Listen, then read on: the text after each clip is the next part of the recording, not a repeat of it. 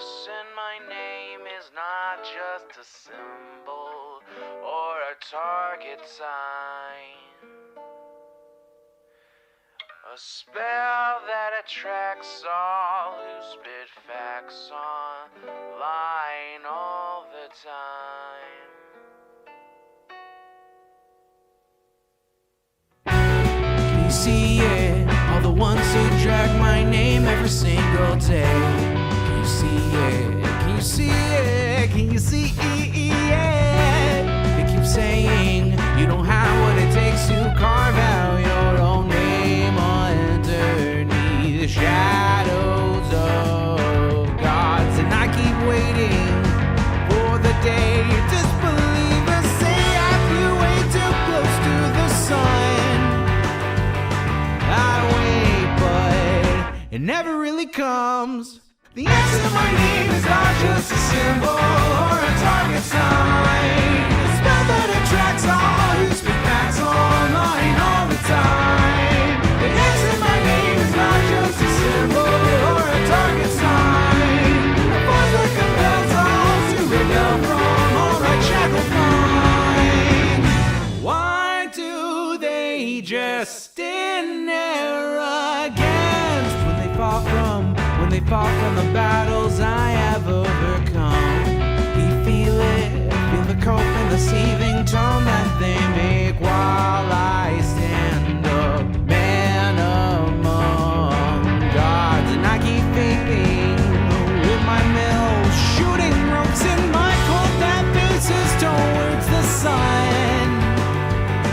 They hate, but I'm sitting comfy with their mom. The X in my name is not just a symbol or a target sign. A spell that attracts all who speak facts online all the time. The X in my name is not just a symbol or a target sign. A force that compels all to rebel from all that shackled mind.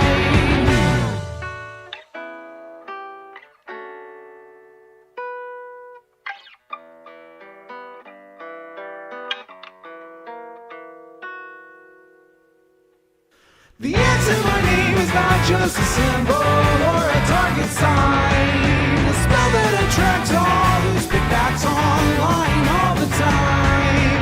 The X in my name is not just a symbol or a target sign. A force that compels all to rebel from all right shackled minds. It's you and me, your mom, it's me. I'll take another hit from my name. You'll see now. Watch me right now. Punch your face now. Let me show you how.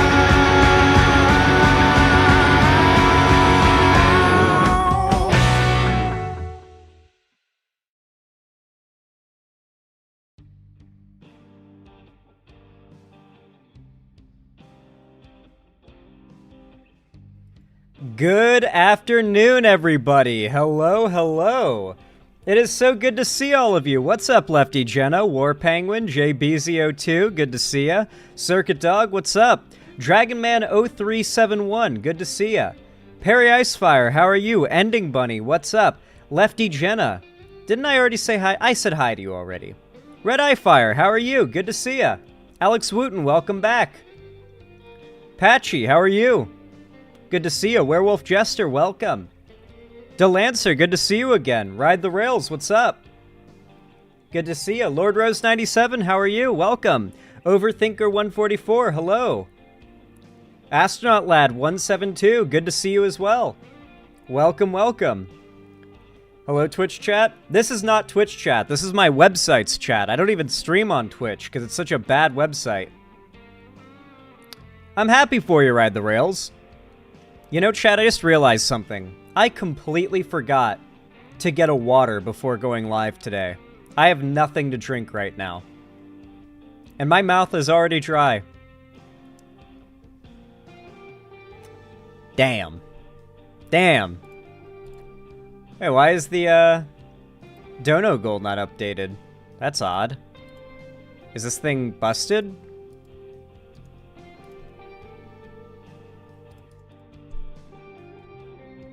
Maybe if I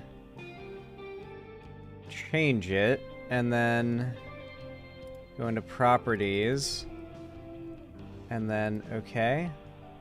There we go. That fixed it. All right. Look at me. Look at me doing live tech support on the fly, dude. Holy crap. I'm at the pool, so I feel bad, Zan. You're at the pool? Why would you feel bad at the pool? That sounds great. No, I don't like the idea of those, like, supplement drinks like G Fuel. It just seems like, why wouldn't I just drink a Monster? You know? 1 in 5 people are diagnosed neurodivergent, but if you included non-diagnosis, it would be about 1 in 3 people.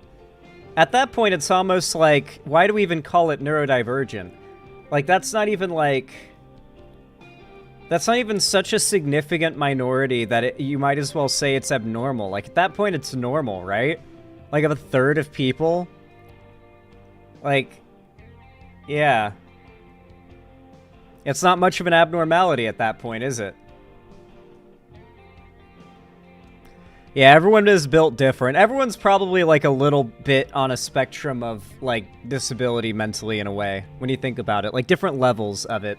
The new Lunchly drama with Mr. Beast, Kai, and Jake Paul. Oh, yeah, I want to talk about that. I've got things to say. I've got many, many, many things to say about all that. If I don't get to cover it today, then believe me, I'll be covering it tomorrow. By the way, I'm sorry for not streaming yesterday. Frankly, to be honest with you, my day off just fucking sucked. I spent a lot of it lifting heavy things and just bouncing around town and doing errands, and it was just very much not fun. And so I woke up yesterday and was like, man, I do not feel like yesterday was a day off. Screw it, I'm just gonna actually take today off. And that's what I did. And now, here we are. We're back. Lifting heavy things sounds like a wonderful day off, although that might just be because I'm an amateur bodybuilder. It wasn't like lifting heavy things and putting them back down in a fun way. It was more of a lifting heavy things in a uncomfortable... like, lifting them and then having to move them around intricate corners in houses, you know? My mom is visiting and was like, oh my god, look at all these nice free furniture you can get on Facebook. You just pick it up from people's driveways. They give it away for free because they're moving. And I'm like, I don't want to get any new furniture. I don't feel like moving stuff today. And she said, well, look at this coffee table and look at this desk. And I looked at it and I was like, all right, I'll get in the car. And the desk. Oh my god, I still haven't set up the desk. It's in my garage right now, but when I do set it up, it's going to be nice. That desk is very large, and I had to get it out someone's bedroom door, like out of someone's bedroom, down a hallway, around a corner, and then down a flight of stairs, and then through their very nice living room without, like, bumping or hitting anything. Like, I was, like, I had to exert all my strength and finesse to do this right, and then get it out. And that was just the first thing. After that, I had to finish moving my grill. Oh my god. Although I will say, big piece of advice for you guys. I highly recommend that you find local Facebook pages for your neighborhood or town where people give away free stuff when they're moving. Because sometimes people just do that. Like, hey, come pick up insert thing that you can get for free that would normally cost you a ton, you know? Hi there, Fads. So ready for my daily dose of Xannies? Hell yeah. That's what I like to hear. Freebie Alert is an app for that? Oh, I didn't know there was apps for it. Well, apparently there's Facebook groups for it. I'm not on Facebook, but when my mom visits, she finds cool stuff around me, and sometimes we'll go and pick it up. Just spent a lot of time the day before yesterday lifting heavy things, and, you know, I won't say it was bad for me. I'm not upset about it, but it was just a stressful day, you know? It wasn't much of a day off. I was more tired than after a stream. How are you, Zan? I'm doing pretty good, Just a Transistor. How are you? I hope you're having a good one. Yo, Alexia, thank you for the 5 Tier 1 gifted subs. I really appreciate that. Very kind of you. I really do appreciate that. That means a lot. Thank you. $25 is no small amount. I hope Dragonman0371, Terrell, Evil Rhoda, Juno Was Mad, and Fidel Cato appreciate the gifted subs. And I really appreciate it. Zan, have you ever read or watched One Piece? And if yes, what devil fruit would you eat? I've never watched or read One Piece, I'm afraid. I'm sorry. I hear people love it. I've heard it's very progressive and very woke, very left-wing. Like fundamentally, the story is a very progressive one. It's like borderline socialist. But that's not like a reason for me to watch a piece of media. I'm not literally obsessed with politics, so I don't know. Maybe one day I'll take on One Piece. Maybe if I get like, if I like break a leg or an arm, I might binge through One Piece, because it's going to be months of recovery, and I need something that will actually get me through that. You know what I mean?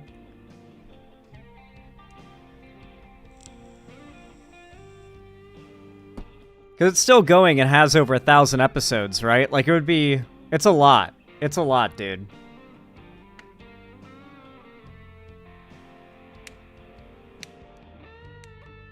What's going on in chat?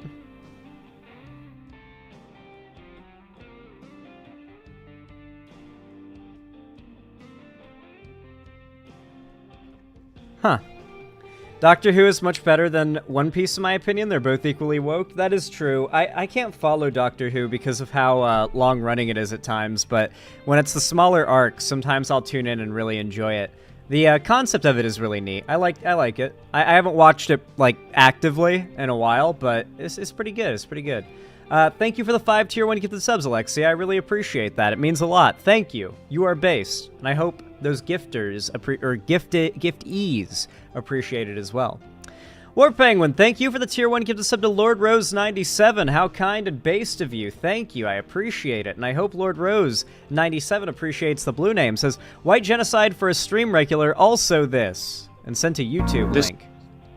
Anti-woke slop channels be like, I think this is already going to be peak based on the title. But let's not judge a book by its cover. Let's watch this. Let's see what's cooking here. This is the 6th video I've posted today.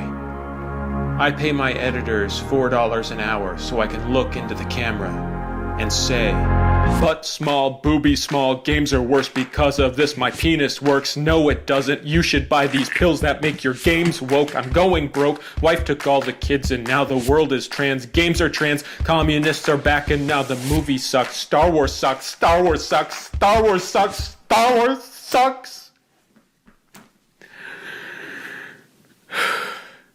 Deborah, I'm hitting the gym. I just said I wasn't looking for woke anime, Evil Rhoda. But I appreciate it. And I'm bettering myself so that one day I'll be worthy of your love once again. This is the 6th video. Fucking real.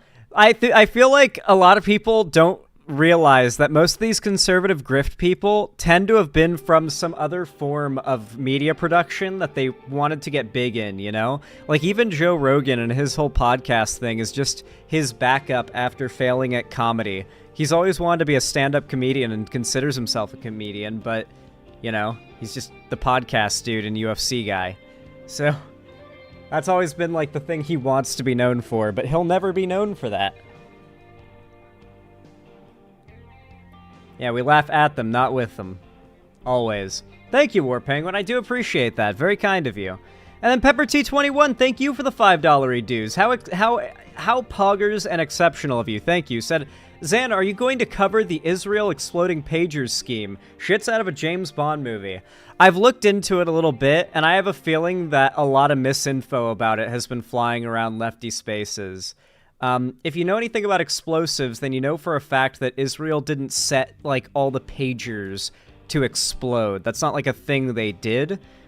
What seems to have been likely, and based off of past moves that not even just Israel, but other anti-terror units have engaged in the past, they will sometimes intercept shipments. Okay, so basically Israel tapped like the phone lines, I believe, so like there's not really any unmonitored communications you can do over cell phone or even I think like hard line if the infrastructure even exists, like to try and organize Hamas attacks on Israel, right? So they started using pagers, as are the like allies of Hamas. Like there are certain like Hezbollah leaders who also started using pagers as well to do that communication. Recognizing that pagers were going to be the new thing that we're going to get switched to, they started to intercept. Israel intercepted, I think, the pagers, and then what I think they probably would have had to do was just stuff them full of explosives. Because there's no way a normal pager just explodes like that. Like, not even...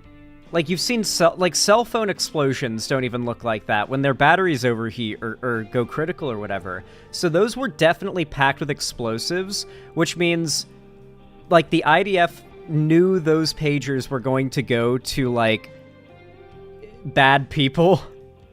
And I have a feeling most of the injuries, if not all of them, that came from that scheme were actually pretty justified, honestly.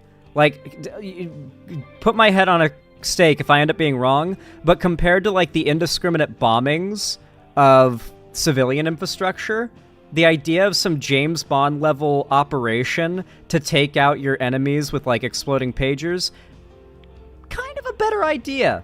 A 10-year-old died? Well, that's not good. But, like, damn. Better than the bombings of buildings. It's like, okay, we're getting a little more precise, a little less collateral. We like that. They only killed one 10-year-old this time, guys. Come on, you gotta get... Listen, guys, Israel's making some big improvements. They're making real progress. Only one 10-year-old died in this operation. That's actually pretty big, you know? Can we all just agree that Israel is truly focusing on themselves right now?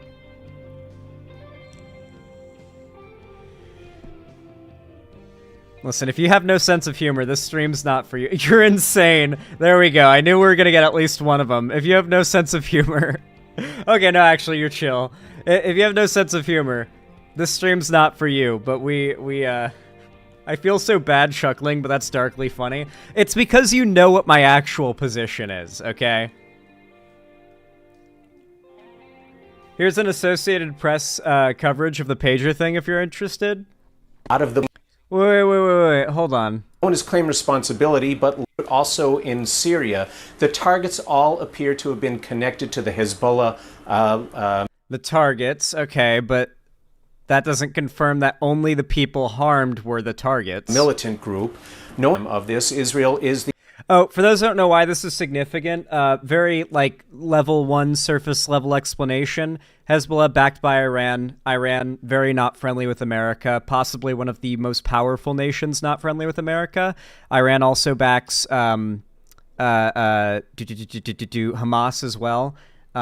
Frankly, a lot of, like, Islamic terror groups and militant groups that are outright, aggressive towards America are backed by Iran. And so this is just sort of all... We're kind of... This is like ladder rungs in the ladder of power up to Iran being at the top here, for the most part. Lebanon's also part of that. Like, there's a whole... Lebanon, Iran, China, Russia, all these countries outright hostile with America. I'm actually curious... We know about Iran fucking with our elections. We know about... I don't know if we know about China fucking with our elections significantly. We know Russia is. Do we know about Lebanon fucking with our elections and our democracy? This question's just kind of popped up in my mind now. Iran too? Yeah, no. Iran specifically ramping shit up with Israel during the election season to try and make Biden look worse. 100%. Yeah, that drone volley on Israel, 100% to provoke further response from Israel and to force Biden into a war for the rest of the, to being associated with a war for the rest of the electoral cycle. I genuinely feel that every country that is antagonistic towards America wants Trump to win and operates in a way that they think will manipulate American politics into getting Trump elected because they recognize our weakness on the world stage with Trump in power. Trump being isolationist and anti-globalist means that he's not going to back any of our allies if any of these adversarial nations invade them, right? His way of denying that he would have let Russia take Ukraine is to say the invasion, the war would have never happened if Trump was in power. What he means by that, the dog whistle there, is that the war never would have happened because Ukraine would never have had the means to protect itself. There would have been no war. It would have just been a swift, decisive invasion by Russia.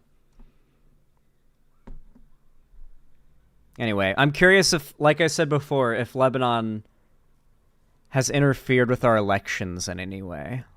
I need to look into these things when they pop up. Hold on. Actually, my camera, what the hell? Are you doing all right, camera lighting? You doing okay? There you go. Let me balance you out. Now we're looking good. I want to see.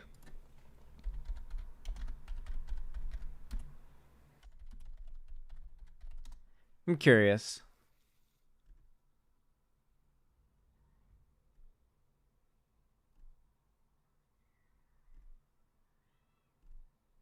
Nothing seems to come up if you search those things in conjunction, but Google does suck now, and there is a story involving Lebanon, this one to be specific, that's currently dominating all of the results in the news cycle, so yeah.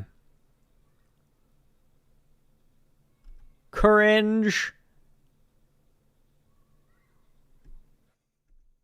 Israel threatens all-out war against Hezbollah. Yeah, I'm sure that Hezbollah wants that, considering we have a Democrat in office. And in recent weeks, Israel has sent a number of... Guys, you have to understand, Democrats are war hawks. And that's the perception that they want to promote signals endlessly. That its patience was running out. This fighting has displaced tens of thousands of Israelis from their homes in northern Israel, also on the Lebanese side. But Israeli officials have made it clear that their patience is running out. So they would have had to, like, seed those pagers with explosives, right? Like, they would have had to physically have had those pagers, operated on them, put, like, explosives in them, and then set them to go off. Because pagers don't just pop like that. They don't just do that. Like, I am certain they don't just explode like that. Like, even the most volatilely, poorly made electronics that you could carry in your pocket, when they explode, it's like a... and then it, like, burns. And it'll give you, like, really bad burns, but it's not really an explosion. It's more like spontaneous combustion. These things did not spontaneously combust. They fucking popped. Don't forget they also did the same thing to their walkie-talkies the next day. Yeah, I bet the walkie-talkies would have had a lot more room for explosives in them than little pagers, right? So I bet those were larger explosions. It's They've done this Mossad before, spy, haven't they? Haven't they done something really similar to this before? I could have sworn this isn't the first time that, like, Israel's military or anti-terrorism forces has done something like this, involving, like, bugging phones, or, like setting phones to detonate, or, like, tracking them, like, implanting trackers in them before they even arrive into the hands of their enemies. They did. Israeli intelligence added some kind of metal in the pagers to set them off. Oh, what kind of metal would go off like that? It couldn't even be... Magnesium just whooshes as well, just like lithium-ion batteries do, so it couldn't be that. What would they have put in there? It's something that, like, popped. Potassium? Potassium pops, you're right. They could have just put some potassium in there and had it set to, like, become exposed to oxidation the second the pager goes off, or with a delay. Agency is known for daring operations behind... I'm curious to see if we get, like, an autopsy of these pagers. Okay, so yeah, it seems like the agreement is that these were not, like, hacked pagers that just popped because of some hacking scheme. They were seeded with bombs, and then they got into the hands of members of Hezbollah. Let's see, what's this? How Israel built a modern-day Trojan horse, exploding pagers. When is this from? I can't see because it wants me to create an account or log in. I'll just not. How about that, the New York Times? Okay. What if I continue with Google? Will it let me? Will it let me in if I do that, or is it going to say, okay, now get a subscription? Yeah, no, it's going to tell me to get a subscription. You know, you're very cringe for recommending anything from the New York Times when they paywall their entire website. You can get it that way. I'm not doing any extra steps. I'm sorry. I'm lazy with this, okay? The paywall works on me. All right. Don't you love that we live in an era where information and news is behind a paywall? Lonerbox was defending the Israel bombing pagers in a debate against Tyler. I assume Westside Tyler. I banned him from our Discord. That makes sense. I would assume, from what I've heard, the position of people that defend Israel's actions is simply war is war. And if these militant groups aren't going to stop attacking Israel, then at what point does Israel no longer have a responsibility to play nice and to just be at war and shit happens in war, is basically the argument. And I feel like that's... I don't know. I feel like that's a very cop-out argument, you know? Like, oh, war is war. It's like, well, no, we're talking about human lives here. I think human lives matter, and a conversation about less or more persisting is, you know, should have more discussion than just war is war. So you're saying the ban is final and I did the right thing? I mean, I haven't seen the debate. I'm guessing that his position is probably war is war. That's what I've heard from a lot of these types, is that war is war, and that's what justifies all these actions. Anyway. Pepper T21, as I said before, thank you for the $5. I really do appreciate it. Very pog of you, very base. Thank you. Pepper T21, thank you for the $5. I appreciate it. Might have just discovered the greatest DLC ever made. So the game Predator Hunting Grounds, based off of the movies, made a DLC some time ago where you were able to change the skin of the Predator into Dr. That's Disrespect. amazing. And I don't know if this aged well or badly, but since the allegations, it is possible that Ilphonic will remove the DLC, No, or they keep could it, double down keep and it. make a DLC where all the human characters are underage minors. Do that, please. That would go fucking crazy. It's not real, sadly. Oh, no. Oh, that sucks. Imagine, though. Someone should make that game, though, where it's like, you're a kid in a maze that's like the back rooms, and you have to escape, like, big YouTubers that have been outed as pedos.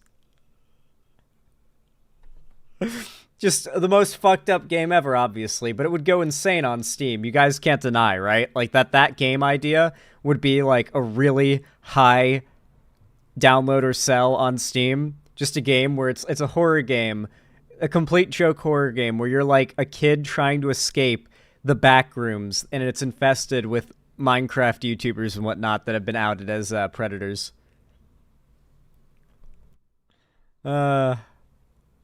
Yeah, Drake is there. Yeah, just, like, go down the list. Anyway, Perry Icefire, thank you for the $5. I appreciate it a lot. Thank you. It means a ton. It really does help. Says, okay, y'all, rate my dinner 1 out of 10. Japanese curry with potatoes, carrots, and slow-roasted diced beef for tenderness. Garlic and onion for extra flavor. Served with a side of rice. I feel like I made that sound even better. I feel like the way I read that, you know, I gave it like a real nice sort of cadence, like a waiter describing what's on the menu tonight. How'd that sound, chat? Rate that 1 to 10. That's what Perry Icefire had for dinner.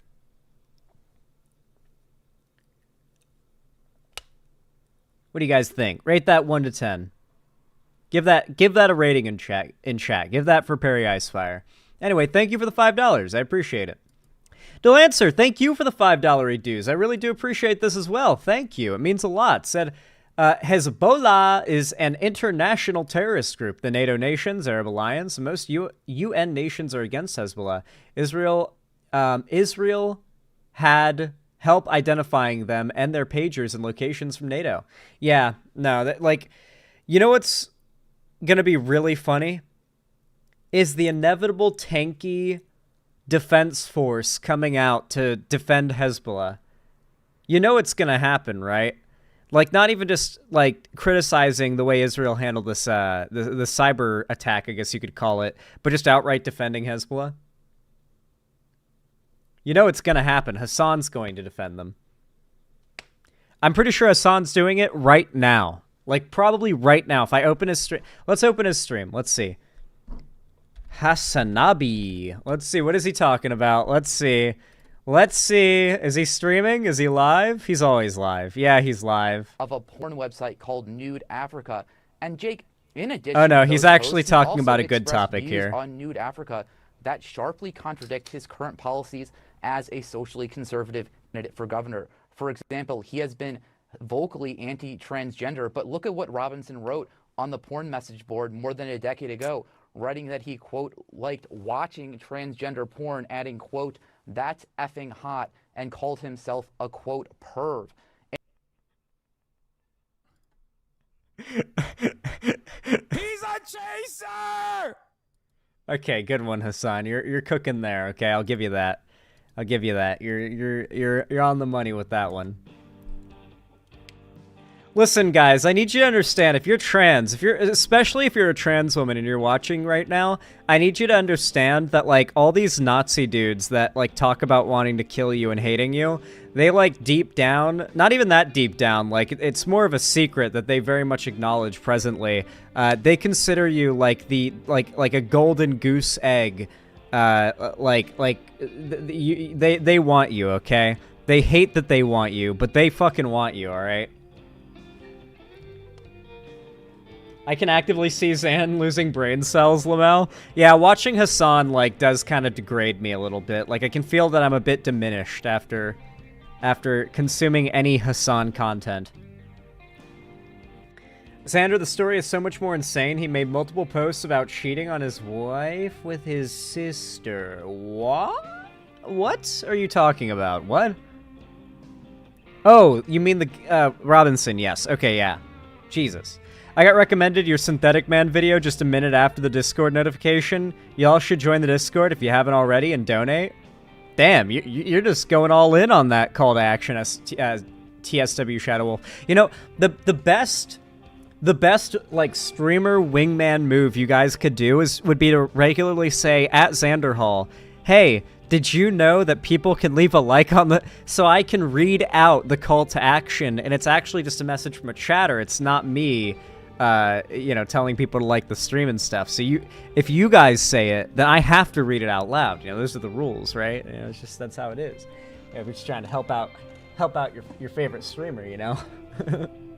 Zan, I am your biggest simp, and of course I'm going to do this. You're the hottest lefty streamer in existence. Jesus Christ, you're coming on a little strong there, but I appreciate it. Hold on, let me...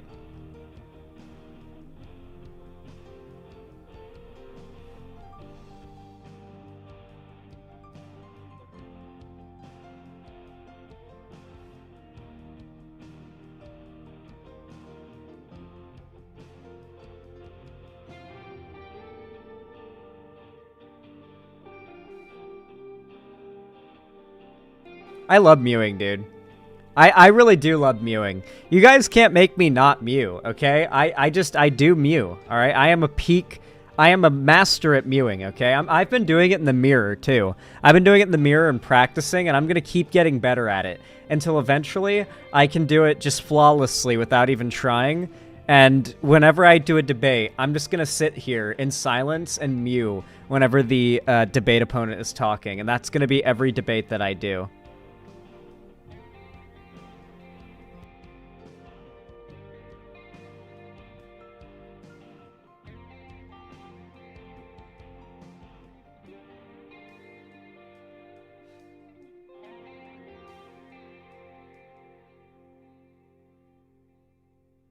I'm just gonna make faces like that the entire debate.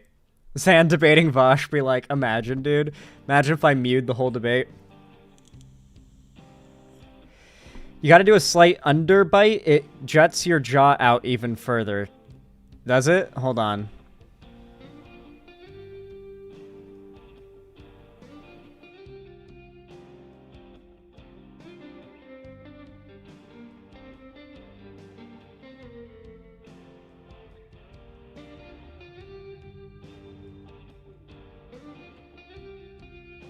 Yeah, it's pretty good. It's pretty good. Guys, why I can't focus? It's because I am mewing, and you're so locked in on my beautiful face, on my handsomeness, my beauty, that you can't look away, you know? Zan is too uppity, according to Vosh. Whoa, okay, Jesus Christ. You know, you didn't have to spell it out that was a racially motivated comment about me.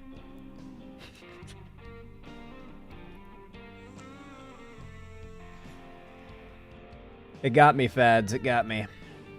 Should I make a skeleton farm or spider farm first? A skeleton farm any day, Fidel Cato. Yeah, skeleton farm easy. You get arrows, you get bones. They spawn with armor on that you can disenchant for XP using a grindstone. You know, just lots of bones. Very useful. They also fit down a 1 by whatever shaft that you can drop them down. Yeah. Have you tried the new Coca-Cola flavored Oreos? No. Or the new Oreo flavored Coca-Cola? No. They are deliciously weird. Guys, do you want to know the last time I had Coca-Cola? I might have been 9. Maybe 8. I didn't like it. Never tried it again. Damn near 20 years ago, I tried Coca-Cola once, didn't like it, never tried it again. Same goes for like Dr. Pepper and any other dark soda. I like the light sodas, like the clear ones that are fizzy, your Sprites, your Mountain Dews, your Frescas, your what is it? It's not Sun Up. Is it Sun Up? I think it's called Sun Up. Not Sunkissed, no. Root beer's okay, JBZO2, but not a super root beer guy. Not super big into root beer, but I don't hate it. I like root beer, but I don't hate it. I like it with some nice, like, whipped cream on top and stuff. Like, if you put some ice cream in and stuff and go all the way in, like some mug root beer, that goes hard. Don't get me wrong. Like, a root beer float will always go crazy. 7-Up, that's what I'm thinking of. Yes, 7-Up, thank you. Keep voicing your love for Fresca and you might land a role on The Boys. No, unironically, dude, I actually do like Fresca, and I've liked it since before The Boys was even, like, I think a comic. I went to my uncle's house once, and he had, like, 1 Fresca in the fridge, and I was, like, maybe 10, and I drank it, and I was like, damn, this is good. Like, it was everything I liked about every, like, sour soda combined into one. I was like, this is really good. And I was like, oh, okay, if you like those, I'll get more. And so now, like, almost any time I go over to that uncle's house, he's got some Frescas waiting. Because he knows I like them. Never had Pib. Hot chocolate with marshmallows and whipped cream and a cinnamon bun. Sounds like a nice snack right now. Why are you trying to make me hungry, JBZO2? Are you trying to bully me? Are you trying to torture me right now? It is actually Ride the Rails. It is the same uncle. I have 2 uncles, and that was the same uncle. This story, though, the Fresca thing happened shortly before I got him into Minecraft, and then I put a end portal I cheated in at the bottom of his little obsidian treehouse type thing he made in the desert and sent him to the end where he lost all of his shit and was not happy with me and never played Minecraft with me ever again or any other game. It was, I should not have griefed him. I should not have griefed him. I thought he'd laugh it off. He did not. Bully Hall? Yeah. Yeah. Deep down, I'm just a bad person, I guess. Minecraft brings out the true human you really are, and deep down, I'm a griefer, I guess. Deep down, I'm the kind of guy who would put an end portal at the bottom of your ladder as you descend from your house. My inner 2B2T was showing. This was years before 2B2T was popular or I ever discovered it. But yeah. Yeah. My inner 2B2T player came out there. Like, traveled back in time, manifested in my body, and overcame my free will. I can only imagine what it'd be like playing Mario Kart with you, Zan. Yeah. I want to get 3 dogs, a border collie named Argos. Nice, that is a reference to Final Fantasy. A pit bull named Cerberus, cool, and a wolf-like dog named Fenrir, either a German Shepherd or Husky. I assume the Argos thing is a reference to Final Fantasy XIV, right? Vanaz dog? Right? Or is that a reference to something else? Because that could be referencing something else, and that's what you're referencing.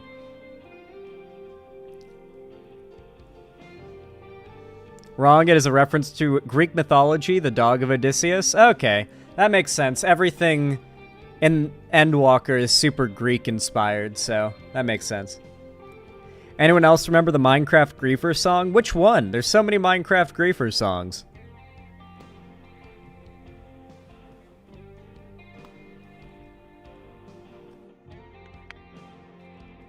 It's okay, Just a Transistor. You'll get it one day. Anyway, PepperT21, thank you for the $5 donation as well. I really appreciate it. Very kind of you. Very much appreciate. Sorry, I had to burp. Very much appreciated. Thank you. Said, if Zan was a Pokemon, I would be Mewtwo, apparently. Oh, just Mew. Oh, because I'm mewing.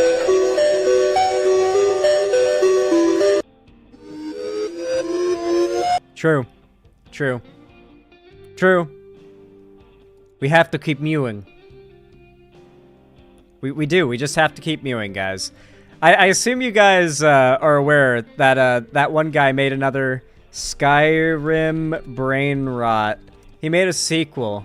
I don't know if everyone was here for it when we watched it last time, but it goes pretty hard.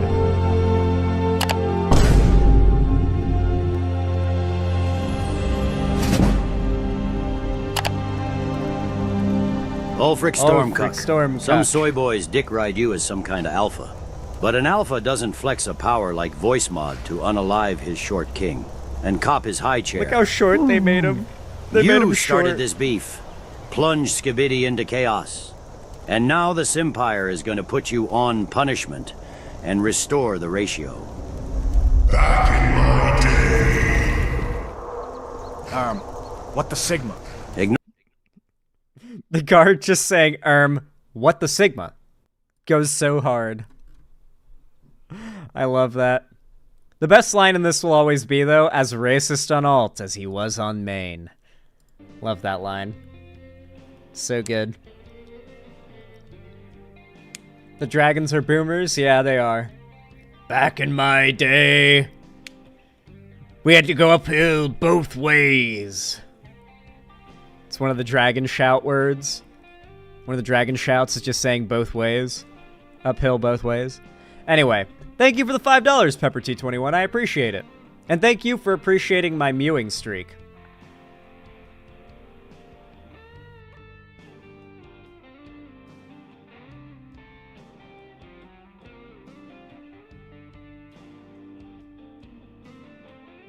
I love mewing, dude. It's actually fun, dude. It's, like, actually fun to mew. I should just start mewing in public when I walk down the street and see if anyone, like, just stares at me for it, you know? Just be walking down the street, like...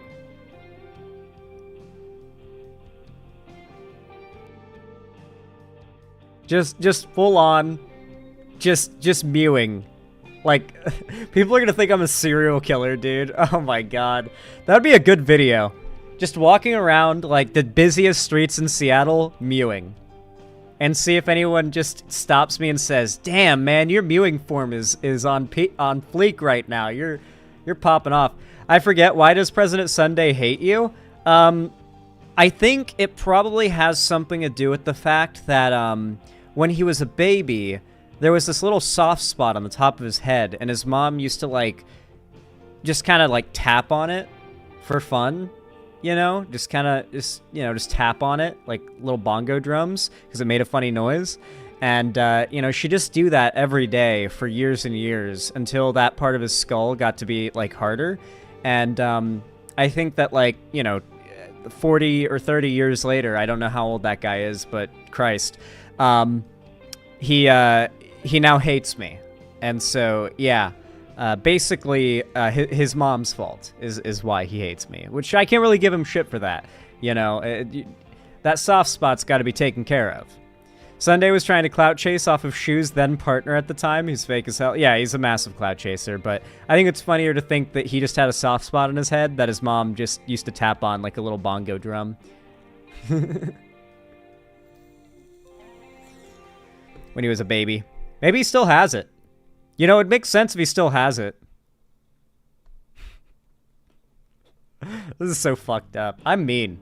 Anyway, Fidel Cato, thank you for the $5. I appreciate it. Very kind of you. Said, if you could reboot one game franchise, what would it be? Ooh.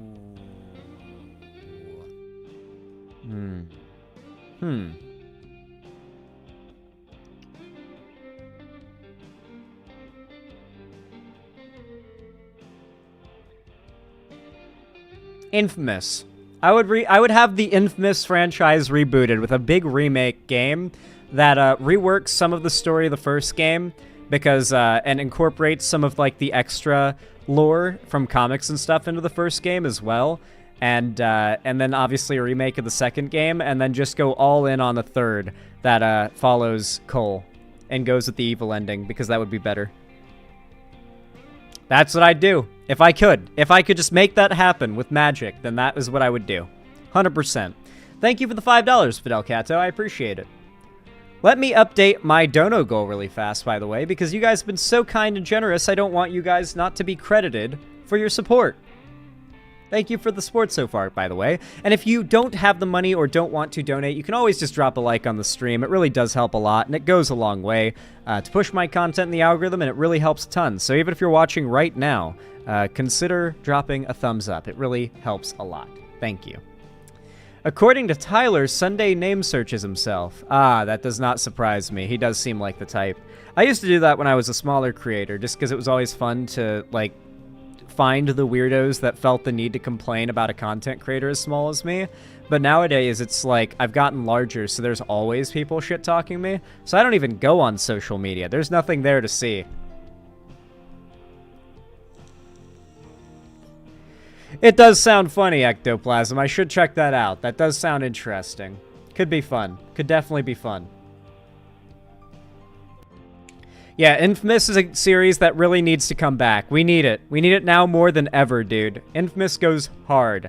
Zan, you should play Postal? That would be fun. I've heard it's good. I also heard the guy who made Postal has confirmed that the Postal guy is not transphobic.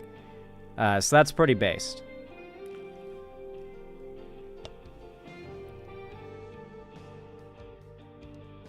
Play Warframe? Isn't Warframe, like, famously 1,200 hours before it gets good? Like, it takes 1,200 hours to get your first Warframe, and you get it, and then the game becomes, like, peak. But until then, it's, like, the biggest slog of all time. No, not 1,200 hours. I swear it takes, like, actually, like, hundreds of hours or something. Or 1,000 hours to get your first Warframe. Is that just a meme?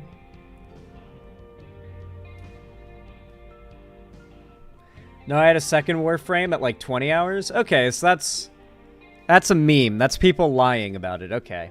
They're reworking the new player experience? Okay, cool. I've never played it. I don't even know what it's about. Would you agree that Sam and Max are a gay couple? No, actually. I wouldn't. No. Sorry. I have ordained that there are no gay couples. Everyone is straight, including you. Sorry. As the Chancellor of Sexuality, I've deemed it so. Why would you ask me? I'm cured! Zan, I have a short Breaking Bad meme. Okay, what is this? You guys know I know this. You guys, if you want to see something cursed, I could show you something that'll make you leave the stream. It's so cursed. Oh my lord. This is nothing close. Walter. Put your dick away, Put your dick away, Walter. I'm not having sex with you I'm right not now, having Walter. sex with you right now, Walter. Walter. What I love about it as well is the right now implies that they have at other times and will in the future have sex in different circumstances. There's layers to the humor, you see. I'd love Sucker Punch to reboot the Sly series. They'll never do it. They'll never do it, I feel. They're now moving on to new properties, and it's like, no, keep your other ones alive, please. No, Infamous is my IP to sit on and do nothing with.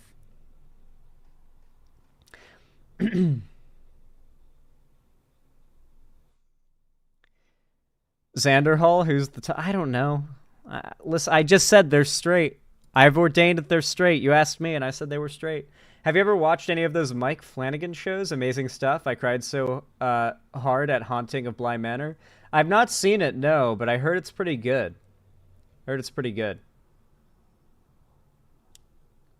You've never played Prototype, Zan? Never played it, but watched a lot of gameplay, and it looks fun as fuck. It's one of those games that I would probably get just like when I'm bored, and I feel like one of those games that just lets you go ham.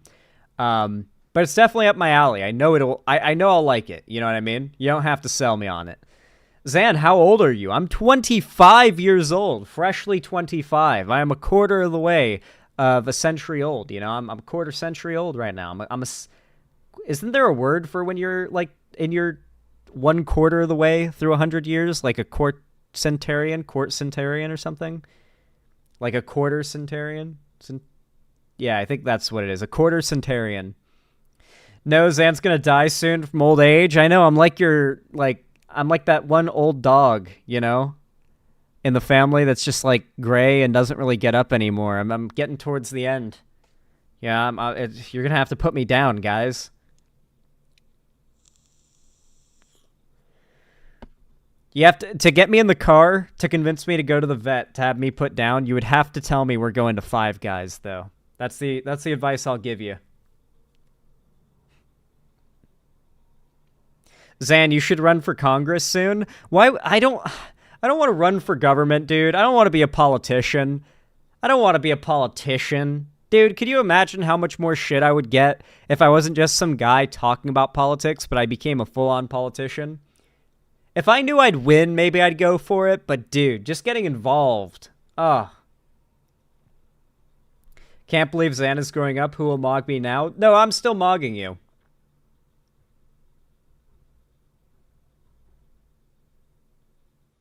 Believe me, I still mog you, okay? Listen, I'm still mogging you. Plenty. I don't need any help with that. Run for governor just to be a shitlord like Count Binface? I don't know who that is. That could be fun.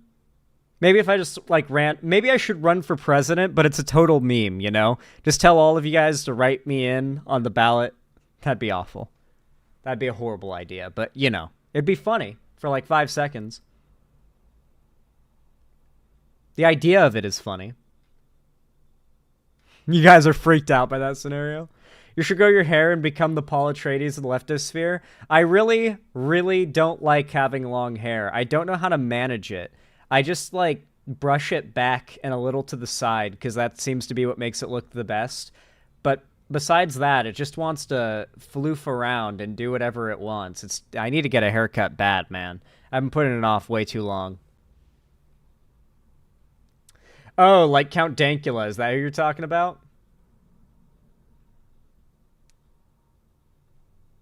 I swear to God, I've got, like, eyelashes curling into my eyes right now. You at least have a nice head of hair, Zan. Thank you, I do appreciate that. It is very thick. I always get told that by barbers right before it clogs their fucking clippers. They say, wow, you've got really thick hair. And they have to, like, and then turn it off and then, like, get the hair out of it and then go and then turn it off and get the hair out of it because it always clogs up the shaver. That's why my haircuts take a while and why I don't get haircuts as often as I would typically like to, because it's always going to be a whole thing, you know?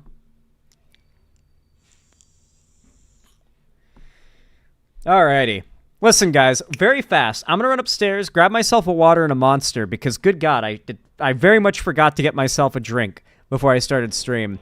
And I could use a little pick-me-up before I start on segments, but we're going to be hopping into segments. And then after those segments, we are going to be doing a watch party tonight. That's right. You guys better stick around and join the Discord server, because tonight we're doing a watch party of Season 2 of Rings of Power, which is almost at its end. I watched the newest episode last night, and damn, this season is just fucking cooking, dude. Like, I don't even bother with arguing for the merits of the show anymore and, like, defending it from haters, because it's just cooking. I know it's cooking. I know its audience is loving it. I just got to get people to watch it. It's so fucking peak. So I'm loving it. and I cannot wait for us to watch Party Season 2. That'll be starting tonight in Xander's Theater VC in my Discord server, so make sure you're a member if you're not already. I will be right back, my lovely chatters. I'm going to go grab myself a drink of water and Monster, and I'll probably also use the bathroom, and then we're going to be starting our first segment of the day, so don't go anywhere. I'll be right back.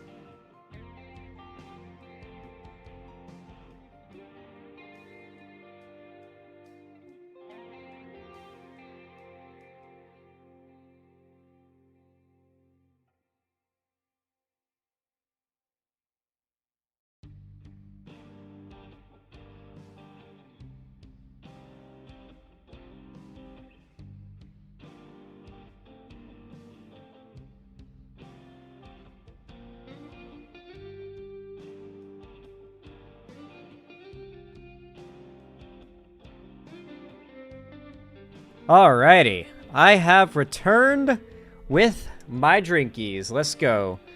So everyone, what are all of you drinking today? Considering I am cracking into my Monster Energy, I am curious what you guys are having.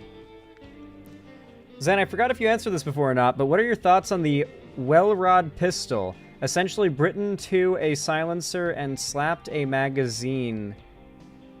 Britain to a silencer and slapped a magazine to it. I don't know what that is, to be honest with you. A Well-Rod pistol. Never heard of it. Maybe I'd recognize it, but I don't know it by name.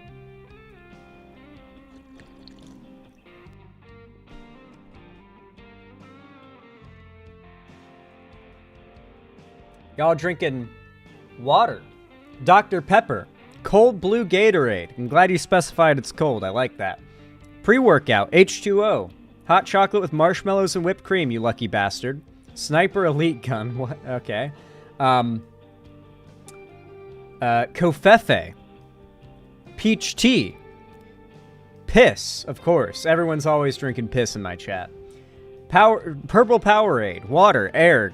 Gator wine. Gator wine? Is that like Gatorade made of... wine made of Gatorade? What? Drinking a caramel apple spice. Is that like coffee? Interesting. Okay. Slapped... oh. Sriracha. Are you drinking sriracha sauce, or is sriracha something else? Coffee. Oh, it's Gatorade plus wine is the Gator wine. Okay. Irradiated water. Okay, cool, cool. Good to see that. Moon milk milkshake. What is moon milk?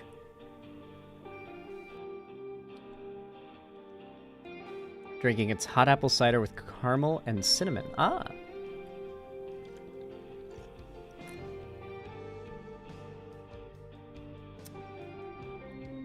Zan should watch Shelby CA Shorts. What is this? Oh, hi, my friend. How are you? Can I get the traditional beef shawarma? I'll give you something better, my friend. What? I don't have time for this. Oh, I love these. Hi, my friend. Small, medium, or large? I want a bowl. I want a wrap. You'll get the large. I know you like I need to go basmati here. rice. This is the best basmati rice. You want chicken, God. beef, or falafel? I'll take beef. I give you half and half. Half chicken, half beef. You want some tahini sauce? No, I'll pass. It tastes great with the beef. You want regular garlic or spicy garlic? Spicy. You have head on your chest? Yeah, I got some. Okay. You like hummus? Yes, please. This guy, he's a great guy. You like tomatoes? No, I'll pass on the tomatoes. You'll get the tomatoes. Yeah, I give you some. You like some pickles? And turnips. You get some pickles like that. Turn it up with the turnips. We give him 3 turnips. You know what? I give him 1 extra. Just because I like you, okay, my friend? You want the spicy? Extra. Just like that, my friend. There you have it, my friends. Fresh basmati rice with the beef and chicken shawarma. I want to go there. I fucking love those videos. Zan, I found a funny looking plane. Please look up the XF5U. It legit is a flying pancake. Really.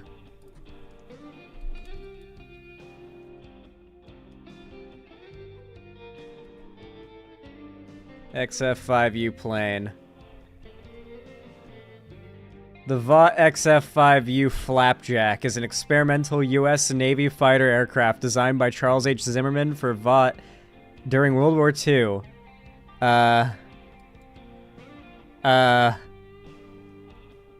What? Wait, what? I mean, it's a pancake plane, that's for sure. I didn't know Vought was real, but damn, okay. Neat. Neato. Thank you, Popcorn is Life. Yeah, I think the real world, there's an airplane company called Vought. That's funny. That's very funny. I like that. Homelander. Homelander. Alright. My little gamers. My little gamerinos. It's time for us to start our first segment of the day. Our first smegment of the day. And this one's pretty juicy, I must say. It's a really good one. I actually posted it in the stream suggestions section myself because it came up in my YouTube recommended. And people were like, you haven't seen that yet? And I was like, oh, it's that good, huh? I watched the first minute of this. Looked at the title and immediately knew. Oh, yeah. Nope, I'm saving this one for stream. That's for damn sure. That's for damn sure. And that's what we're gonna do. Alright, everyone. Y'all know what to do when I say action, right? We start the music as well. 3, 2, 1, action. Alright, everybody. If you know anything about what I like to get up to off stream, then you know one of the things I really enjoy watching on YouTube is police activity videos. Basically, channels that collect body cam footage of police interactions, some of them, the police being fully in the right, just good guys in the situation, doing their job, sometimes even being nice people as they do their job. You'd be surprised how many of those body cam videos make you go, fuck. Man, I kind of get why a cop might be a hard ass after that one. One of the videos that comes to mind is this body cam video where a cop pulls over a guy driving a really nice fast car, and there's a girl that he just picked up at a bar or a club in the passenger seat with him.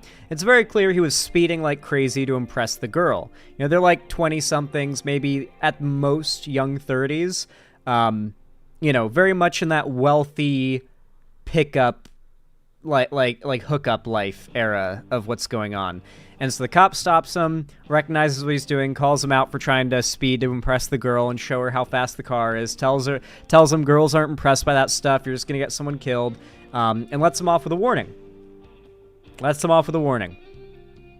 The body cam footage then cuts to about 10 minutes later, where he's called to an accident scene, where not only has an entire family in a minivan been killed in I believe what was a head-on collision, but on top of that, the small car that the couple was driving has been smashed into nothingness into the bumper of the car, the minivan with the family in it. So both of them died. The couple both died, and a whole family was killed because the cop gave them a warning. And the cop in the video is, like, so distressed, dude. Like, he's so fucking distressed at this. Like, he's saying to his sergeant, I just stopped them earlier. I just stopped them earlier. I just saw them. I just talked to them. I just stopped them earlier. I let them off with a warning. I just stopped it. And, like, all the other cops are like, dude, are you gonna be okay? Are you all right, man? And he's like, yeah, I'm okay. And they're like, are you sure? Are you gonna be okay? Are you all right? Because, like, it makes you wonder, like, how many cops do go through something like that? And they're like, after that, they're like, never again. I'm a hard ass now, because never again. Makes you wonder, I guess, you know? I could probably find the video. It's not, like, graphic anything. Like, you're not going to see anything. It's just... Hold on. Cop lets couple off with warning. This is a really good example of, like, the type of videos that kind of go viral in this realm. Oh my gosh. Well, here's the full video of it. That's 2.5 hours long. That's what I'm looking for, but it's also not. I'm looking for, like, the short version. Is this it? Maybe? Well, I found the long version of it, but it's so long, I don't even know if I can skip through it to get what we're looking for. Is it the whole video?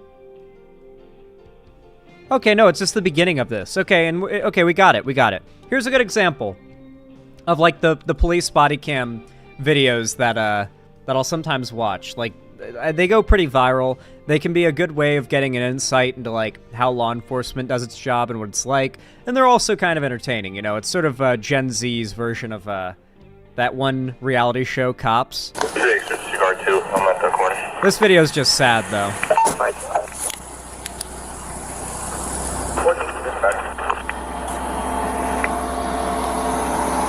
You can shut the car off and give me your license, registration, and insurance, please.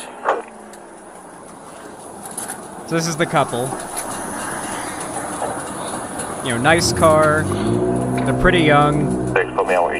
Dude was clearly speeding to impress the girl.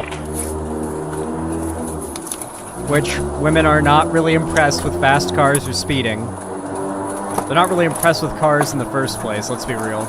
I mean, maybe with the wealth that is suggested by the car, but not with, like, going super fast. The reason for this thing is the car is new, so I don't really have a registration. You have the temporary one that they give you with the template. Yeah, and so that's your registration, right? Yeah. The reason for yours. That kid was speeding so fast, he almost hit another kid in a bike. I know. So this guy was speeding so fast, he almost hit a kid on a bike. What I think that actually meant was a guy on a motorcycle, not a little kid on a bike, considering time of day it is right now. It's nighttime, and I think another kid on a bike meant, like, dude on a motorcycle. So he almost killed a motorcyclist with speeding already. And that's a bystander yelling that to the cop. Wait, Zan, is this the Vandal y'all referred to, or someone else? This is not the Vandal video. We're not at that just yet. I'm just showing an example of, like, the police body cam stuff. It was just a video that stuck with me, you know? I figured I'd show it. That's why I stopped them. Ma'am, that's why I stopped them. Have a nice night, okay? Anyway, he gives them a warning, and he sets off about his night after talking and warning them, and then this happens.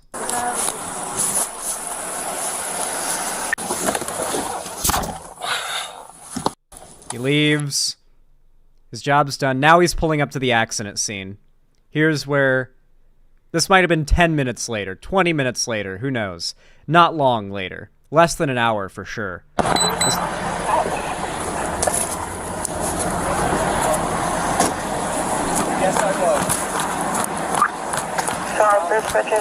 Yo, this is the same kid. Oh my gosh. Oh my gosh. 6-1. Paramedics are needed. We're gonna need a crash team, sir. Huh? Crash team, we need a crash team. That's the same car I just had. Fatal. We're gonna need a crash team. We need a crash team. Yo, guys, you gotta step back. Guys gotta step back. Guys gotta come back.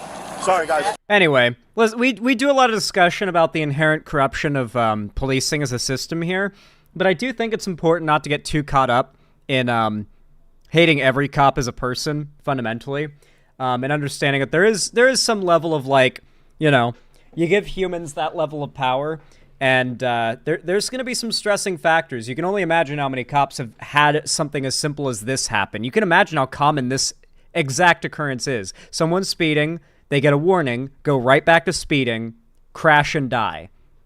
How many cops do you think have had that exact situation go down and went, well, I'm a hard ass now. I'm now that asshole cop everyone's going to hate, but they'll be alive, you know? Same goes for seatbelts and stuff. It's like, yeah, I mean, it's tough. It's a tough thing. Cops as an institution, not great. And the reason why I led into this with a little bit of empathy for the police, I suppose, is because the cops are actually fully the good guys in this video that we're about to watch. I got this recommended to me by YouTube, actually, while I was on like a little bit of a police activity video watch binge. And I watched the first minute of this video and knew, oh boy, I gotta save this one for stream. This is some pure gold. The video is called Ohio Nazi Vandal Gets Grandma's House Raided by Police After 4chan Post Bodycam. When you see this guy, I clicked through the video. This guy, as the video goes on, progressively looks more and more like the Chud Wojak.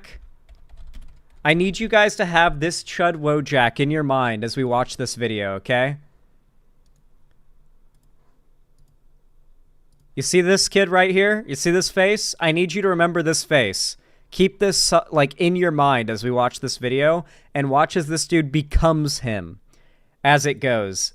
It's actually insane. I guess they show like multiple different dates because he changes in his physical appearance, like his hairstyle and stuff a few times, and it does not get good towards the end. He looks like that image. Anyway, my understanding of the situation is this guy was spray painting buildings with swastikas and leaving Nazi pamphlets on the doorsteps of like minority families and stuff. And he got arrested for it. And this is him getting arrested and charged with, I think it's ethnic intimidation, vandalism. He's had multiple like spats like this apparently. So this is not the first or last time he's done this. And he's a regular poster on 4chan. So he's like a full-on, this is one of the 4chan Nazis that we're always hearing about, you know? This is one of those guys that you're arguing with on the internet. This is the guy who calls you a slur online. Let's watch. All right, Austin. I humored you for a minute while we were in there. His name is Austin. Pictures of it. I told Grandma we're season for evidence anyhow. But when you have the red spray paint still in your bag, yeah. Your agreement you had with the county has been pulled. Your bond's been revoked. You can go to prison. We're done dealing with you. All right? Good luck there. Now, I feel that this video really, I gotta say, the cops didn't have to be so judgmental of his racism. Like, I know that we always think of cops as being racist and everything, but throughout this video, you are gonna see the cops constantly giving him shit for being a Nazi. And it's actually really funny how ashamed and like sad and like and whatnot he looks as the cops are like, "What's going on with you, man? Like you're posting about like white supremacy and white nationalism and like what the hell, dude? What is this swastika shit?" It's like, damn. I mean, these cops seriously seem pissed off about the Nazi stuff, which is a low bar. Don't get me wrong, but the perception the left tends to have of cops is not what you'll see in this video. I was quite impressed with them and how they were like bullying him for being a Nazi. It was very funny. I'm trying to get a hold of judge or sheriff. Maybe get you out of protected, put you in general pop, see how that works. I've seen the first couple minutes of this. I can't wait to see the rest. On May 4th, 2024, police in Sandusky, Ohio responded to an unusual vandalism call. The officer quickly spotted the offensive spray paint on the city's main underpass and began investigating. Yeah, so I stopped watching around a little ahead here where the cop is in the car talking about knowing who it is and how he's going to go get him. So he spray painted swastikas and the, what is it, like Adolf Hitler, because it's, I forget what the Hail Hitler is supposed to be, the 8-8 or whatever, I don't know. It's some dumb shit. I think it's because H is the 8th letter of the alphabet, and so 8-8 is supposed to be them hailing Hitler, And then the 14, I forget what that's supposed to be. I think it's a reference to the 14 words, maybe? Yeah, the 14 words. Okay, yeah. Anyway, it's Nazi shit. It's Nazi shit. I believe he posted this on 4chan. It was like a whole, oh my god, I'm so cool. I spray painted Nazi shit on an overpass. Wow. Just 2 days later, on May 6th, police would have enough probable cause to visit his grandmother's home with an arrest warrant.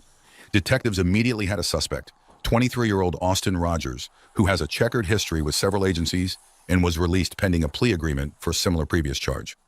While speaking to his grandmother and entering the house, they would find the evidence they need. The suspect also allegedly posted photos and videos of the vandalism to several websites, including 4chan. The following footage may be uncomfortable to some. I mean, it's just some loser's spray paint who's about to get arrested. I mean, it's not that disturbing. Oh, he did it multiple times. Hey guys, what do you mean White Lives Matter is a hate statement? What do you mean? It's simply stating that White Lives Matter. What, do you not believe White Lives Matter? What do you mean it's a Nazi slogan?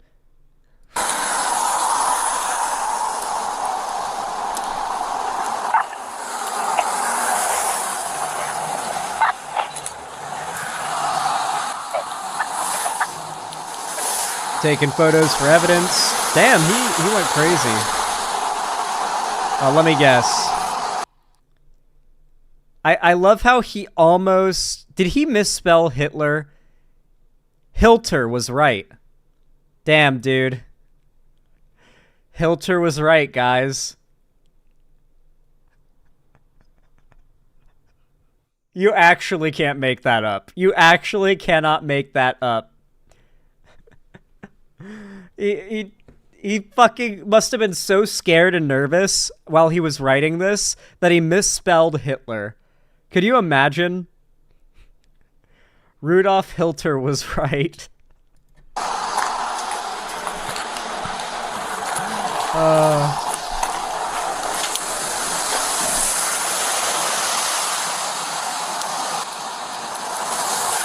Oh, did he do another one? Oh, he put a... Well, you don't want to leave a website link for the cops to immediately identify you from. That's kind of stupid. You know what's really funny? You know these Nazi dudes on 4chan and stuff, they think themselves like some kind of high-level, like, geniuses to an extent. They think they've figured it out. They're noticers, right? But in reality, they're stupid enough to commit a crime and then leave a link for the cops to follow to immediately identify them of that crime because they posted photos on that site of them having done the crime.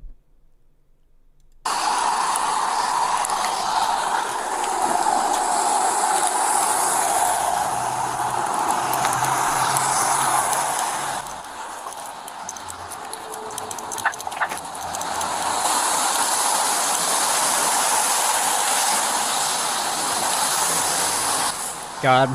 I'm excited for us to see the arrest part. I stopped watching when he gets back to his car and starts talking to, like, I guess, dispatch or his sergeant or whatever. When he starts saying he's gonna go make the arrest.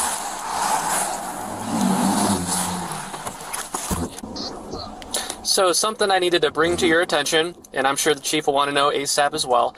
Yeah, so we got I'm currently on a vandalism call so I'm at the blind Columbus from here. Ave underpass, and I'm looking at a couple of swastikas, White Lives Matter, Hitler was right, and a thing that says Dresden.com. And it so happens our friend in common, Austin Rogers, was released a couple of days ago from the Erie County Jail from all that, you know, ethnic intimidation, all that stuff. I know it's raining, and I know. I'd read the comments. I thought like after this he did more stuff and we got more videos. He's already got a criminal history at this point where he has dealt with the police because of his Nazi shit. Where that he goes around, like, apparently he was making Nazi flyers and leaving it on the doorsteps of minority families, you know?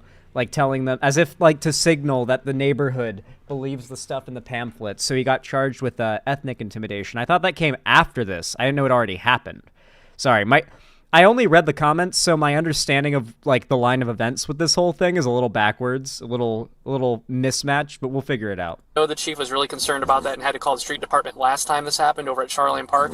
Are we, even though it's raining and pouring and all that and it's opening day, do we still want to contact and have the street department come in overtime for this so all the tourists don't see? Or are we just going to have them take care of it on Monday? Alrighty, thank you, sir. Okay, bye. Yes, ma'am. Okay, ma'am, I can't help you right now. I'm going to call, and you're backing traffic up. We have to keep it moving, okay? That's fine, yes. 61, you got to be set. Yeah, I'm good, thanks. All right. What's up? Is there more on the north side, or is it just the south side? It's all on the west side wall here. Hey, sorry, I was on the other line with Chris Denny regarding another issue, or regarding something else, so... There's some down by my cruiser I'll photograph. They can see it plain as day for people that are going north and south. I always find this part of the, like, police camera videos interesting, where it's just them kind of chilling and, like, doing some kind of walkie-talkie communication before they go and like, make an arrest. I don't know, it's like the calm before the storm, you know? The underpass. It's in bright red spray paint. Can't miss it. Yes, it's all on the west wall. Well, it's not even that they're collecting their thoughts. It's more like it's wild to me how often it's so mundane and procedural until the moment it's not, you know? Like 90% of the time, these cops are going about it like they're pretty chill. They're just it's like any other job. They're just doing their job, very like bored. Honestly, like you can hear the boredom in their voices. And then when it's a video where shit hits the fan, all that changes. You go from immediate boredom and like mundane workday to holy shit, I might die, or someone might die in front of me, or I, in the cop's position, they might have to shoot someone today, right? Because everything just immediately goes to shit. Yeah, like a lot of their job seems to be paperwork based on the videos, yeah. I don't know. Neat to get like more... the body cam stuff is so good of a policy. There's no reason why anybody should have been fighting against these body cams being mandatory, you know? They also give accountability to people who lie about officers, by the way. I cannot tell you the amount of times on these body cam videos that like they'll like arrest some domestic abuser.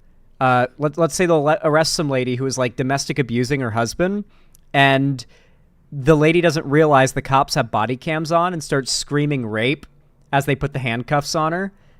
Like screaming, oh, you grabbed me there. It's like you can clearly see he didn't, because you can see both of his hands cuffing her.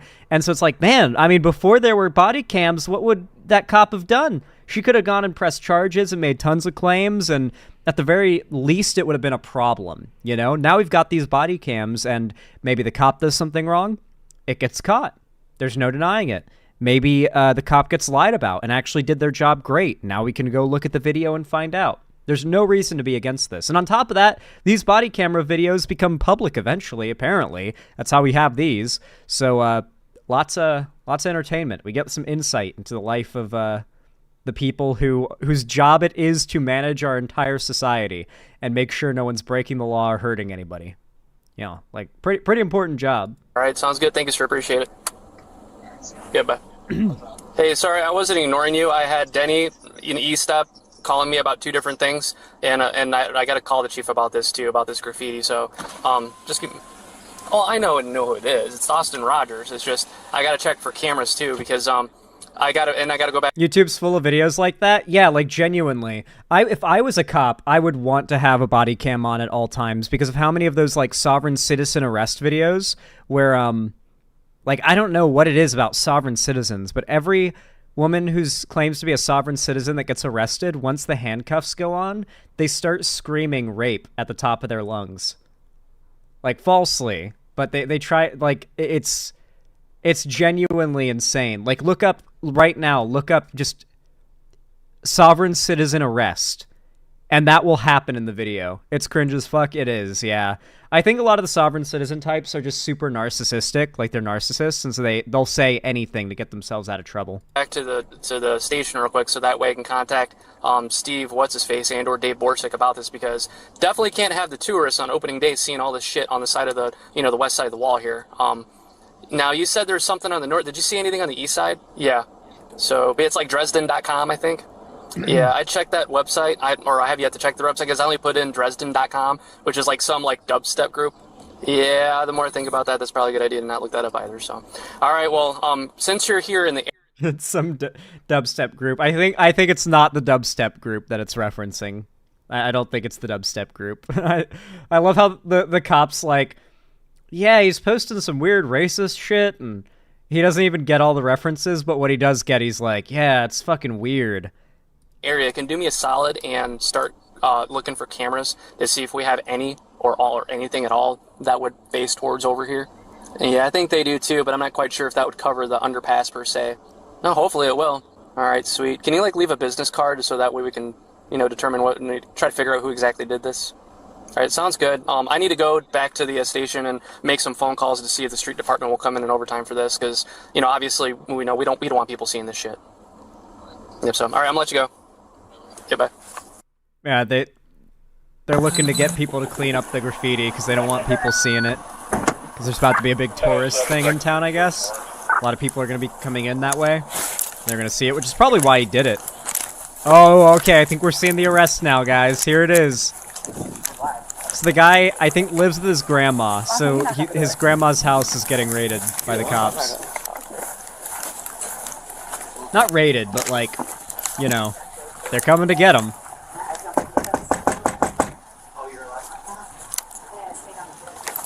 Popcorn, guys. Get your popcorn. Hello. How are you doing? Austin here? I need to talk to him. Austin? How you doing, ma'am? Right. You his mom? Yeah. Okay. No, I'm his grandma. Grandma's He probably loves the fact that the wood trim there looks like iron crosses, I bet. See, like, the little, like, pattern on that, like, wood trim around, like, the frame of the door kind of looks like iron crosses. I bet the dude inside fucking loves that. You his mom? Yeah. Okay. No, I'm his grandma. Grandma's already come and talk to you? Yeah. All right. Austin?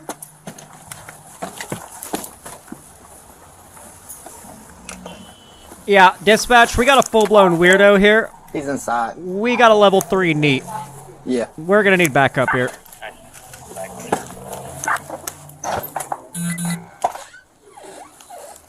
They're with them. I don't know.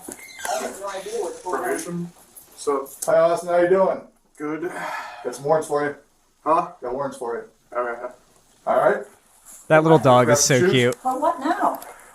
I love the way he comes out and talks to the cops. Is like in that, like, the way he just sounds and the way he carries himself is so, like, 4chan neat. Like, just watch and listen, guys. Oh my god. I have no idea what's going on. So, hi Austin, how you doing? Good. Got some warrants for you. Good. Like, he's just like, can I just go back to posting on 4chan? The sunlight coming through these windows is making me gag. Huh? Got warrants for you. All right. Hey, what? Let's grab some shoes. For what now? Well, he's out spray painting. For what now? Everything else I'm posting about it.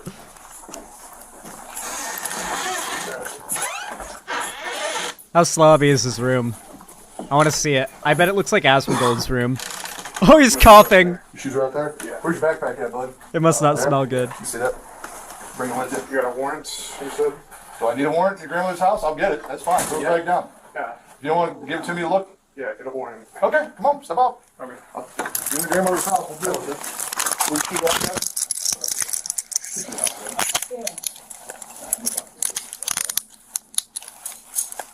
Does he have a blood wall like Asmongold? True, yeah. Fair. I didn't see any blood wall. Look at that little dog. It's got the zoomies. Don't worry. I don't think the cops shoot the dog in this video. I think we're safe. Which pair? These cops seem chill. They don't seem like the dog shooting type. Regardless, I never want my dog coming within 50 feet of a cop, you know? Like, no matter how small and adorable she is and harmless she is, I don't want my dog anywhere in the line of sight of a cop, okay? Then we'll walk over here to that cruiser. What are the charges? Honestly, I'm not aware. I literally pulled up and they just told me they needed somebody for transport.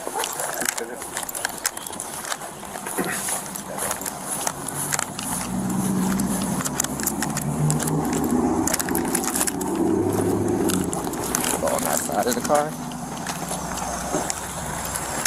Yeah, the ATF are dog shooters. They'll do that. No cell phones? Nothing like that? You got some gloves? Wait, is this a black cop? Yeah! Holy shit! Wait, the cop is black. Oh my god. Oh my god. Oh my god. Oh my god. Yes! Yes! Oh my god! Wait, that's amazing. I hope he gets, like, so mad about the black cop taking him by the arm and taking him to the police cruiser. I hope he resists. I hope he resists and gives this cop a reason to, like, just hit him a few times, you know, just, like, maybe rough him up a little. You know, just, like, a couple shots to the ribs or something. Just something, just a little, you know, just a little bit of... Make him feel a little bit of the oppression he thinks exists towards him for his race, you know? He might get a stiffy since Nazis... I'm not finishing that one. He has the incel chin, too, yeah. I mean, his full-on, like, face structure is all there. Every checkbox is checked.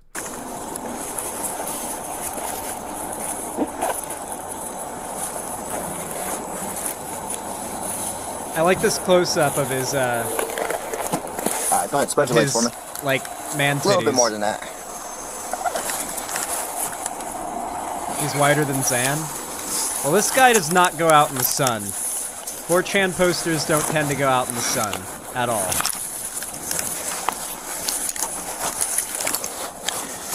Pull these up a little bit. Checking his pockets for anything that he shouldn't have.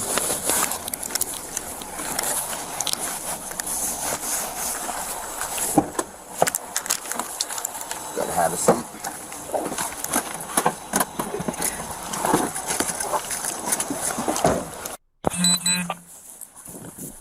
Yeah, all the brown folks first.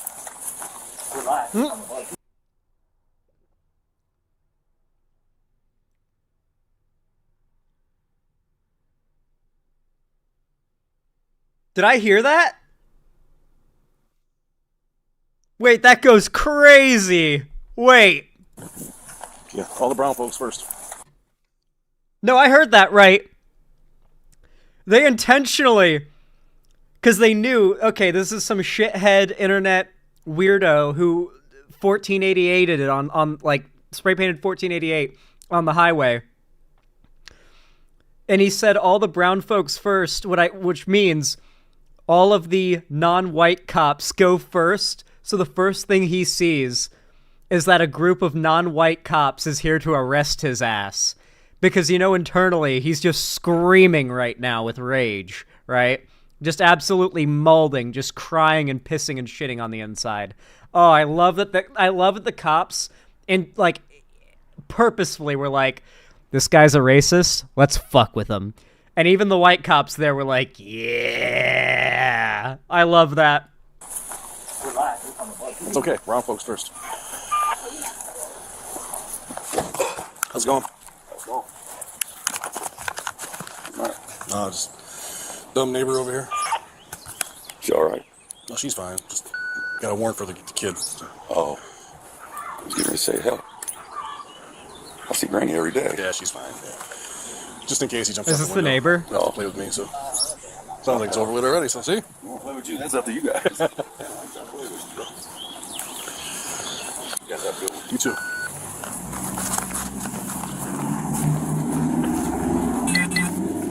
We get a couple angles of him getting taken to the car. I love this. What a great image. What a great image this is. Oh. Oh, I hope whenever he goes on 4chan again, whenever he posts, people just reply with this image. Like, someone needs to just clip this. And just anytime this dude posts anywhere on social media, people just reply with this cutout. Yeah, I need this to be the thumbnail. Yeah. If I say Ethan enough times, I think he'll be able to find this in the video, and he'll know to clip this bit out for the thumbnail. Ethan, Ethan, Ethan. Yeah, you say it 3 times in the mirror, and he'll know when he edits the video. That's how it works.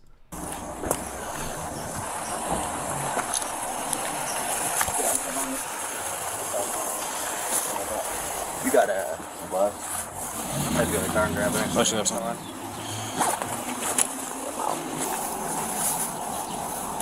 Russia will use that screenshot for propaganda. I love this visual. It makes me happy. I don't think I had no drink cards in here, but we'll see. Hold on. You're clear.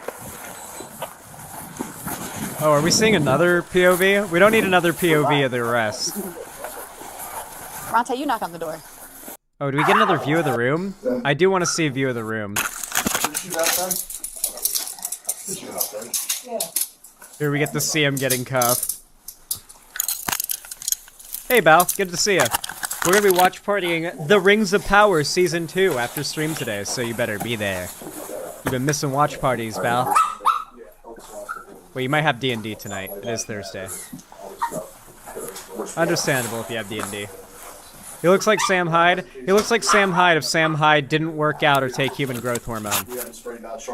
And testosterone supplements. Is his permanent residency here? He's been staying here, yeah. But the DD board was looking for a place for him. Okay. But maybe because of all this trouble, they said. Wait, he got kicked out of 120 Prairie because we were doing down there with the knife. Well, I'm sorry. That dog is about the size of my dog, by the way. Put him in there anyway. The drugs and all that goes on there. That was no place for him. Yeah. I mean, look at his room. I had on there with a swastika right on top of his bed. Those little dogs can be loud when they want to be, and they're great guard dogs. They can't do anything, but they'll set off the alarm. Man, what's your name? Sharon. When we come in the house, I can see the backpack that's in the video. I'm just going to see those things right now. I'm just like, oh my god, you can see a red hat with a swastika on it sitting on his bed. Do you guys see that? There's a red baseball cap sitting on his bed, proudly displaying a swastika just in view. Like, what are the chances you just get one peek into his room and you can see a swastika? Just from one small peek through the crack in his door. And you can already see one swastika. There's probably more. He probably has, like, pictures of Hitler up on the wall. We just can't see it. All right. Okay. Or Hilter. Dude walks around with this backpack and all these videos. It's just being seized as evidence right now, and we'll deal with it down the road. Okay? All right. Do you have any questions? Oh, they're taking the backpack anyway. I don't know what to do, how to help him. Contact the court. Tell him you think he He needs never was out of custody, and he never had any problems. But one time with the school, he got in trouble for posting something. But when we went to court, they tried to say he was going to shoot up the school or something. Yeah. Oh no, he was fucking school shooter posting and got, like, in trouble with the school for posting, like, on 4chan that he was gonna be a school shooter. Oh my god. What, like, I always took that really seriously because my mom had told me a story about some friends of my uncles when they were in high school who were joking around during gym, like maybe a year, maybe a little less after Columbine happened. They made a joke, one that, like, before Columbine might have been nothing, like not even regarded all that seriously, but a joke about blowing up the school. And that was a big no-no. They got in a lot of fucking trouble. A lot of trouble. Like, expelled. These 3 friends of my uncles when they were in high school. And they were made an example of. And I heard that story at a young age, and it was like, don't ever joke about that kind of stuff. They take it very seriously, even if you're a little kid. And I was like, okay. And so that's been a rule I've always known. You don't joke about that shit, because they won't take it as a joke. No matter how obvious of a joke it is, they won't take it as a joke. I showed his video, his lawyer the thing from the supervisor that said no weapons were mentioned. And she said, well, I got it dropped anyways. So because of all that, they wanted to put him in placement. Well, he was in a halfway house up in Lorraine, and he wrote something out. He was going to shoot the place up when he went No, up. but after all that happened, they put him in placement. Yeah. Do you know anything about those placements? Those are the worst things that I ever seen. They're bad as prison. Yeah. And that's when he started getting mean. Yeah. It's like he was beaten up so bad one time. He was in the hospital for how long? He was raped. Even after he was arrested the first time, 128 Perry, they let him move. She's like, you know, my amazing little boy, he went to this, he went to jail and he got beaten and he got raped, which is awful, obviously, but it's also like, you talk about it like his time in jail made him like a more hardened criminal and into a mean asshole, but why was he in jail in the first place? Based on what we heard before, it sounds like it was because of the ethnic intimidation charge thing. So he was already a Nazi going around intimidating families of color around his area, got arrested for it. Then all that happened, came out, repeated possibly more illegal behavior with the vandalism, and now it's like, oh, my poor little grandson. Move back in, and you start doing the same stuff all over again. I don't understand him. I talked to him, and he's got some issues he needs to deal with. And I mean, mental health counseling, I don't know. He told me before he was on meds to keep him level, but he thought they were clouding his mind, so that's why he quit taking them. That's what I told him. I said, you need to be on some kind of medication, and he said, it makes me 2071, third unit close to 1,000 block of 2nd You were Street. seeing your psychiatrist, because I did have him to a psychiatrist. Doggy yawn. I said, you need to tell her that. You don't tell her you're all right. You need to tell her what's going on. The truth. And all this other crazy... I'll let you look at it. What do you see right there on top? The red spray paint can? That's why. I see the cop's got a SIG. Nice to see. SIGs are good. SIGs are nice. I like it. That's why I didn't look at it. I don't understand why he keeps doing it. We don't either, but he's just racking up felony charges every time. Yeah. The prosecutor's office had an agreement with him. He's supposed to get sentenced at the end of the month. They're revoking that, and they're going to re-pull this whole thing. So now he's got to face all of them. It's like, stop. He just needs to stop what he's doing. And he knew that, so I didn't think he'd ever do anything like that. On the 4th, he did it. The 5th, he posted it on the website. Well, I'll tell you right now, from just right here, looking in his room, he has these cards that he puts out on people's porches and stuff of that. I'm going to be completely honest. I get the impression this kid, I say kid, he's a grown man. This guy is probably dangerous. Like, I worry for this lady. Like, legitimately. Like, this guy is a Nazi who wants to genocide people and clearly has a massive ego. I would worry about the safety of this grandmother, you know? There will be people encouraging him to do more, ironically, like 4chan will push him to keep committing crimes. Yeah, absolutely. Yeah. They'll like try to like A-log and convince him to go even further and make him worse. Yeah, they'll enable him for sure. Those online forums. They wouldn't tell him to like chill out. You just got arrested. Don't do that shit again. They're gonna encourage more. They think it's funny. Sort. Remember we were here the last time? You taking all the rocks out? You see what this says? White children are only 3% of the world population, already a minority in many Western nations. Wait, was that on his desk, or did she just pull that out like as evidence that she had on hand? I think that was just like on his desk. I don't know. Yeah, she just picked that up off his desk. But I appreciate it. Hopefully it didn't upset your day too much, like I said. He's got Nazi flashcards. Because they just got bonded out. This is his address for bond out, so. I thought that once he was on probation, he'd straighten out. I can't believe he's Family. down and did that. I know. Well, get out your hair. Have a good rest of your day.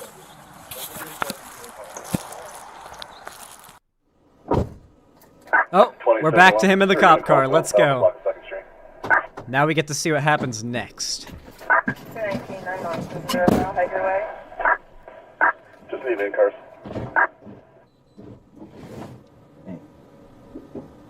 Was there an arrest warrant? Yeah, they have the charge. They're going to give me a copy of it to give to you. So there was a warrant, though. Wait, is that statistic true, Xander Hall? Probably not. Oh, he looks like Synthetic Man. He actually does. All right, Austin. I humored you for a minute while we were in there, because I noticed your bag, so I seen pictures of it. I told Grandma we're seasoned for having any help. But when you have the red spray paint still in your bag, yeah. Your agreement you had with the county has been pulled. Your bond's been revoked. You can go to prison. We're done dealing with you. All right? Good luck there. I'm trying to get a hold of the judge or sheriff. Maybe get you out of protected, put you in general pop, see how that works. So Damn.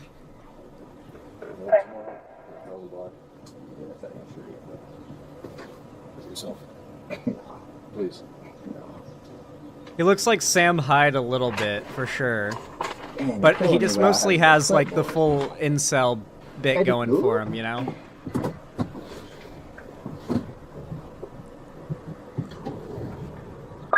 You got a copy of the charge and faxing it over.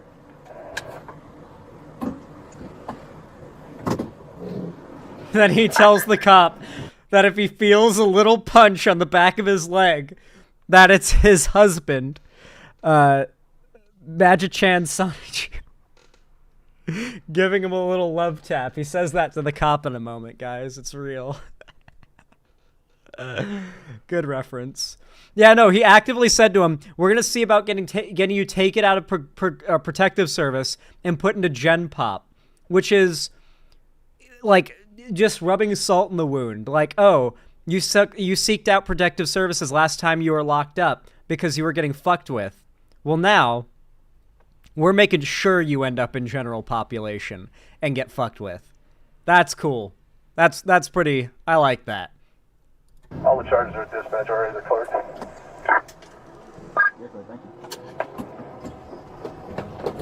You want that window up or down? It's good. Good. Appreciate it. No problem.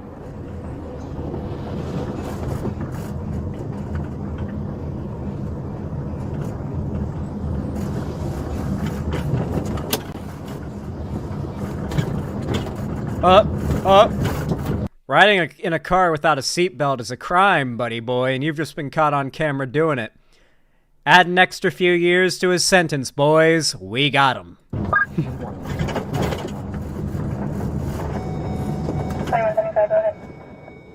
Being route the county one now.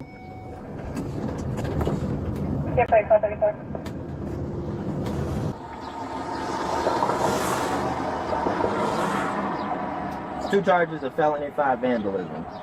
Okay, thank you. Felony vandalism, that goes crazy.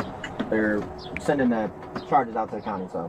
Felony vandalism? Appreciate it. Fuck, dude. Felony vandalism. What makes vandalism a felony? Was it the content of how he vandalized it? Does Nazi imagery vandalism specifically get you a felony? Like if it's hate-based vandalism, maybe? Like if it's meant to inspire hate or fear?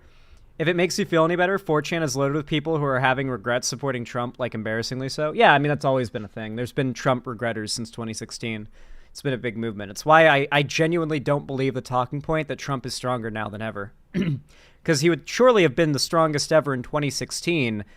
And then when you consider how many supporters he's lost, how is he gaining more? Like, who's changed their mind and jumped on the Trump train after 2016? It just doesn't seem... It doesn't seem right to me, but I could be wrong. Get it. No problem.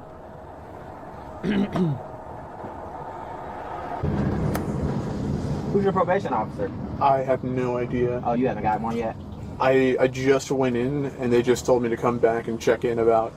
They gave me a schedule. It was like May something to May something else. Gotcha. It's like twice every month. I'm still new to the probation thing, so I don't know yet. Gotcha. I don't think I have one yet. Do they tell you their name when you go in and check in? I have no clue. Okay. Yeah, I don't know. I just figured you had already been on it and was already in contact with one.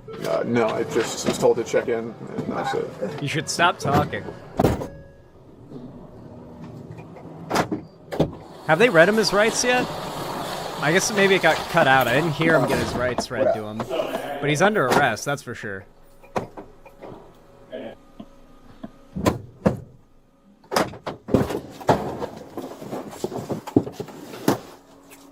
Grab one seat, I want you to fall. Take one step forward for me. The following is footage from September 2023, where authorities arrested Rogers for allegedly placing flyers containing racist, homophobic, and anti-Semitic language on porches of homes in at least 2 Sandusky neighborhoods. So that's what I read about in the comments. So this is the original arrest. This is we're rewinding now to his original arrest here, I think. I think that's what's happened here. 2023. So this is recent. This is literally like not that long ago. It's been less than it's actually been a year and a week, just about. A year and almost a week since this. That's how old this is. Rogers pleaded guilty to 1 count of ethnic intimidation, a 5th-degree felony. In exchange for his plea, 3 other counts, including possession of criminal tools, felonious assault, and aggravated menacing, were dismissed. So is this like his apartment? Like before he had to move in with his grandma, I guess. Yeah? Open the door. Who is it? Police. Oh. You guys got a arrest warrant? Austin, open the door. Just need to talk to you, not. I love that. Do you have an arrest warrant? Open the door. Okay. Like, dude, if they had a warrant, they would have said, and they would be coming in regardless. If they don't have a warrant, I don't think they can come in. But they will come back. I'm pretty sure that's how it works. Like, they can't force their way in without a warrant, but if they do have a warrant, then, like, they're just going to tell you we have a warrant. You've got about 3 seconds. You know what I mean? Like, why would they bother with, like, negotiating when they can just come in if they please? Need to have a chat. So he just let them in and didn't need to, I think. What's going on with you? I just woke up. Just woke up? All right, I mean, let's talk to you for a minute. See what's going on.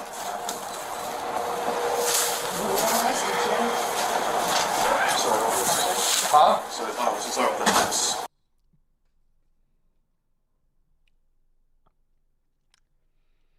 Obviously, like the weed imagery, the mess everywhere, all of that is very funny. But the Nazi banner hanging above his couch really just brings it all together. Like, it's actually so crazy to me that these people are real.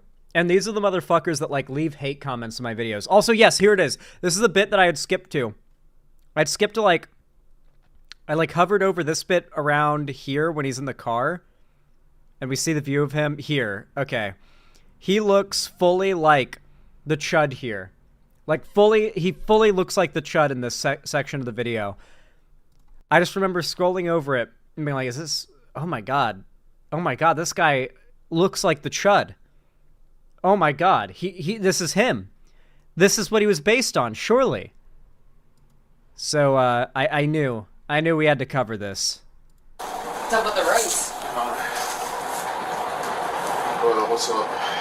Well, what are you doing? I just woke up. Yeah? Still back in your stuff? Yeah? Alright, why are you putting bags in the driveways all around here? Huh? Why are you putting bags with the rice? He has another Nazi poster up right there. There's a black sun there. I guess this is some Nazi. I can't identify it, but it's a Nazi in a uniform. I can't tell who it is. And then some text that I can't read because the video's too blurry. In the driveways. Not flying. Flyers? Yeah, it's not illegal. Yeah, just stand up. Come on. I love that. Did you leave the flyers around? Yeah, I did. It's not illegal. Yeah, it is. Get up. Because I guess this dude didn't know that leaving... I guess he didn't know that ethnic intimidation is a crime. That, like, you're not allowed to leave Nazi flyers meant to intimidate people on their doorsteps. I'll help you. Sure. Where's your phone at? Over there. Right down the charger. You running the computer again? You running the computer again? Maybe people want to see that shit. Oh, dude's building a PC. I don't know if you want that stuff at your house. You have your own beliefs, but you Oh, don't it's a have shoebox. I thought it was a PC part box.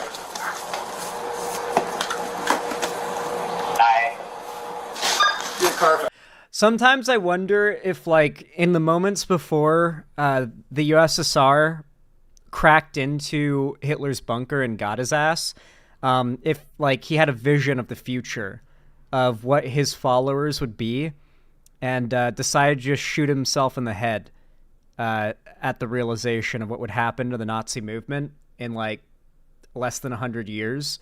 Like, what his followers would look like, how they would be how they'd go, like, just what they'd be like. He just got a flash of, like, a That's So Raven future vision and was like, nope, and just blew his own brains out. I think that's what happened to Hitler, honestly.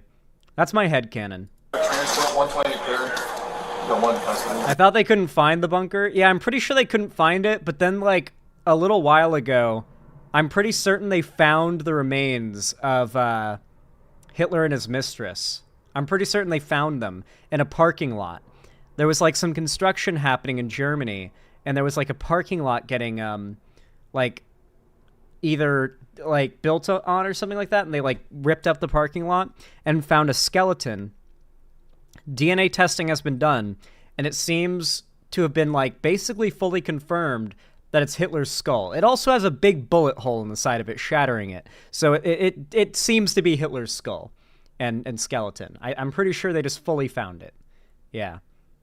It wasn't the Russians who found it, but some construction workers did. Apparently. Jamie, I'll meet you here in a second. Alright, you wait about it. Clear. The theory he killed himself was correct? Let me look up and see if they actually found his body, if this story is true. Did they find Hitler's skeleton? The bones were never found in his grave, and this gave rise to rumors about after the war that Hitler had survived. Okay, so they haven't found it?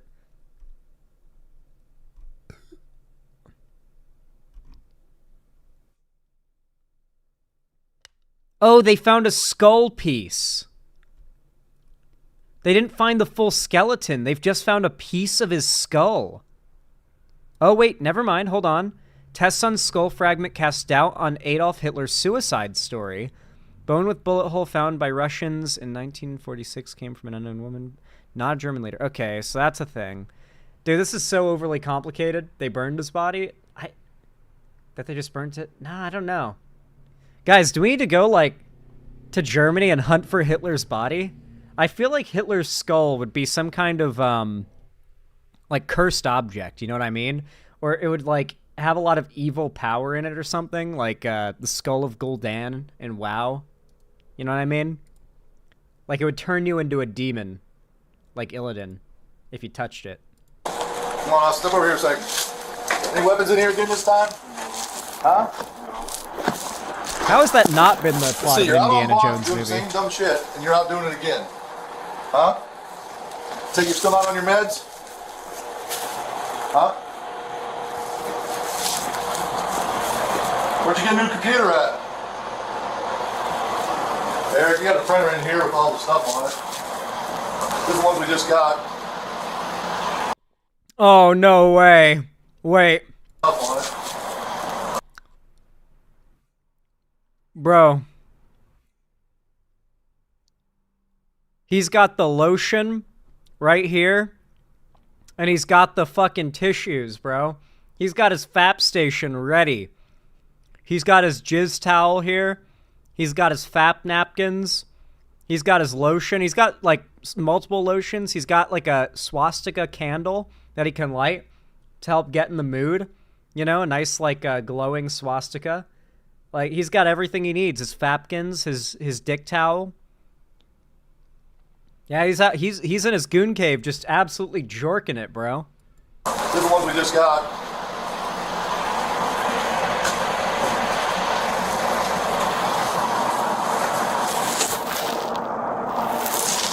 How's it running? This? Just absolutely jorking it. Dude, he's got a lot of, like, Fapkins, dude. Oh, he's got a few. Oh, he's got a few just around. Ooh, don't touch those, guys. Don't touch those. Trust. You do not want to touch those. You will need to cut off, like, skin in order to not feel the texture that those napkins have, I'm sure. The cheese touch. No idea. Is he doing it off his phone, hooking his phone up to the... Yeah, you can take those napkins for DNA evidence. You doing it? Yeah, and I said like fine, said that it's fine as long as you don't tape it to like The people's fuck is that mailboxes, purple pen for? Google sounding, and then look at Google and look at image search results. Go to Google image search results first, turn off safe search, and then look up sounding. And that's what I think the pen is for. How about we just tell everybody in the building what you're about and all this stuff and let them deal with you? I think that's going to work out for you. They already know. Oh, they already know you're doing this stuff? Yeah. I mean, I'm pretty open with my beliefs. Okay. How do you work in your computer in here? How do I work my computer? Yeah, how are you working it? I don't have a computer. What's the monitor that? How are you getting all this stuff and making the flyers? You guys print them out. From where? If you touch those napkins, you're gonna end up catching a really racist symbiote. From your phone? Yeah. Okay. You want to put shoes on? You want to go with your socks? Oh, I'll go with you. All right. Come on.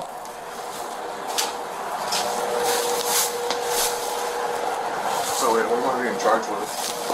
Menacing, probably, and ethnic intimidation. Plus you're Menacing and ethnic intimidation.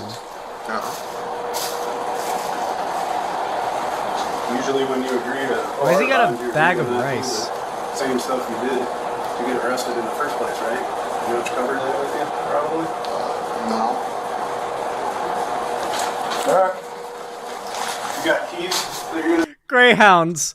Why would you hear me say, look up something, make sure you look it up on Google? What the fuck, dude? What the fuck? Who remembers these old Minecraft posters? Dude, what? I love all the Nazi imagery and then a random Minecraft poster. To be fair, it's an old Minecraft poster, so this is probably him showing solidarity with his brother-in-arms, Notch, you know? Marcus Pearson.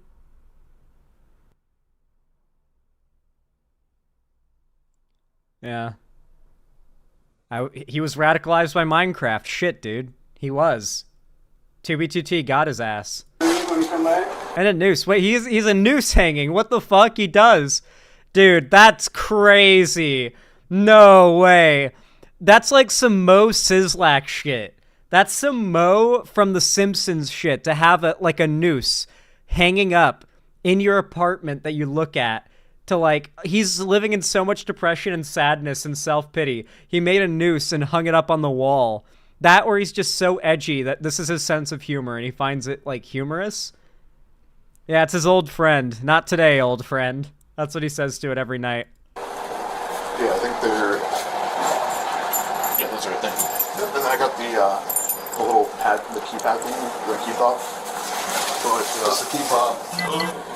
Key fob for what, the doors? What I love is all the trash everywhere and the, like, barely full trash can, you know? And you can tell from that bit sticking up that you could, like, crush so much trash down and totally, like, fit plenty in there. So he's like, the whole place is a mess, and there's just so much more of what is on the ground around his apartment is trash than what is in the trash can. Alright.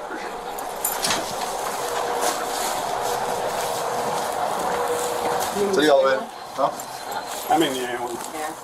Let's do it again. 2117, guys, go inside. Yeah, like, I've spent a lot of time at my computer, and if you, like, when you do that, eventually, like, over the course of a day, like, your water bottles and stuff you eat will, like, pile up a bit, but you gotta clean it up, otherwise you're gonna go fucking crazy, you know? Like, at least once every few days, I gotta, like, fully clean my entire setup until it's spotless, because I just like the feeling of sitting down in a spotless room / setup and just enjoying how clean everything is. So, like, I don't know how you can just completely let everything fall apart, you know? Like, I get it if it's for a day or two, you know, you don't clean up your area and it gets a little messy, but then you clean it up and you're like, ah, nice and clean. And you take a deep breath and you relax and you feel fulfilled. You can't, like, this dude's just living in it like Asmongold style, you know? Fully neat. Not even like a sort of neat, like a soft neat. He's fully in it, you know? Like, he hasn't been in that place long enough to turn it into the den that it will eventually become, it looks like. He's probably depressed as shit, TBH. Yeah, a lot of these guys that are like alt-right Nazi incels online on 4chan and stuff, very depressed people. No one can think of the world the way they do and not be depressed. It's obviously depression that got them to where they are and keeps them where they are. Alright, we're in the lobby.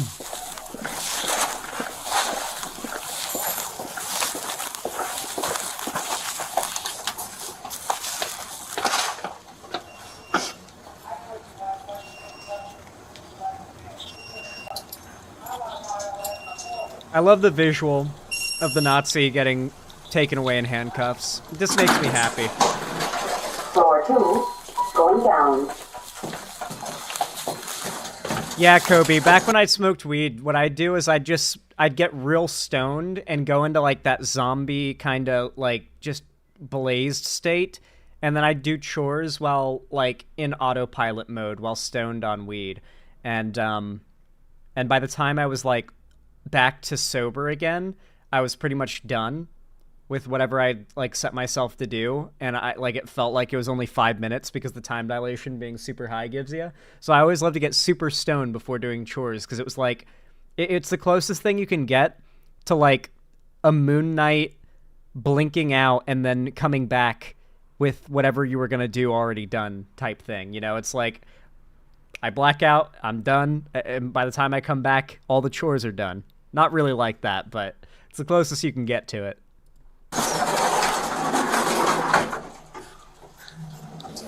Y'all keep making me miss So weed. you pay for your apartment the 4 months you're in jail. You call it cutscening. Huh? That's great. Floor 1, Okay. going up. We'll make sure this time you're gonna come back to this, my friend.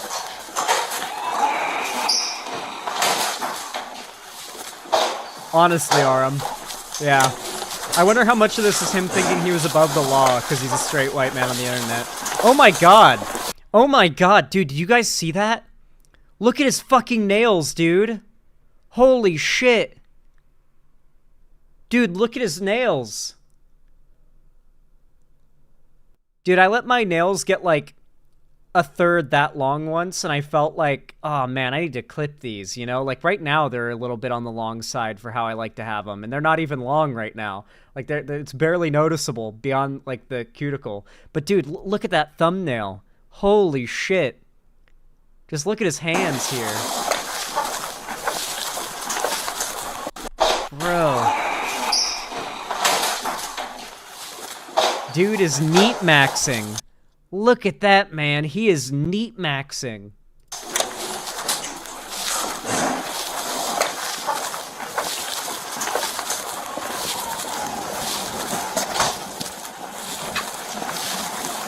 Where's the cruiser?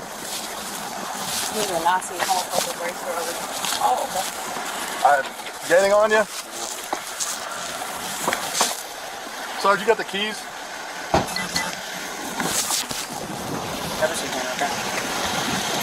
I wonder if his nails do poison damage. Thank you. You're going to jail, Chud. Yep, Austin? Yeah, he's being arrested? Uh-huh, again. Okay.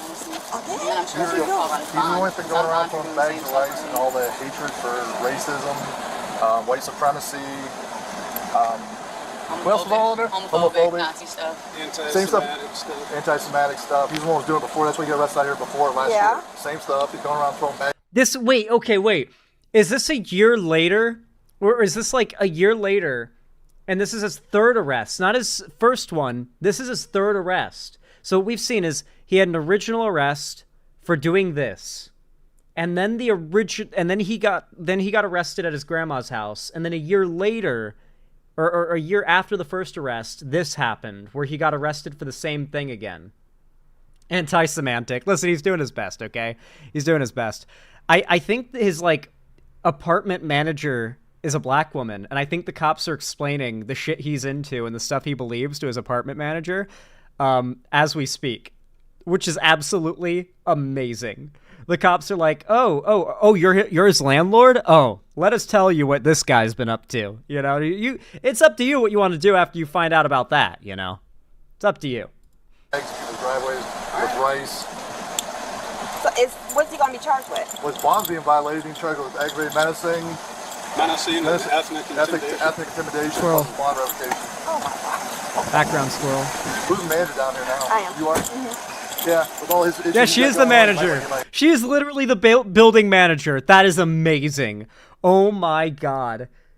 She is literally his building manager. And she's finding out that he's a Nazi and a white supremacist from the cops as they arrest him. Oh my god. Your building. I told him, I said, how about we tell everybody down here what you're about? Let them deal with you, because they all know. Oh. He's definitely off his meds.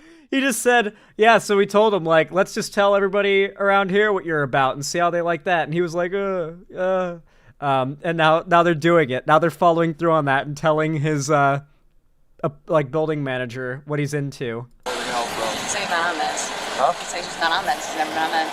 He was on before. I interviewed him before he was on. Can you give me a call so I can know his definite charges? So I can... I'll tell you right now, menacing ethnic intimidation, and he's going to have a bond revoked. Are those felonies? Yeah, those were all the felonies before. He was threatening the little children. So he's just stacking felonies now. Yeah. He's in a bomb stuff. Bomb yeah, stuff. He had all kinds of stuff going. He's got to still be in prison now. Yeah, I remember that. Yep. Here, I'll give you my card. You want to go home? Reggie says, can I at least have my noose? More we can put on him for this, but he needs to go away. I told him, I said, I'm going to make sure down here they know who you are so they get rid of you. I said, how'd you keep the thing? He said, well, I had money. Oh, wow. They said, apparently they asked him, how did you get this place? And he said, I have money. Where do you think he gets the money from? Unfortunately, this is a pretty weird, consistent thing, is that, like, a lot of these weird, like, 4chan neats, they have a lot of money. There's a reason why they can afford, like, expensive guns and the, like, to live at home and, like, just post online. Parents, sometimes it's, like, they inherited some money or whatever. But I've noticed that's a really weird, common trend, where a lot of these, like, Nazi 4chan posters are either living off of disability, they got some kind of, like, unemployment, or there's something that has given them the money to give them the lifestyle necessary to be this much of a neat, you know? And so they'll usually just be like, oh, yeah. Yeah, they got plenty of money. They can fund this continued weirdness. They're not going to run out and have to go get a normal job and be a normal person. Bro's collecting felonies like they're fucking Pokemon cards. I mean, it's mostly the same 2 felonies over and over again, to be fair. Besides the felony vandalism one, it's just more felony, menacing and ethnic intimidation. That's the crimes he's being charged with here. I'll let you. Okay. Thank you. Yep. His keys and his key fob. Thank you, sir. Tell jail we'll send out the charges.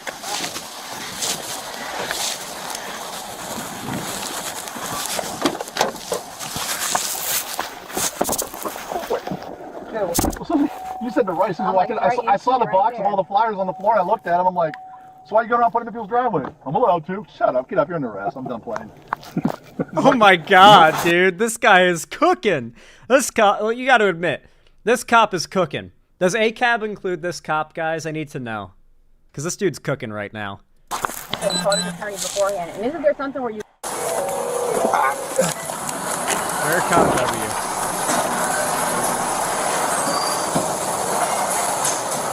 No, he's cool. What up? So, man, how you doing? Okay, anything interesting? As far as I know. Yeah, even the good ones? Aw, damn. Unfortunate. Oh, yeah.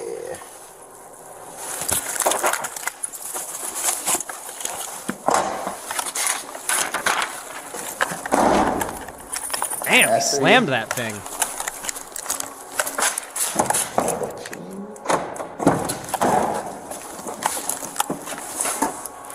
I'm gonna grab onto you. I want you to fall. Take one step forward for me. Thanks. Video sounds loud. I'll turn it down halfway, thank you. I love the guy at the intake says, didn't you just get out? He's back. He couldn't stop breaking the law to push his Nazi beliefs. I will say, it's pretty... this is very clearly not a dude who's just brave enough to, like, go to prison for his beliefs in Nazi shit. He just seems like he's so dumb, ignorant, and has such a big ego, he thinks he'll get away with it. And he just won't learn. Like, it's not even like he's committing crimes that he could, like, not help but commit, given his situation. He's chosen to do these things for internet clout. This is definitely one of the reasons why we need rehabilitation centers in America to deal with this instead of just throwing them in jail or prison. For sure, yeah. Like, this dude's probably very sad, depressed, and got, like, radicalized to this position and doing what he's doing by, I mean, like, let's take some guesses. Dude's not much of a looker. let's be honest, we've been making fun of his appearance. So I have a feeling he's never been much of a looker. I don't think that his current appearance is a new development. I'm guessing that he probably has had problems when it comes to talking to girls and any relationships with girls since he was in school. And that probably is where his radicalization started. And now he's an adult, and he's just gotten more bitter and more hateful, you know? Like, the entire Andrew Tate movement is fueled by, like, teenage boys who just had their first breakup or rejection. You know, that literally fueled the Andrew Tate movement, like, blew it up in the first place. Alright, goes right here on the wall. Who's back for this time? Can we really rehab guys like this? I want to be optimistic, but I don't know. Ectoplasm, I promise you it's possible. There are people who are even worse than this guy who have been reformed. I know it may seem crazy because people like this are this is the exact guy pretty much who you've probably dealt with online being awful to you, but like there have been outright Klan members who have been like reformed and taken out of the Klan and Nazism and have become normal people, got all their tattoos lasered away and became normal, good people. You know, they got out of it. They realized it was wrong and they educated themselves and they stopped being ignorant fuckheads. There are people who've done that. People who have started at a way worse position than this guy. So I want to be very clear. There is no point in radicalization where you're completely beyond redemption. The only point...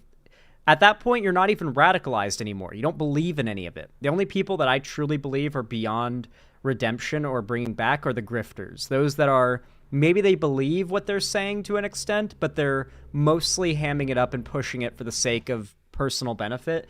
They're just trying to make money. There's no changing their mind when their only motivation is spreading hate for money.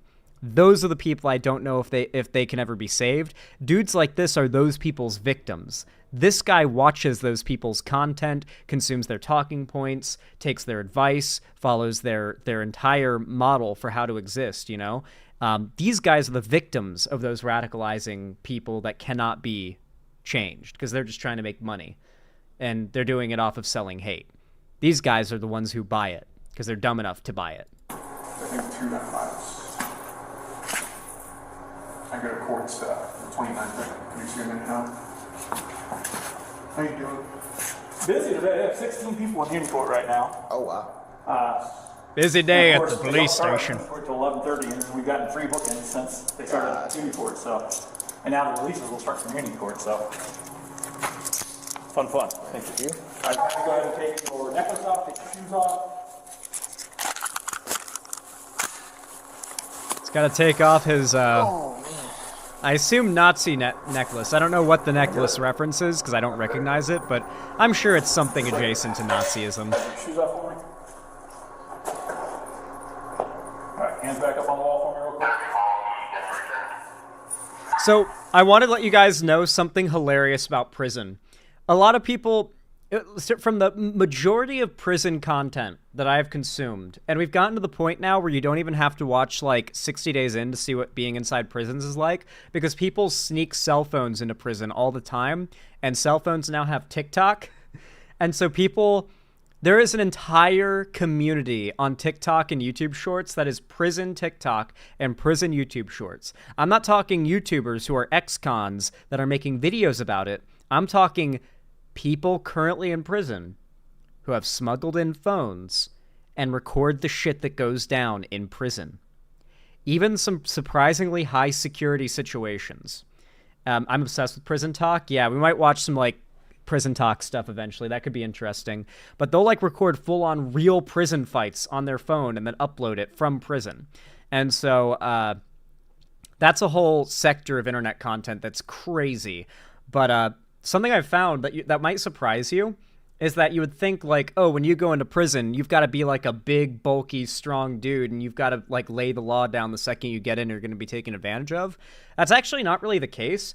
Most of the people in prison from the sound, I mean, it depends, I guess, on how high security it is, but where this guy's going, it's mostly just a matter of like, what you really have to worry about in prison is being annoying. If you're annoying, that is genuinely like, if you're annoying, have bad hygiene, like, or are a chomo, I guess, but I imagine most people don't have to worry about that. But, like, if you're, like, bad hygiene or annoying, you got to worry about that. That's, like, actually realistically the thing you've got to worry about in prison. If you're annoying, people just aren't going to like you.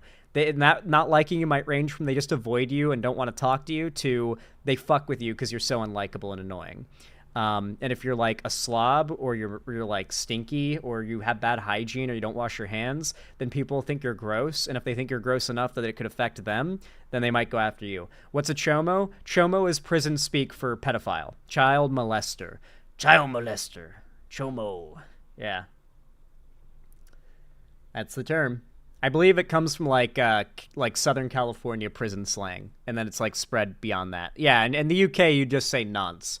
Nonce is like the equivalent in UK prison slang. Yeah. Anyway, I just like to think that because really the worst thing you can be is kind of an annoying loser in prison, because then if you're unlikable, that's your biggest worry. If in any way, shape, or form you're just not a very likable person, that's going to be your biggest problem in prison.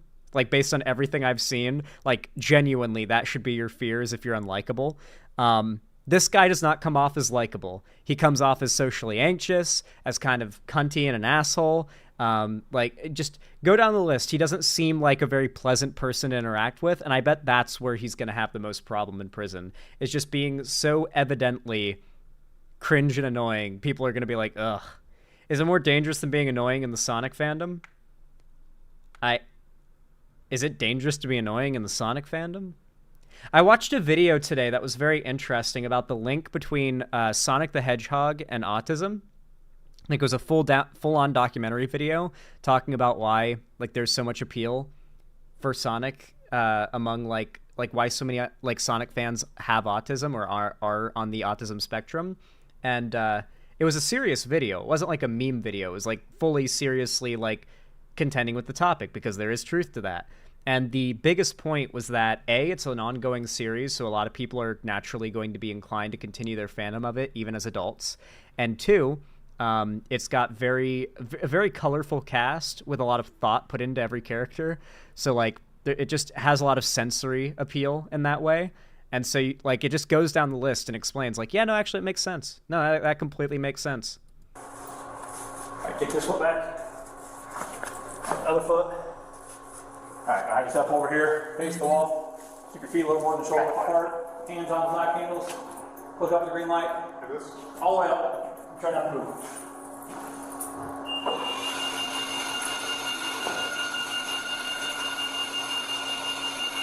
I love this machine. Are they like X-raying him or something?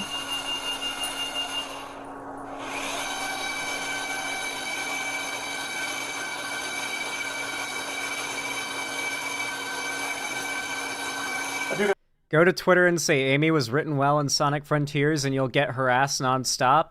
I guess I won't. What is that machine? It looks like an X-ray machine. Like, maybe it's like X-raying to see if he's got like a shiv up his asshole or something. Because back in the day, I thought they used to like put on a glove and stick a finger up your butthole when they give you a cavity search. Like, that's why they call it a cavity search. I guess now they've got X-rays to do it. So, you know, we've really fallen as a society. We used to be a real country. We used to put fingers in buttholes to check for weapons. Now we put them through some machine, you know. Frankly, kids these days don't know how good they have it. You know, the moral fabric of our society is failing. When cops aren't sticking gloved fingers up people's buttholes, it's return to tradition, guys. Return to tradition. I forgot the famous questions. Feeling homicidal, suicidal? Nope. Emergency medical attention? No. Consuming drugs or alcohol every day? No. You know, the West has fallen. Billions must cry. Alright, check it. Just give me up with mouse speed. Kind of pull your cheeks out so I can see your gum line stuff. Alright, let me see this here. Other ear. Alright, let's go. Thank you much. No problem. Be safe. Yeah, you too. Good luck, Mr. Rogers. You too.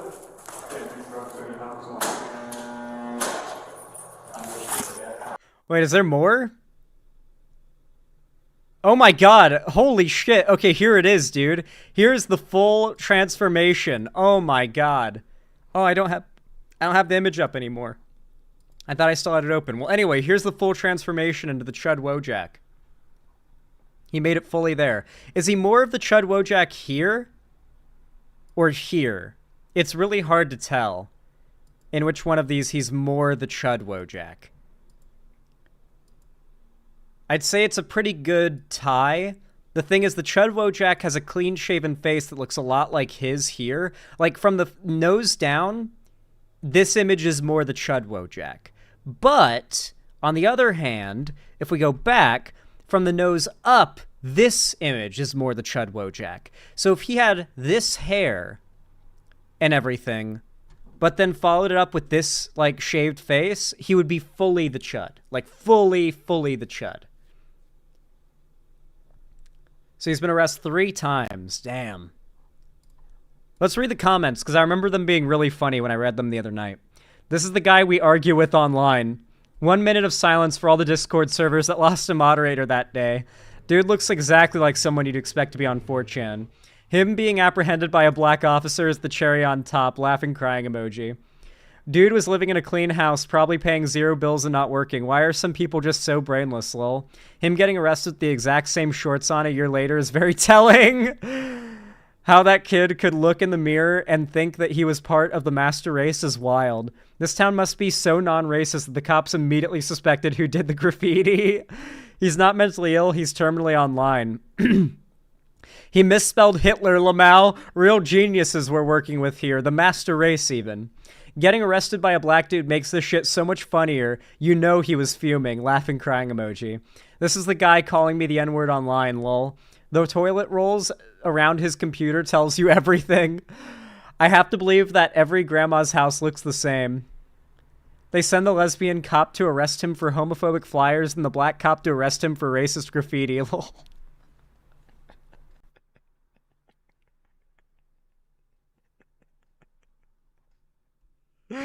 The Reich's strongest Aryan. Doesn't look genetically superior to me.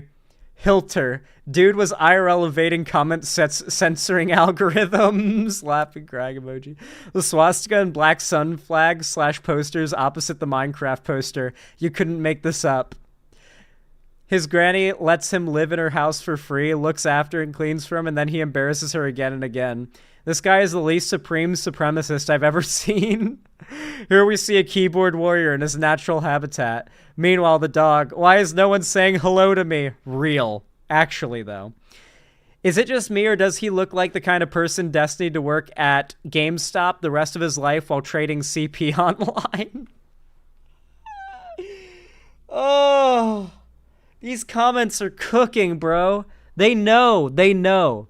Officer was like, yeah, I'm 100% putting gloves on to frisk that dude.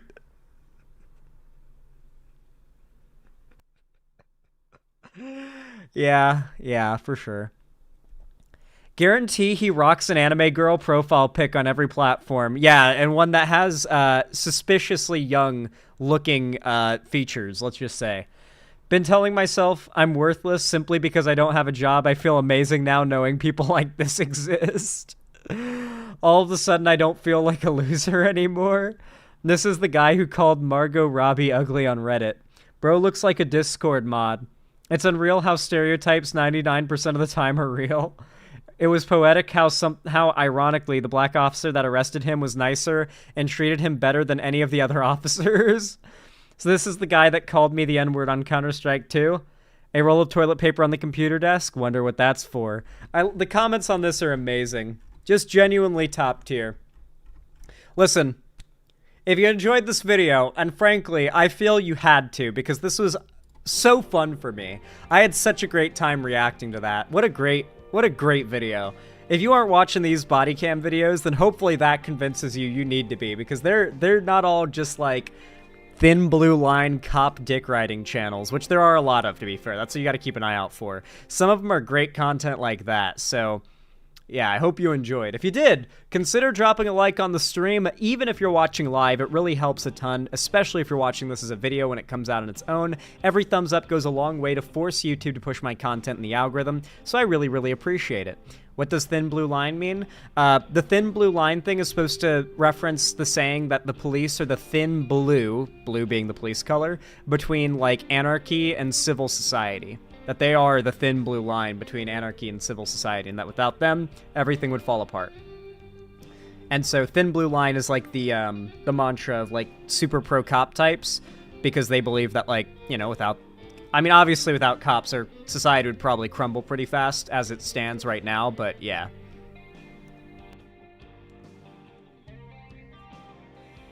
I watched the streams and the video, views botting and revenue maxing. Thank you, Big Mike MW. Reviews boosting, not view botting. Hopefully. I digitally combined the 2 mugshots. Oh, did you make it? Oh, yes, we got him. You did it. Holy shit. That works. There you go. The Chud. The quintessential Chud. This is him.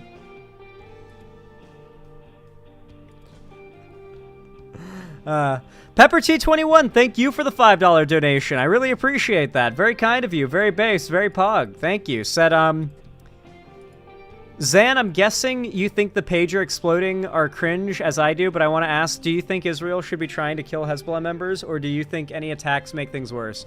I mean, they're definitely at war, so I think that, yeah, Israel should probably be trying to kill Hezbollah members, but, God, the amount of civilian deaths is really what the problem is, right? Like, their attacks on any group tend to lead to civilian casualties. Apparently a 10-year-old died during the pager explosion thing, though I haven't seen that verified. I've heard it in chat a few times, so if that's true, then that fucking blows. So it's like, I'm not in favor of the way that the war has been carried out on Israel's side of things because of how much bad they've done, but I also don't disagree with the idea that, like, they're allowed to do a war, right? Like, they're being attacked.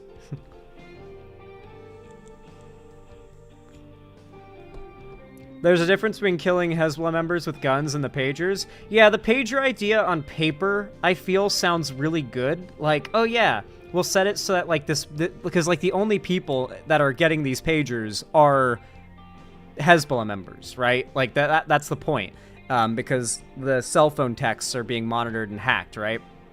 And pagers are not even popular, like, outside, like, no one outside of that is using these pagers, right? And so they stop the shipment, they load them with bombs, then they let them go on with their shipment and get to the people they were going to go to, and they set them off. So on paper, the idea is that only Hezbollah members are just going to have, like, a contained, small, like, explosion go off, right? Like, the idea is that you could just, like, almost snap your fingers and take out a bunch of militant enemies. Not civilians, but militant enemies to your country.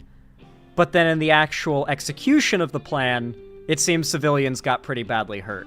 Especially that one video where the pager goes off, like, in a grocery store. Like, the guy's at a grocery store with, like, multiple people next to him. It's like, well, okay, yeah, that's not much better than bombing, like, a school, you know? Like, at that point, it's like, okay, you've just sent a bunch of little bombs around to be out in public in, like, God knows where, and then just randomly set off, like, bombs in their pocket to explode and hurt them and potentially other people. So, not really in favor of the pager thing. On paper, it sounds cool, but in actuality, the real outcome of it was quite bad.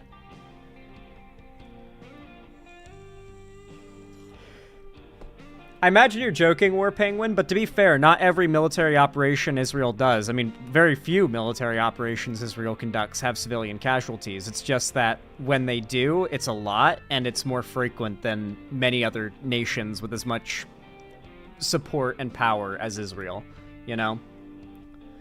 I imagine you're just exaggerating a real problem, yeah. Yeah, I assume you're not literally saying that Israel can't do anything without killing civilians. They have done things without killing civilians. They have done it before. Will you cover the Pokemon Company lawsuit? I hadn't heard about it. Maybe. Drop it. Guys, if you want me to cover stuff, you got to join my Discord server and drop links to this stuff in my content suggestions section. There's a whole area for it. Anyway, though, if you enjoyed, leave a like, subscribe, and the bell icon. So, you know, drop a comment down below. Follow my social medias linked down below in the description, including joining my fan Discord if you haven't already, which I'd really appreciate if you did. I also host game events, call-in streams, and tonight a watch party in my Discord server. And I also announce all my new uploads and streams, so you won't miss anything. And of course, finally, if you want to support the stream financially and help me keep lights on and stuff, keep a roof over my head, consider donating, subscribing, or gifting a sub on my website, xanderhall.com/live, or supporting me through YouTube, Twitch, Streamlabs, Stream Elements, or Patreon. With all that said, thank you so much for watching, and have a good one.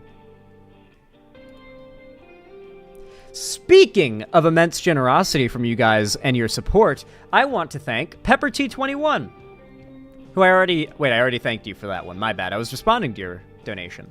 PepperT21 again with a $5 dono. Thank you. I appreciate that as well. Thank you. Said, nothing but link. So you just sent me a link. Let's see what this is. Listen here, Avatar.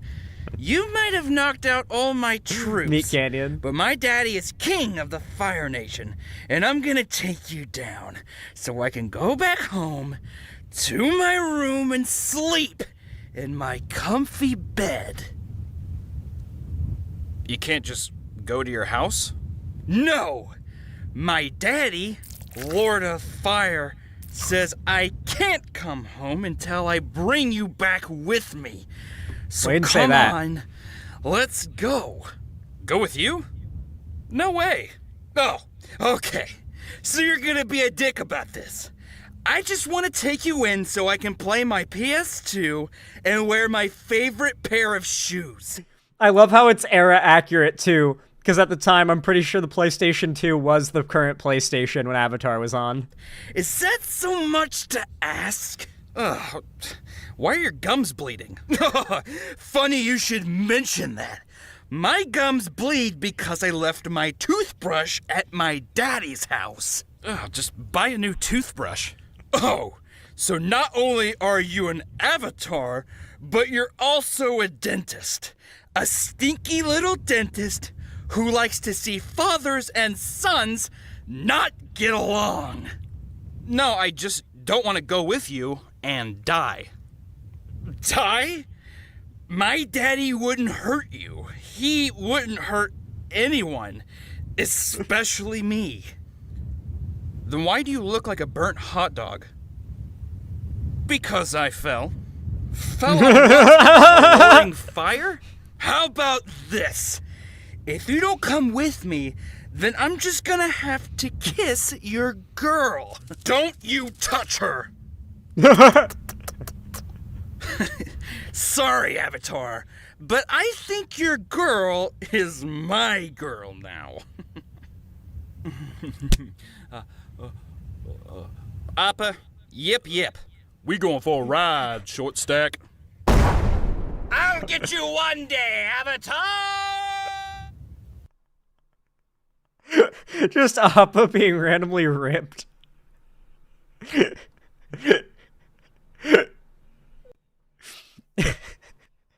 The face. Appa's face looks fucking crazy. Oh my god. Jesus Christ. Alright. Do you think Zuko is blind in one eye? I mean, he realistically would be, but he doesn't act like it. He doesn't seem to imply he is, so I guess not. I think it's just like the face around his eye is all burnt up, not his literal eye. But it would make sense if his eye got, like, boiled. Zan, found another funny-looking plane. We're not looking at more funny planes. I do appreciate it, but we're not looking at more funny planes. We gotta get the stream done so we can do our watch party. You guys know we got a watch party to do tonight, right? You guys remember. You guys know that's a thing, right? Alexia. Oh my god, thank you for the $10 donation. I really appreciate that. Very based. Just keep in mind that doctors use pagers almost exclusively, so even if doctors aren't getting bombs, doctors are likely to not trust their pagers. That's a fair point. Yeah, I hadn't considered that doctors might still be using pagers, but it seems as though this shipment was in response to like a move by Israel, and they preemptively were like, oh, let's capture it and put bombs in them because these are all going to terrorists or whatever. So it's like, okay, well, I mean, how do you know that? How do you know? Because there could be some doctors getting something out of that shipment, you know? Like, there could be some, like, Lebanese doctor who's just like, oh, shit, does a patient need my... Oh! You know? You don't want that to happen. Well, I don't want that to happen. But maybe Israel does. Maybe Israel doesn't care. Yeah, pick a number between 1 and 5. 3 of those numbers, and your cock gets blown off.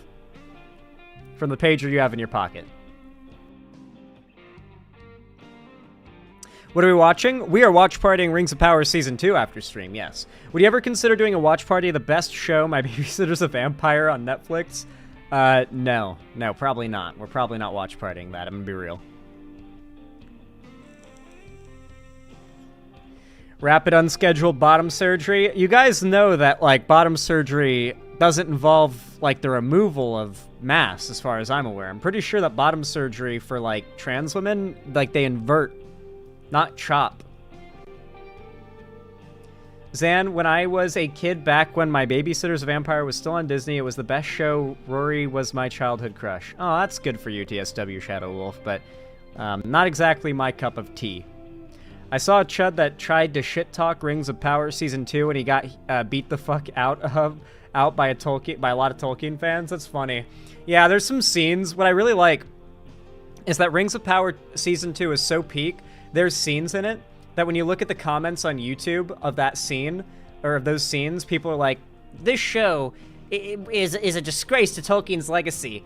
But even I have to admit that this scene was perfect. And it's like, yeah, even the haters have to admit that this show is getting fucking fire. Even the haters that are hate-watching this shit, hate-watching, quote-unquote, are commenting, like, compliments on some of the scenes for this season because it's gotten so peak.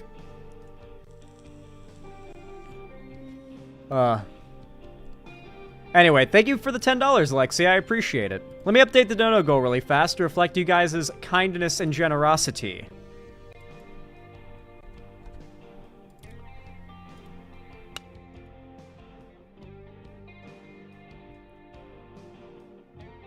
Ayo, my Minecraft cave turned purple. What the fuck? I don't know what that's all about, Perry Icefire. Maybe you're playing modded and you don't know. Zan, funny looking plane, the 141. Cockpit is off center. Cool. I mean, the cockpit of a plane, like, that doesn't matter. It doesn't matter where that is, right? Like, besides for, like, weight related reasons, like, it can be anywhere. As long as you can still fly the plane. Yeah, maybe Herobrine's in your cave, Perry Icefire. Perry Icefire. Herobrine's coming for you. He's coming. You gotta hide. You gotta run. Alright.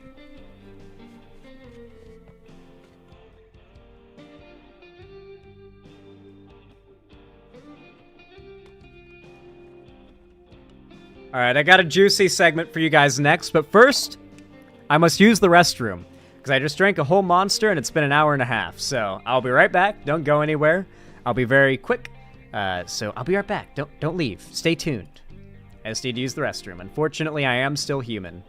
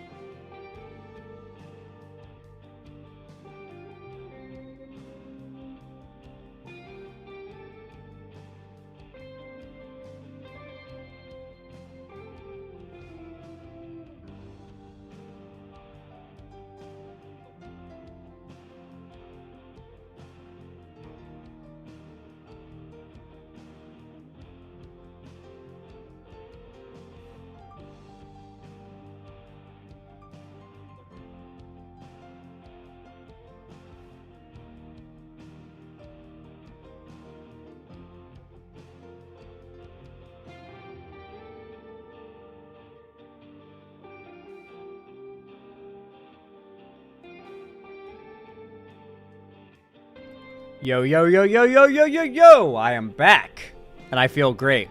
I apologize that I am only human at the end of the day, and occasionally must leave you all to use the restroom. If I could, I would have uninterrupted streams, and I'd never have to get up, and I would never have to I would never have to deal with that. Yeah, cyber bladder would go crazy. I would love a cyber bladder. We should ban Monster Energy. No. Let's not get hasty here. No. We shouldn't. No. Let's not. God, my scroll is all... You know, guys, I've been thinking. I think I'm gonna upgrade. I'm gonna advance beyond scrolls, okay?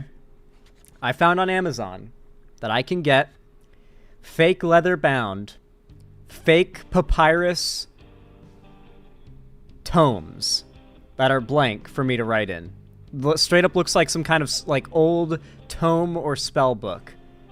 And obviously it's going to have a lot more room in it for writing topics. So yeah, you got it, Smiley Phantom. So next it's going to be a tome. We're going to be upgrading to from scrolls to tomes. I hope you guys don't mind. I hope that's still sufficiently funny to you guys. That I go from using a tome or a scroll to writing in a tome. Eventually I'm just going to be like chiseling into stone slabs. I'm just gonna have like a bunch of stone slabs leaned up against the wall behind me with different like days worth of topics on them. Like, all right, hold on, guys. We just finished that topic. Let me mark that one off. Bang, bang, bang, bang, bang, bang. While I spend like 5 minutes chiseling a check mark next to the topic that I spent 20 minutes chiseling into the stone earlier. I cracked the stone in half, and it's like, gotta get a new one. Grab another slate of stone and start all from the beginning.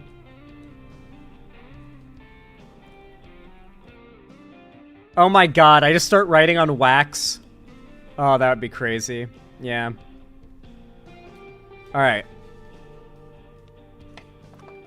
Next topic is juicy. Let me bring it up.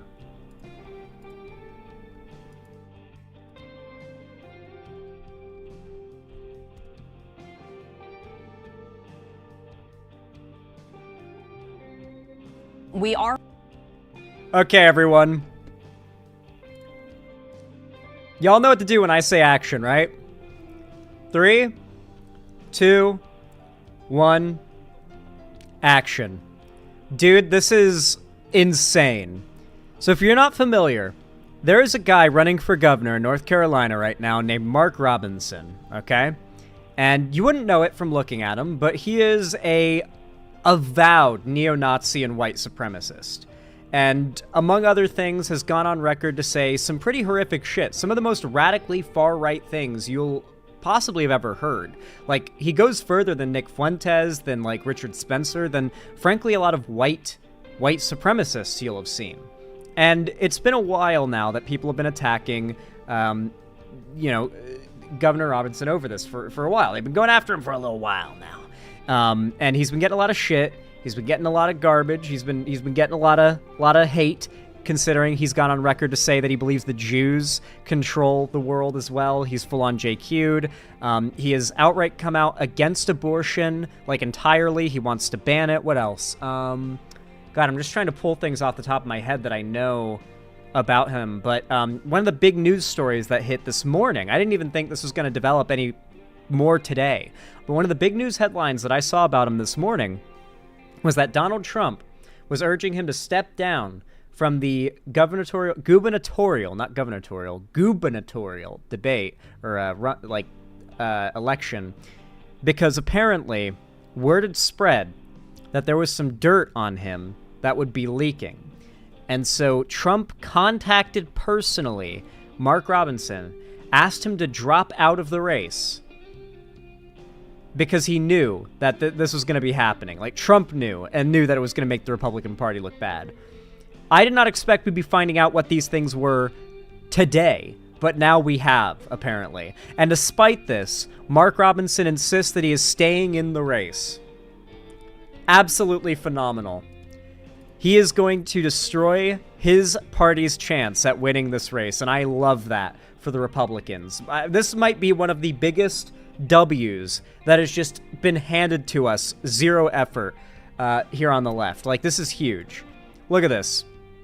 You are not going to believe what has come out about this guy if you don't already know. It is hysterical. Are following some breaking news out of North Carolina as North Carolina gubernatorial governor, I should say, candidate Mark Robinson is facing calls to drop out amid rumors, and now he is responding to those rumors. I do want to show you this live look right here of Raleigh, North Carolina, as we are following this breaking news story. Reports say there is going to be a negative news story about Lieutenant Governor Mark Robinson, who is running for governor.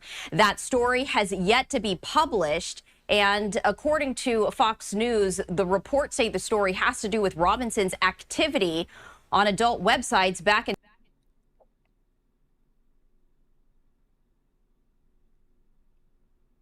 That's right. They found his porn history.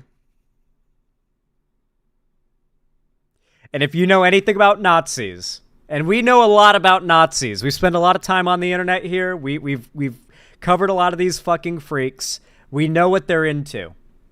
We know what their spank bank tends to contain. Worst case scenario, it's full-on child porn. Best case scenario is they end up getting outed as a hypocrite that's into trans porn and interracial, like, cuck porn.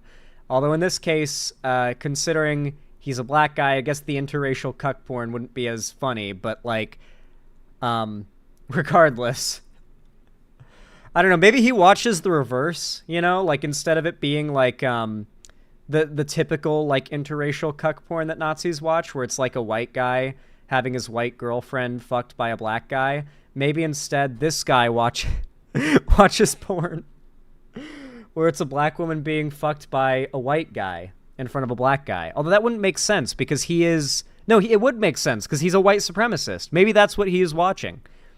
Because funnily enough, a lot of white supremacists are just like insecure weirdos whose ignorance has taken them to like some weird political ideology. For some reason, it feels like a lot of black white supremacists, like, I mean, off the top of my head, I'm thinking like Candace Owens, come off as like smarter, more informed, and malicious. You know what I mean? No, Zan, it's obviously trans porn. Well, we know it's trans porn. I'm already aware of that. But, like, how funny would it be if there was... This is like a Key and Peele sketch? Yeah. Like the full-on Key and Peele sketch scenario where instead of the racist white guy watching interracial cuck porn, it's the racist white supremacist black guy watching interracial cuck porn. And it's a very different kind of interracial cuck porn. Into the 2000s. That is according to the Carolina Journal. Now, Robinson and his campaign did not respond to requests for comment from Fox News Digital. Sources told the Journal that members of Robinson's staff and former President Trump's campaign are encouraging Robinson to drop out of the race. Now, I will say nothing funnier than the Republicans talking about how Kamala Harris is invalid because they asked Biden to drop out and he dropped out. And she took his place and got the nomination and was endorsed by him. And yet, meanwhile, Trump is personally begging someone who is running for governor, who's already lieutenant governor of the state, to step down in order to help the party. The exact same situation, by the way, except Biden didn't do anything horrific that prompted it. It was just sort of people were stupid and thought he's too old. So yeah, literally... no consistency among these people, particularly Trump, but that shouldn't surprise you. Now, the communications director for Robinson's campaign rejected those claims in a statement to the Journal saying, quote, "Whomever your sources are, it is complete fiction." The reports come after Robinson canceled 2 campaign events Thursday. He was scheduled to appear alongside Senator J.D. Vance, but his campaign said Robinson tested positive for COVID. A source reportedly told the Journal that Trump's campaign told Robinson he is not welcome at campaign events earlier this week. The story reportedly originated from the campaign for Robinson's opponent, Attorney General Josh Stein, which leaked the information to CNN and a local outlet. Robinson secured the GOP nomination for governor in March. Once again, the talking point that the Republicans are just weird continues to stand strong as the best gotcha we've ever had. Just simply calling these people weird and pointing out how weird they are continues to be perfect. It continues to be the best line of argument that we could follow. March, he would be the state's first black governor if he wins the election. Back in the spring, Trump endorsed. How awful would it be if North Carolina's first black governor was a JQ posting white supremacist? I feel that would be like the most monkey's paw curls moment of all time. You know what I mean? Robinson, calling him, quote, Martin Luther King on steroids. The reported damaging news story about Robinson is expected to drop. JQ posting? Yeah, doesn't he have posts going back years ago that were dug up? That's just him JQing. What's JQ posting? Oh, you don't know what JQ means. JQ is the acronym for the term Jewish question, which is a Nazi phrase.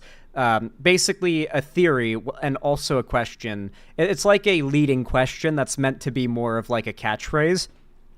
And the idea is like, oh, why are there so many people in power who have a lot of money and power who are Jewish? And oftentimes, like, you'll see something like a big collage of, like, executives at big companies, and they'll put, like, Stars of David over the faces of everyone who's apparently Jewish. And you'd think, like, okay, well,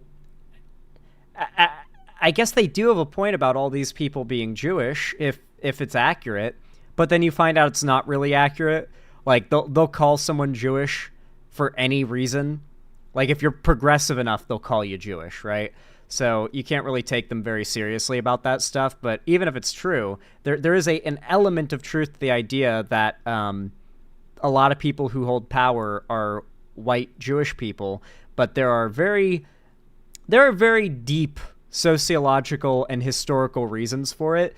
Most of them going back to even before the Holocaust, all of them having to do with the ways in which Jewish people have either been exceptions to social norms and rules in a lot of, like, in a very anti-Semitic way that's actually over time led to some benefits, and on other areas been just outright, like, the bigotry that Jewish people have faced for so long has led to Jewish communities being pretty tight-knit and strong. And when your communities are tight-knit and strong, it means that, like, your children have a lot of opportunities, they have a lot of connections, and this can lead to going to better schools, getting better jobs, more successful. You've got a lot of family and friends to pull and community to pull from for advice on how to better yourself and have a more successful life. And a big talking point, not really talking point, but a big, like, idea among, you know, not even just Jewish Americans, but just Jewish people in general, religiously, ethnically, doesn't matter, is never again with all that Holocaust stuff. Never the fuck again. And so there's, like, a general trend that, like, Jewish communities are very, I wouldn't say insular or whatever, but, like, very supportive to each other because, like, there's almost like a shared generational historical trauma there. And so, yeah, there are a lot of people in power who are Jewish, but that's because culturally, Jewish communities highly, highly, highly value gaining power and success because that's protection from the shit that Jewish people have faced for longer than centuries, to be clear, like thousands upon thousands upon thousands of years, you know? So it just goes back a long way. There's reasons for this stuff. Now, Nazis of today use that as an excuse to continue being anti-Semitic.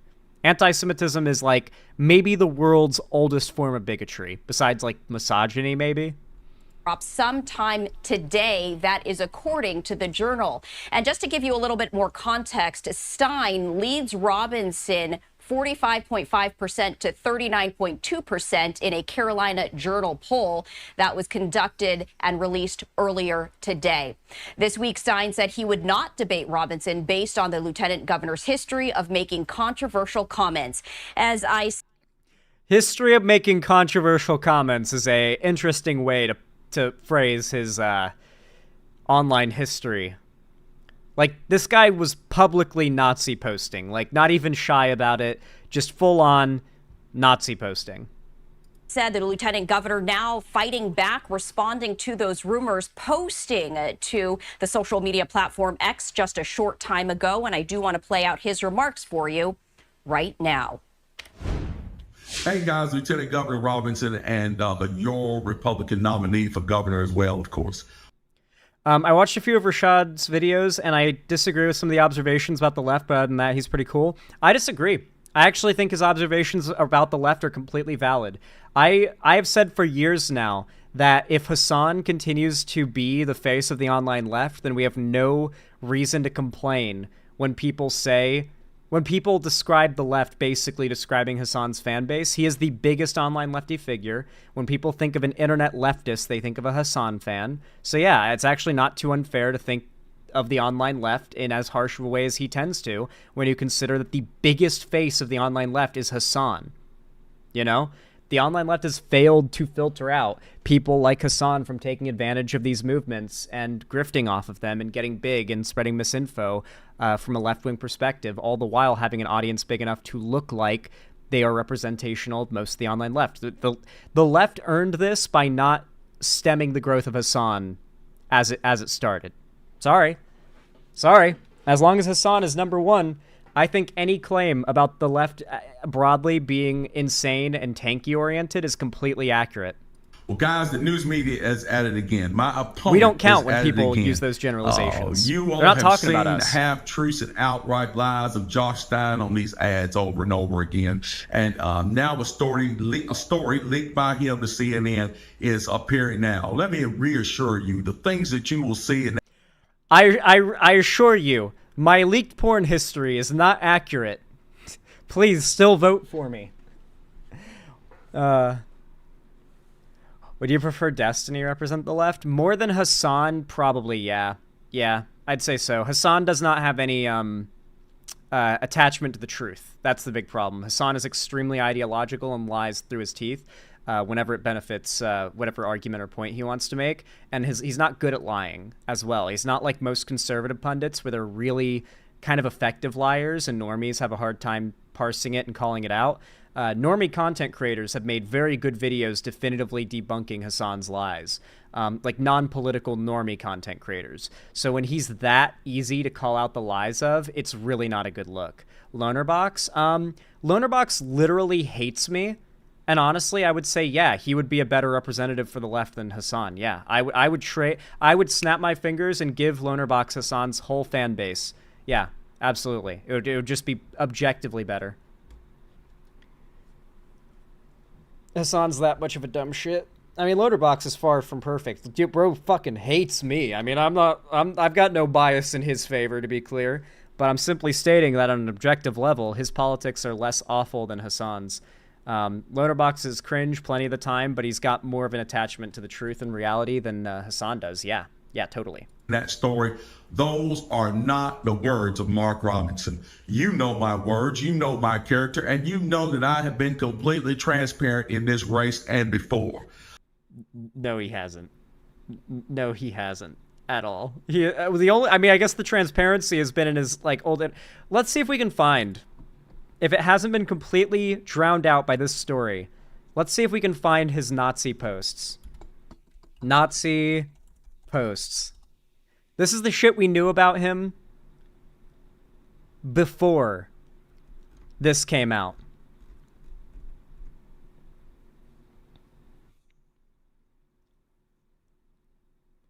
So here's this multiple anti-trans posts. They're not as extreme because it's just like anti-trans and sports stuff. Not like anything you don't expect from a Republican governor, right? Or lieutenant governor. History of controversial statements. Now campaigning for governor, he says he supports a so-called heartbeat bill that would ban abortion when a heartbeat is detected, approximately 6 weeks, with exceptions for rape, incest, and health of the mother. But writing as a mini soldier on Nude Africa in December 2010, Robinson said he did not care about a celebrity having an abortion. I don't care. I just want to see the sex tape, Robinson wrote. This is part of what's come out now. In another thread, commenters considered whether to believe the story of a woman who said she was raped by her taxi driver while intoxicated. In response, Robinson wrote, and the moral of this story is, don't fuck with a white bitch. Well, I mean, another statement he's made is, I'm not in the KKK. They don't let blacks join. If I was in the KKK, I would have called him Martin Lucifer, and then a word I cannot say because it's a slur for black people. Get that fucking commie bastard off the National Mall, Robinson wrote about the dedication of the memorial to King in Washington, D.C. by then President Barack Obama. Wait, he's described himself as being like Martin Luther King, but then also wrote, get that fucking commie bastard off the National Mall, in reference to him getting, like, a monument made to him on... Okay. All right, so like if you're wondering how transparent and honest he is, there you go. I guess. Folks, this race right now, our opponents are desperate to shift the focus here from the substantive issues and focus on what you are concerned with. We're really in like a weird era for black white supremacists, aren't we? Like Candace Owens, I think, just got like excised by a bunch of the alt-right because she's too mask off. Like a bunch of white alt-righters were like, we literally can't associate with you. Like, you may have your race to use as a shield, but the shit you say is so radical that if we associate with you, then you burn our masks off being around you. Like, we have to disassociate with you because you're so radical. So, like, just recently, Candace Owens got, like, booted out of those spaces. I mean, like, like, just recently, what's his name? The Fresh and Fit guy joined a whites-only Twitter space where he thought he would be able to be friendly with all the white supremacists there because he's a big alt-right content creator who's black, and they thought he'd be accepted as, like, you know, oh, you're one of the good ones. But he got full-on screamed at, insulted, called slurs, and then kicked out. And it's like, what did you expect? You joined a Twitter group, group chat, or Twitter space with like tens of thousands of people in it that was labeled explicitly as whites only. You know, like he joined it thinking that he would be accepted because he was a black racist, but they did not care. They treated him exactly how you'd expect. Yeah, why are leopards eating my face? Well, if you don't know, the Fresh and Fit guy that did this, I think his name's Myron. He's British, and he is under the impression that as a European black guy, he's actually above and superior to black Americans. I'm not joking. There is a section of colorism. I don't even know if you can call it colorism. It's more just outright like intraracial racism, where like there are European black people who think they are superior to American black people. He's actually Sudanese. Yeah. Maybe he might not be European. My bad. Regardless, they'll claim that like because they're not from America, they're superior. Myron is British. I might be wrong about him being British. Maybe he's Sudanese. I'm sorry. He's not from America. He's from somewhere not America, and he sees that as him being a superior black person to American black people, and thought he could like bond with the Nazis over how they both hate American black people, as if he's like, because he believes that he is special. Like, there is levels to racism. Racism being like this insane, you know, illogical thought process naturally has like offshoots of insanity that go even deeper than anything you'd expect. What's up, Avery Gretel? Good to see you. To salacious tabloid trash. We cannot allow that to happen. And folks, we've seen this type of stuff in the past as well. Clarence Thomas famously once said he was the victim of a high-tech lynching. Well, it looks like Mark Robinson is. Clarence Thomas once said he was the victim of a high-tech lynching. One of my favorite things about, like, I'm not even saying black conservatives, I'm saying full-on black Nazis, is the explicit use of like, racial language to defend what they say, right? Or what they say and stand for. I want to be very clear here. The color of your skin does not preclude you from a set of ideas, or even the ignorance that can lead to a set of ideas. You can be a woman who's misogynistic. You can be a Jew who's anti-Semitic. You can be a black person who's racist against black people and has tons of problematic opinions about it. You can be a trans person who's self-hating or just narcissistic and hates all other trans people, like a Blair White type. It is so important to remember that your identity has absolutely no bearing whatsoever on what beliefs you can and can't have. And so, yeah, there are black racists, and just like any other racist, they are not excluded from engaging in even the most dishonest and shitty methods, such as using identity politics as a crutch against criticism, which is, of course, what he's doing right now, and what he's literally referencing another black conservative doing as well. I got a tech lynching because people disagreed with my racism. Too, by a man who refuses to stand on stage and debate me about the real issues that face you. Instead, they want to focus on salacious tabloid lies. We're not going to let them do that. We are staying in this race. We are in it to win it. And we know that with your help, we will. God bless you, and we will see you where? Yeah, bring the Republicans down with you.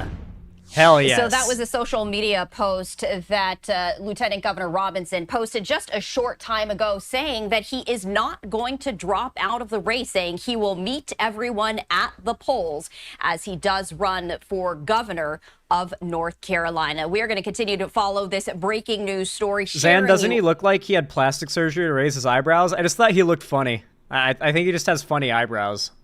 Let's just believe that because it's funnier. All the latest details and information as we do get them confirmed. Dude, this is so fucking funny. Apparently his, like, porn history is the main thing that leaked that everyone's talking about right now. The Lincoln Project put out a video. For those that don't know, the Lincoln Project is an anti-Trump conservative organization. I know it sounds crazy. It's literally a Republican anti-Trump, like never-Trumper Republican organization that dedicates itself to like making anti-MAGA stuff.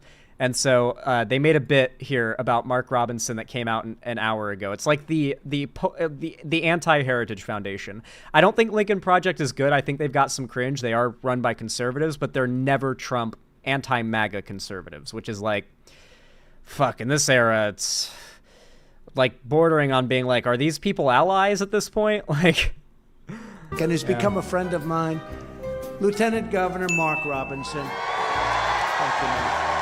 Oh, there you go. Yeah, he's called himself a black Nazi. There you go. Lieutenant Governor Mark Robinson. This is why I literally referred to him as a black Nazi so many times. That's what he's called himself, word for word. Like that is the label that Mark Robinson has for himself. Black Nazi. Martin Luther King on steroids. You are Dr. Martin Luther King on steroids. That's how good you are. Mind you, Mark Robinson called MLK a commie piece of shit. Just thought I'd throw that out there. But he's apparently MLK on steroids, according to Trump. Because Republicans can only name one black person that's good in their minds that they like. And that's MLK, I guess. That's the only person they can think of who's like known for doing like a big thing that's very generally liked. It's all that comes to mind. That's the only black person they know. Martin Luther King ×2. That you would portray a black man just because he's in the GOP as a Klan. And been as detrimental in the black community as a stick of dynamite. Oh yeah, keep using your race. Oh from yeah. the Ku Klux Klan. Guys, I'm a black man and they're calling me racist for being racist. Isn't it crazy how they're the actual racists? This happens all the time, by the way. Like I realized this like maybe a few years ago that like black conservative racists are some of the most dishonest people you will ever deal with, and they will try to do the woke scolding thing to you. So just don't even worry about it. Don't even try to walk on eggshells to keep them from trying to woke scold you. They're gonna try to like bounce accusations of racism back at you and use like race as a crutch for being racist and white supremacist. You know what they're doing. Just call it out. Just be like, I don't care if you think I'm racist.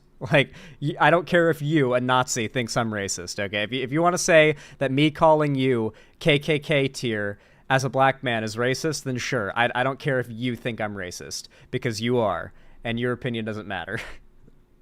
Just like, who cares, you know? Like, just call this shit out. Call this shit out. It is just as bad as that, like, little white twerp who was spray painting swastikas, and Hilter was right on that overpass. We have to cherish Mark. He's a star. You have to cherish him. Called to be led by men, not DeVita, David. I came to a spot that was a dead end but had two big vent covers over it. It's just so happened it overlooked the showers. I sat there for an hour and watched as several girls came in and showered, Robinson wrote on Nude Africa. Yeah, this was also, he confessed on a porn site, this also came out today, that he was a peeping Tom that would spy on girls in this sounds like he was like spying on underage girls like in school through like a vent in the locker room. Very creepy shit, like literally cartoonishly creep shit. Yeah. absolutely want to go back to the America where women couldn't vote. You're a very popular guy, Mark. There's no reason anybody anywhere in America should be telling any child about transgenderism, homosexuality, any of that filth. If there's a movement. And here's another thing that came out today. In other comments on Nude Africa, Robinson discussed his affinity for transgender pornography. Quote, I like watching Tiesler porn on girl porn. That's fucking hot. It takes the man out while leaving the man in, Robinson wrote. And yeah, I'm a perv, too.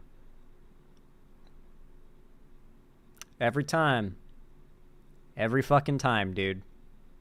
Like, I'm so sorry if you're, like, a trans girl watching that, like, so many of the people out there that want you are also, like, chasers that can't accept it and have, like, internalized self-hatred over it.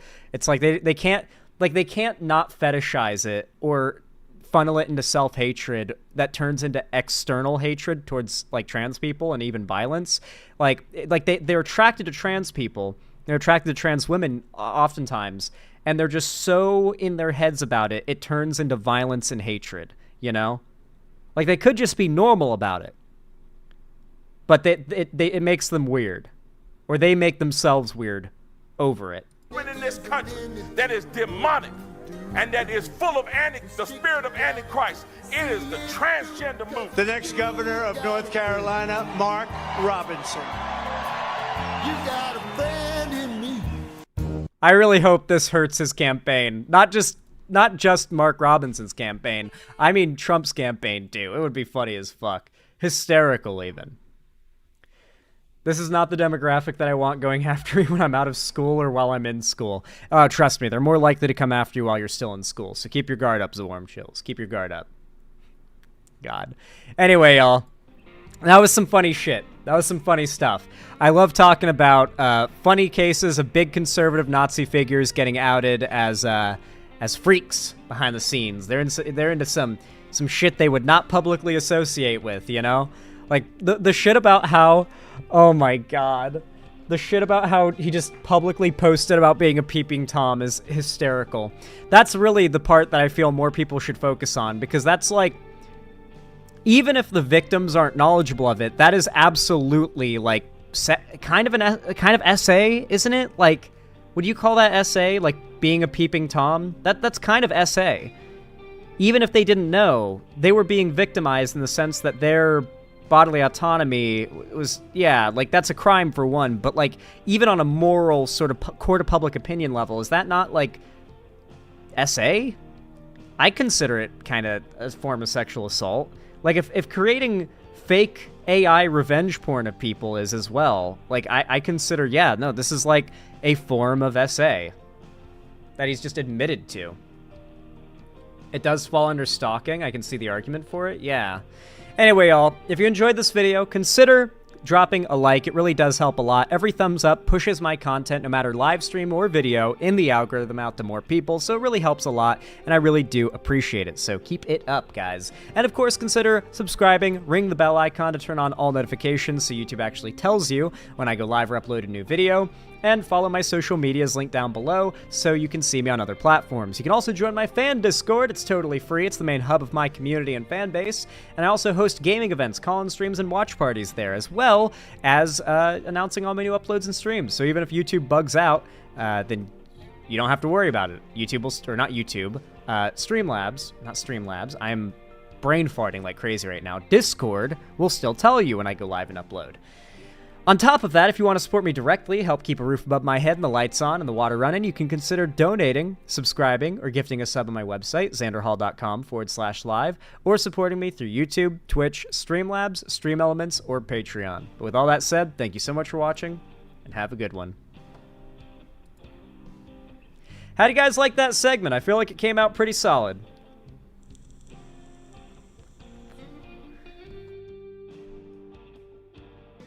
I'm really excited for the GOP to implode if and when Kamala wins, yes.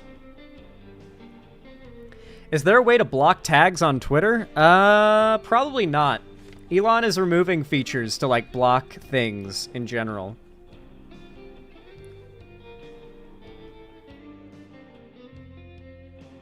Alrighty. You're leaving to eat ectoplasm. How could you betray us like this? How could you? My god.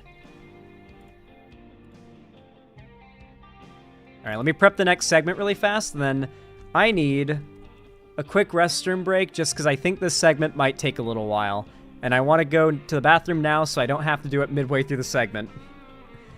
Yo, Perry Icefire, thank you for the $5. I really appreciate that. Very pog of you. Very kind. I really appreciate it. It helps a ton. Said, Zan, I might be dumb asking, but what did Nick Nixon do?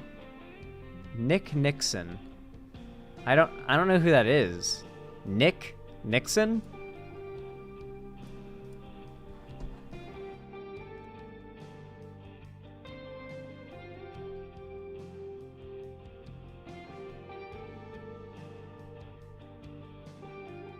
Yeah, I don't know who this is. Richard Nixon's son? Could be that. Politician?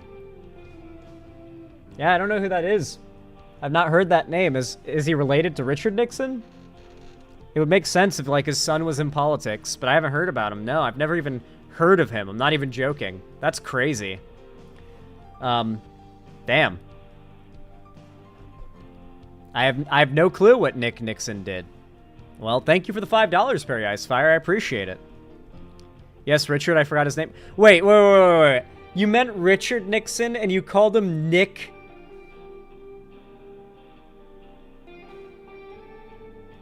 We love you, Perry Icefire. We love you, okay?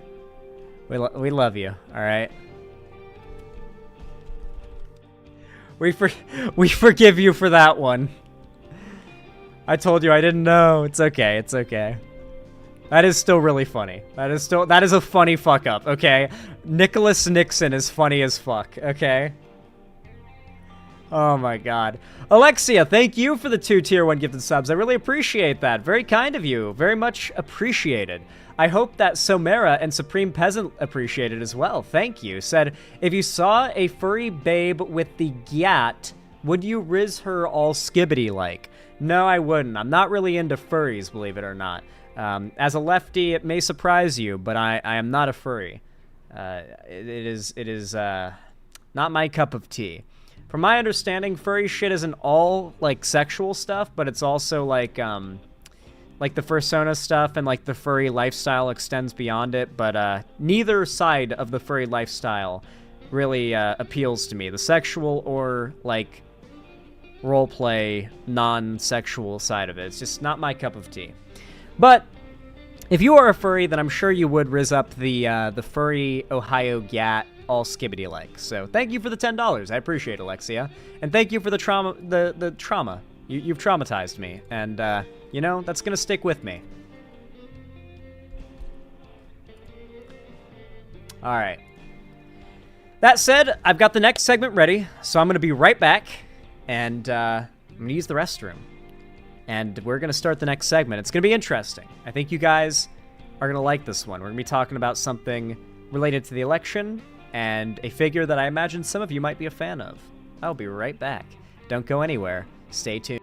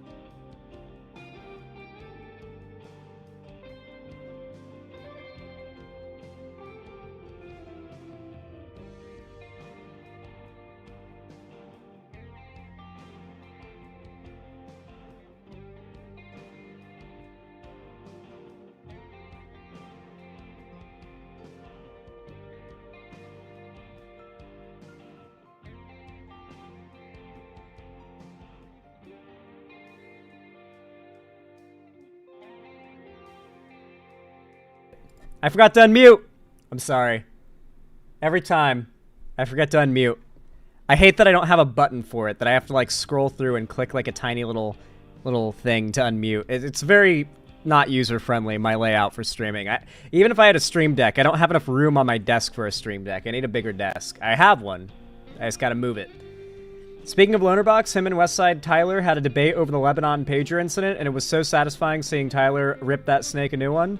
Yeah, I definitely want to watch the one he did with President Sunday. I heard that one's good. People said it would be good to listen to while doing Minecraft. It could be funny.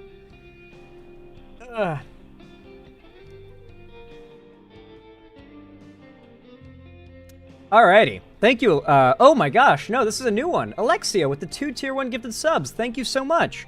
Hopefully Astronaut Lad 172 and Glowworm appreciate that. Thank you. I definitely do. Said, I traumatized you. That's the greatest compliment anyone has ever given me. Yeah. Ooh. Alexia?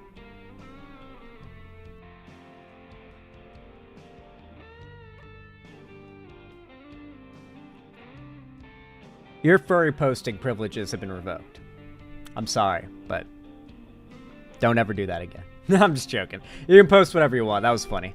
Anyway, thank you for the $10. I really appreciate it, Alexia. Very kind of you. Thank you, thank you. Let me update the dono goal really fast, my lovely people, to reflect this generosity. And then we must start our next segment of the day.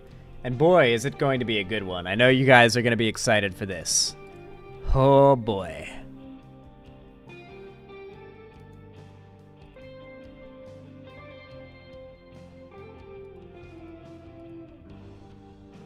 All right, everyone. Whoa! All right, one more before I start this segment. You sneaky. You sneaky. Alexia, thank you for the Tier 1 gifted sub. To Gloria as well, thank you for the additional $5. You are so freaking kind today. It says, no, not my furry posting privileges. And then, a colon, 3, colon. I don't know what noise that's supposed to be. Like, what? I don't know. Something like that. Thank you so much for the Tier 1 sub. I appreciate, or Tier 1 gifted sub. Thank you, thank you. All right. Who's Tom Bombadil again? He is basically, we don't really know, but the best theory that we can really put words to is the idea of a spirit of the world. I mean, maybe a forest spirit, maybe just a basic spirit of nature, something separate from the Valar, possibly even the one, Eru, and just maybe even predates him, just has always been around and might always be around. And he's arguably all-powerful. He has power over the ring. He makes it go invisible at one point, like does a magic trick with it, as if he can manipulate its positioning. The idea of Tom Bombadil that you have to understand is Tom Bombadil is almost not canon, basically. Like, my one criticism of Rings of Power is the inclusion of Tom Bombadil, because Tom Bombadil plays no part in the story on purpose. Like, the reason he was cut from the movies is because it's kind of not... I don't consider it a dragging part of the story. I like the Tom Bombadil portion, but he intentionally has no impact on the story. Tom Bombadil is not J.R. Tolkien, no. Tom Bombadil was originally a character that Tolkien came up with in a separate story series that Tolkien wrote as a kid. When Tolkien was a kid and he lived in, like, the countryside of England, he came up with, like, fake cryptids and creatures and fantasy beings that supposedly lived in the nearby woods and brooks and fields and stuff. And one of those characters is Tom Bombadil. And Tom Bombadil basically got a ride from one of J.R.R. Tolkien's original works into Lord of the Rings as like a loving reference, right? And the reason why Tom has no impact is that he's like nearly all-powerful, like implied to maybe be all-powerful, like Eru levels of powerful, if not more, but he's also very naive. He has no interest in the goings about of the wider world. He has no understanding of evil and power, nor any desire for it.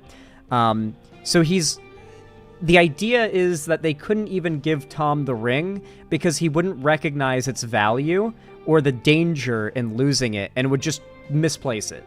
He would gain no power from it, so it would just, why would he wouldn't care about it much, and so you just eventually lose it because he doesn't even recognize the danger that would come about from the enemy getting its hands on it.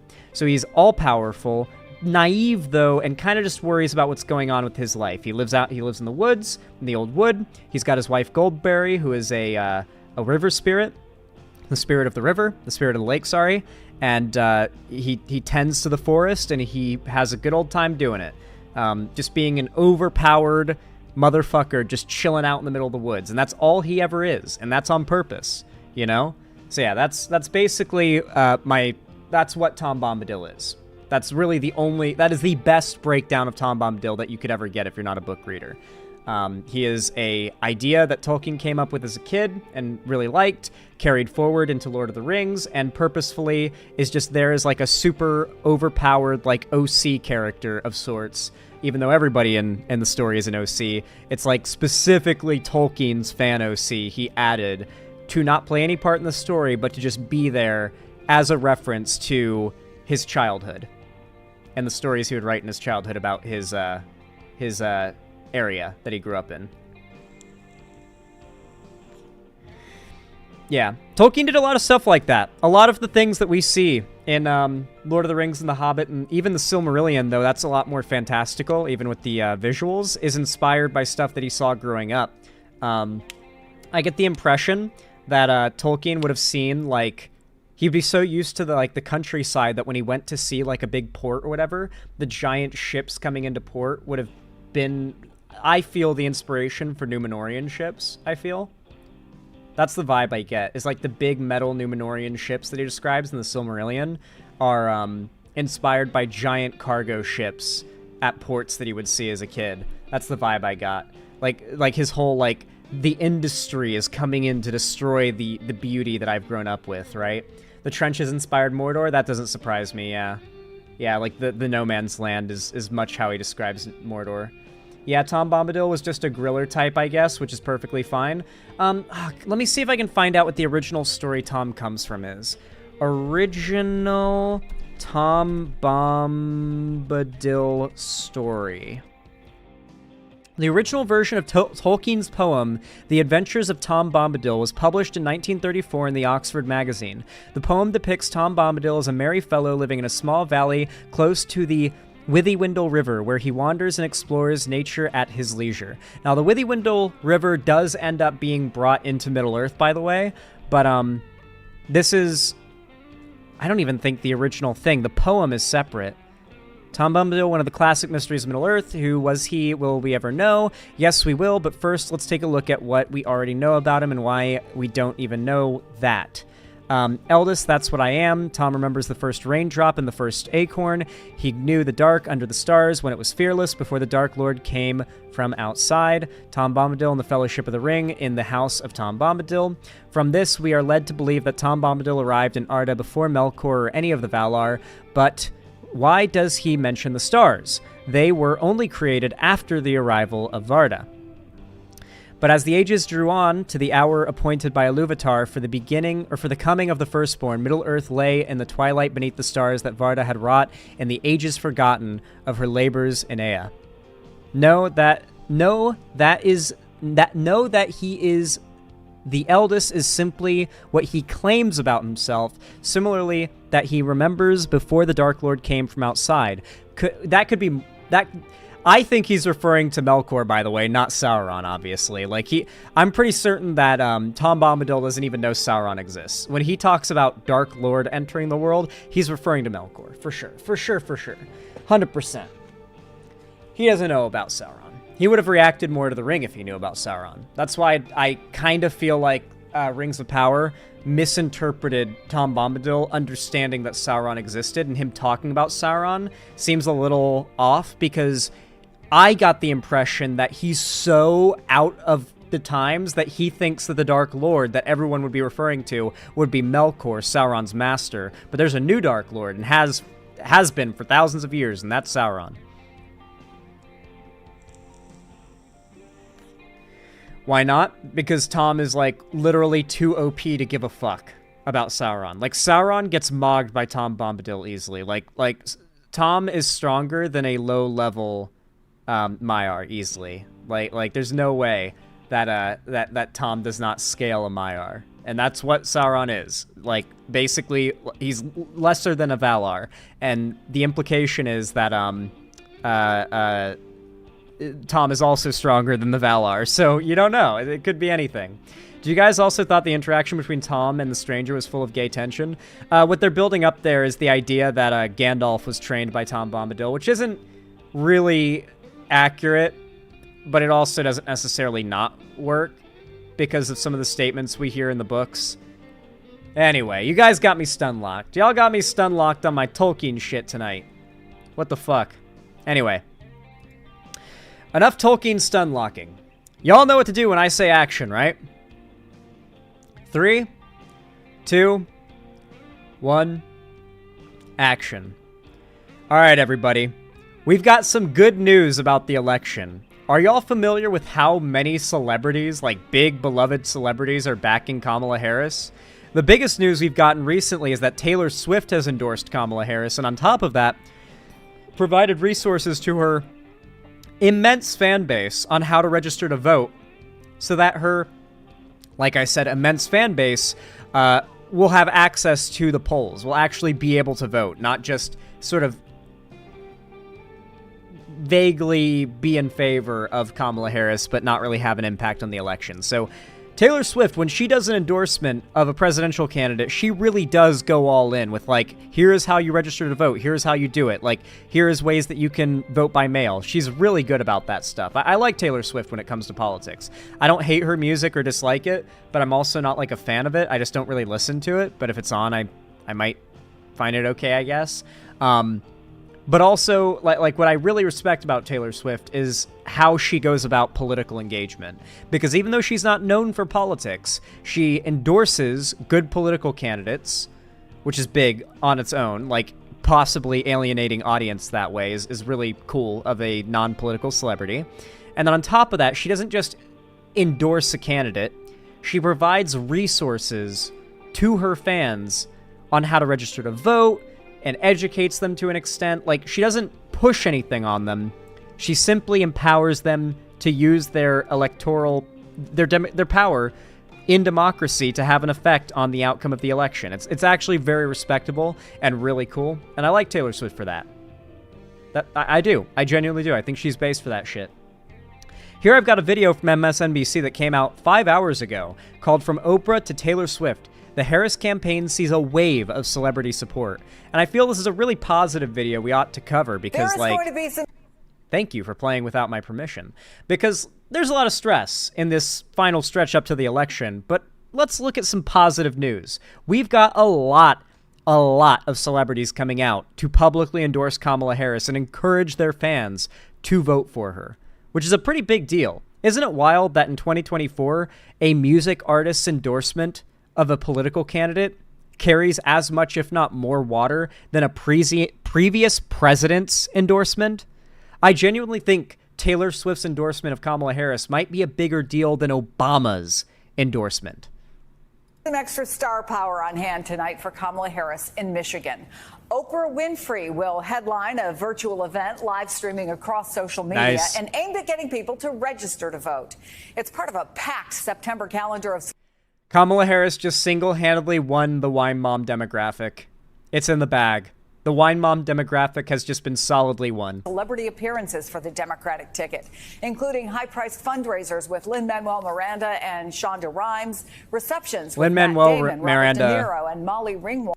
These are pretty beloved figures, obviously. Yeah, I mean, pretty big celebrities. You've got the Hamilton guy, Matt Damon, Robert De Niro. Some pretty big names. And cooking for Kamala events with Jose Andres and Pat Lakshmi. With me now, New York Times political correspondent Teddy Schleifer and Jess O'Connell, former senior advisor to Pete Buttigieg, former CEO of the DNC, and former executive director of Emily's List. Teddy, you've been covering this for the Times for a while now. I wonder if you think the Harris campaign is unique or maybe ahead in how they've been using all these celebrity endorsements, or is it just that they have so many A-list endorsers? I'm not going to lie. This woman does not have ADHD. She is so good at staying still. I don't know how she does it. Like, my trying to stay completely still is like still kind of jittering and shaking a little bit. But like this woman is still as a statue. Holy fuck, dude. There's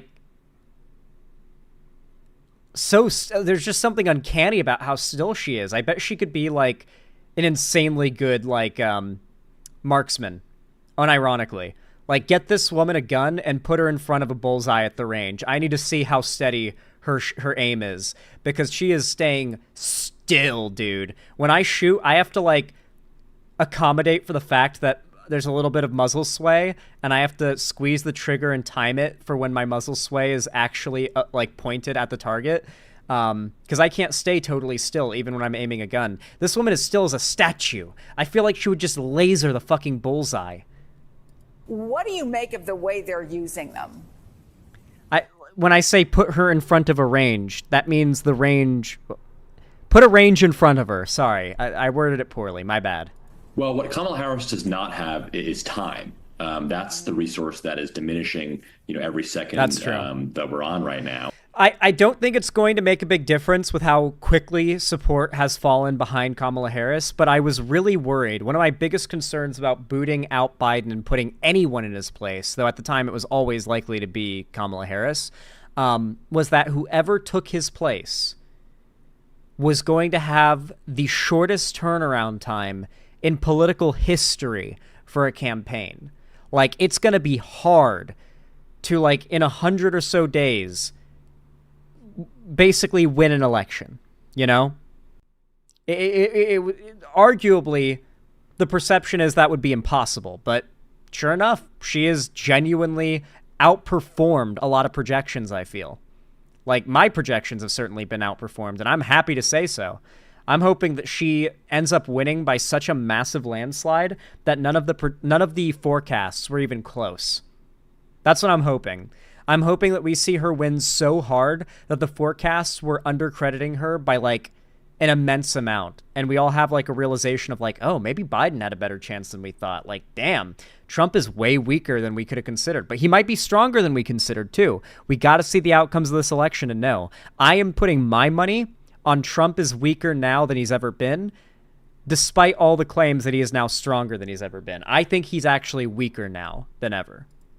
And she needs people who can draw a crowd. I see it. So there are the principals, right? There's Kamala Harris, there's Doug Emhoff, there's guys. Tim Why are you spamming the emote? I get that the emotes are fun to spam, but it's been like 20 minutes. God, like what's going on? Is there a joke I'm not in on here? But then there's a few other people that can get people to show up for a dinner and pay, $50,000 a seat. And Harris wants to be able to spend her time in Michigan, in battleground states, and yet she also wants to. She's campaigning hard. Events. So then you have this tension. She's been like basically every day the last couple weeks. She has been in a state doing a rally, campaigning on the campaign trail. She is diligent right now. She is grinding this shit. Show up early to the next stream during Zan's theme. We spam emotes hardcore. Yeah, do that. That's fun. I like it. Who's going to draw them to pay $50K for their chicken dinner? And that leaves you with surrogates. Walls. And surrogate fundraising is nothing new, but I think the Harris campaign Tim is in your walls. Using them in a very, very concentrated amount over a very, very short amount of time, given that her entire campaign is only a 3 or 4 month endeavor. She's going to trot these people out as quickly as she can so she can still do high dollar fundraising while heading the campaign trail. Jess, I wonder if it's unique to run against Donald Trump, no matter how many celebrity endorsements you may have, because he is a celebrity in his own right. Yeah, he is a celebrity in his own right and in his own head. Look, I think these celebrities are important in part, as was mentioned, because of the condensed time frame.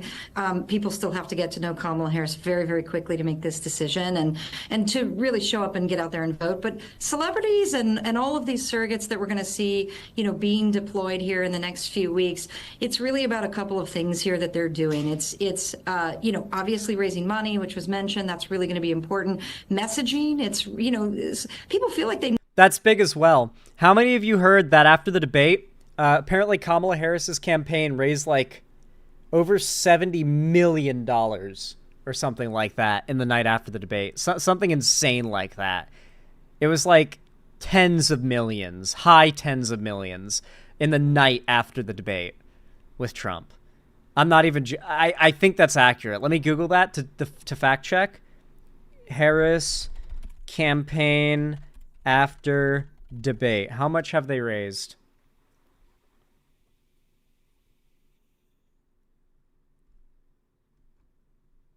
$47 million in 24 hours. My bad. Not 70 million. 47 million flowed into the Harris campaign in 24 hours after the debate. I'm sure it's over 70 million now at this point. But in the 24 hours after the debate, 47 million in donations to the campaign. know and they trust some of these celebrities, and so they can reach more people with more messaging. And also there's a momentum factor here. Kamala Harris from the beginning, since she got into this race, has had a lot of momentum. She's hit the mark on everything that we're watching, everything that we've been seeing around fundraising, the convention, the debate, all of these things, coalescing everybody. And now she's getting, you know, culture involved and all of these people across all these different industries. And I think it creates excitement. And also I think it probably makes Donald Trump. And this is kind of a permanent benefit the left will always have as well. While the right has its benefits and its like inherent buffs in the sense that like, oh, you know, they run off of hate. And so their hate is always going to really flourish online due to algorithms promoting sensationalist stuff. So the amount of hate the right spews will never not make it do well online. But on the other front, the left will always have these big celebrities. Like, you'll always have your occasional, like, Chuck Norris types that are, like, dyed-in-the-wool Republican big celebrities that are, like, broadly liked but happen to be Republican. But for the most part, if you can think of a beloved artist or celebrity, they're gonna be progressive.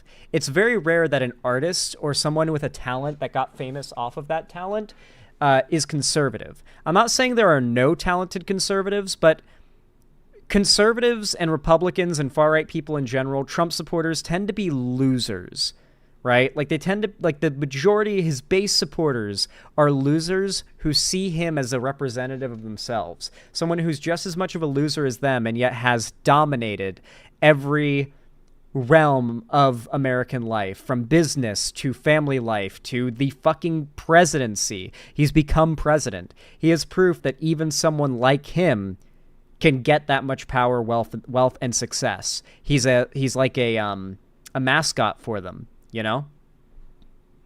I'm a little bit jealous and mad, and that's not a bad thing for them either. Yeah, and obviously, Teddy, and you've written about this, Trump has fewer star endorsements than Harris, but I wonder if it could line up with his anti-elite narrative. We already know Republicans have this anti-Hollywood narrative. How's that all playing out? I don't think it makes much of a difference, honestly. Like, even if a lot of Republicans do the whole anti-Hollywood thing, they all have favorite actors and favorite celebrities and favorite musicians. And, I don't know. I feel that, especially for younger people, having your idols, like, outright signal that one side is better than the other is pretty powerful. It's pretty powerful. Yeah, sure. I mean, we hear the Times did some polling today about what Democrats and Republicans think about Taylor Swift, which was a question that's not really been asked much in public opinion research. And, you know, there's a pretty wide partisan split, at least after the Swift endorsement of Harris, where you see the lots of Republicans see these celebrities as, you know, more Hollywood elites. And that's, in fact, has been the Trump campaign's messaging about all the star power. They're reaching out to independents, though, and moderates. That's who is appealed to with the celebrity endorsements. The people who aren't already bought in to the Republican side, because those people are never switching over unless they really feel a sense of regret and have some kind of transformation. Those people exist, but you don't expect them to switch over because of an endorsement. You're hoping independents, what's the word for it? The people who haven't decided yet. You're hoping to sway those people, the normies, right? Or at the DNC, for instance. Look, Trump has his own sort of surrogates of sort. I mean, his family has headline fundraisers. J.D. Vance. The problem is that for the Republicans, most of the celebrities they could even call on are already famous for their right-wing politics, right? Like, they're not famous because they're big celebrities who have a big adoring fan base, and now they're, like, coming out of nowhere with an endorsement for a political candidate, and thus, like, getting a not super invested in politics demographic and audience into politics and voting for your side. When Hulk Hogan endorses Trump, how many Hulk Hogan fans did you think weren't going to already vote for Trump, right? But in the case of Taylor Swift, there's a good amount of Taylor Swift fans who might be like 18 to 20 or 22, 21 who can now vote, might not even be registered to vote yet, might not have even been thinking about voting, and now it's going to change because they're Swifties first. And Tay-Tay has told them that they need to vote, you know? Like, it's pretty powerful, I think, especially the Taylor Swift endorsement. Her fans are borderline culty. Like, she's a chill person. She doesn't even play into it. Her fans just love her so much. It's like cult levels at points, you know? Really has taken the lion's share of the burden for campaign fundraising events. You know, Trump himself and Harris herself are not really doing that many finance events. And I know that's been a source of some frustration, at least for Republicans, that Trump's fundraising events are usually at Trump properties. You know, it's come to Mar-a-Lago, come to Bedminster. Trump has a couple events upcoming, and Harris has a couple events in California this weekend. But there's not a lot of time for, you know, spending 3 hours coaxing the richest people in Cincinnati out of $3,300. So these surrogates matter to the few people who have the time to go to Cincinnati. Yeah, Jess, I'm looking again at this lineup. Trump's also kind of floundering when it comes to campaigning. He's doing rallies, but is he really even on the campaign trail that hard? Like, he was golfing the other day. Like, he was literally nearly assassinated while golfing. Meanwhile, Kamala Harris is grinding on the campaign trail. It almost feels like Donald Trump knows that this is a losing election, and he's not even really trying. He's just kind of running to say he's running. Is anyone else getting that vibe? I don't know. Like, it feels like the fact that he was golfing the other day while Kamala Harris is on the campaign trail is pretty telling, right? Of the celebrities who are coming up just in September. And we have to add to that, obviously, the presence, just the overriding presence of Taylor Swift. You notice a couple of things, right? You notice their diversity. You notice the age diversity. I don't know how many years there are between Robert De Niro and Taylor. A lot of these celebrities range from young to surprisingly older. You know, Robert De Niro is not a young guy. The right has hated Robert De Niro for like 6 months now since he went on like a rant about how bad Trump is. And they were like, oh my God, he's a woke SJW. And it's like, I think he's just a very well-liked person who's come out and just outright said Trump is a pathetic piece of shit. And you feel embarrassed that like one of the most respected people in all of filmmaking thinks that you're a loser for supporting a loser. You know, like, I think it's just that. A couple of decades. And you also notice sort of the diversity in who they are and what they do, right? You have people who cook, like Kamala Harris does. You have people largely in the theater Kamala Harris world. does cook. You have writers. You have She's been obviously movie and TV stars. Does that help too, I wonder? Because they're trying to get people out and to give money. But if you're talking about getting people to register to vote, I remember it would have been 8 years ago, because 4 years ago we had COVID, a bunch of Broadway stars were making calls in New York City where their names are actually known, whereas they might not necessarily be known in the rest. Something I found really interesting is that, like, besides a few politicians coming out to shit talk Trump, or not politicians, celebrities coming out to shit talk Trump, we did not see, like, any big significant celebrity endorsements for Biden this election, but they have come out for Kamala Harris. That's a pretty big deal. We never even got to the stage where celebrities were like endorsing Biden and stuff. You know, we never even really got to see that. But now that Kamala Harris is here, you know, I wonder if a lot of it is that like the perception of Biden might have scared off celebrities from endorsing him, right? Like how many people felt like Biden was at fault for like inflation, even though there's no, like that's not real, like it's false. Like he has actually been helping the economy immensely. How many people have this perception that like Biden has ruined the economy? And so the idea that a celebrity would like endorse Biden is just like they wouldn't do it. Like they just wouldn't do it because of how it would look. Because most of their supporters would view it as like supporting the person who's ruined the economy because they're that like uneducated about how politics is. I think that could totally have been a factor in why a lot of Dems felt that Biden had no chance, is that celebrities didn't seem to be willing to endorse him. Rest of the country. Can you micro-target with these folks? Yeah, of course. Look, I think this is micro-targeting. It's also macro. I mean, the reality is it's exactly what you said, Chris. This is multiracial, multi-generational, multi-gender. You are seeing a full swath of America. People forget, too. I mean, these celebrities come... Even some Republicans. There are never Trump Republicans, more never Trump Republicans in our government now than ever. Like, outspokenly anti-Trump GOP Republicans. More than ever. That's a big deal. That tells you something. The fact that they're brave enough to speak out against Trump these days tells me something.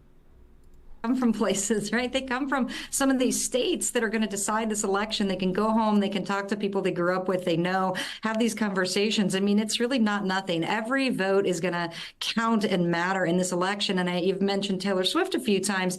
You know, Taylor Swift, I was lucky enough to go to one of her concerts this last summer. And multi-gender, those woke stadiums that she's packed, not just across the United States, but around the world, that and the message that she brings around women and girls and what's happening, that is relevant to so many people right now. And I think that's why you saw this surge in voter registration. She's extremely popular, but obviously, you know, she's a pop artist who's like a woman that makes like music that, from what I understand, a lot of it's like about breakups and stuff. So she has a very strong female lean in her fan base. Which means like her fans were already likely to vote for Kamala Harris if they were voting anyway. Which is why simply telling her fans to register to vote would have been a big deal. Like, that would have already basically been an endorsement for Kamala Harris. But yeah, like, a lot of it is just, like, a lot of the value in what Taylor Swift has done here is just the telling her fans to register to vote and telling them how to and giving them, like, the resources to do so. That alone is huge. Like, her fans, for the most part, were already going to vote for Kamala Harris and are already going to vote blue pretty much down the line, right? But how many of her fans were into politics enough? And she's got a younger audience, like young adults, right? So they can vote, but they're young enough that they might not be into politics and they might not even be registered to vote. They might not have even voted for before. So what's beautiful about this is that there's a really good chance that hundreds of thousands of people in America end up voting for the first time this election because Taylor Swift told them how to register and encouraged them to do so, to get involved with the election. That's big. That's powerful. That's where I think a lot of it comes from. A lot of the value comes from this Taylor Swift endorsement, is the education she's given her fans. That's super cool of her. I like that. Right after she made her endorsement, you know, I think it was over 300,000 people registered to vote. When you're talking about margins... 300,000 people have already registered to vote because of Taylor Swift.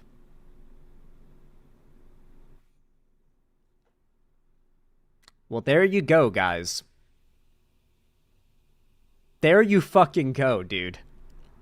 In states that could be won by less than 10,000 votes, that's game-changing numbers. And I think when you put all of those celebrities that you're putting here, and other surrogates too from other industries, business and sports and all of these things, everybody's impacted by this election, and we're going to see a lot more people coming out. And I think what you see from Kamala Harris... You got to remember, Taylor Swift's majority female fan base are going to be, if they're Americans, directly affected by this election.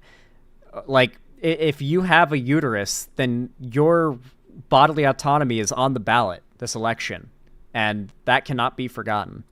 Is a wide swath of people that support her and that she will support no matter what. Yeah. I think that's based as fuck. I'm so excited for this election, dude. I genuinely, every passing day, I thought I would, like, as we get closer to the election day itself, I would get more and more nervous, but genuinely, every passing day, I'm getting more confident. In fact, as we speak, Kamala Harris is live streaming a Unite for America rally with Vice President Kamala Harris and Oprah Winfrey right now. This starts apparently in 14 minutes. I guess we can watch clips from that tomorrow, considering this hasn't started yet. Or no, it has started. Oh, no, it's happened. Okay. I think it just ended. Okay, never mind. Raw. Oh my god, it's in vertical. We just saw each other. It's in vertical, guys. Oh, hi, Tracy. Hi. It's so over. It's in vertical. How good. Yeah.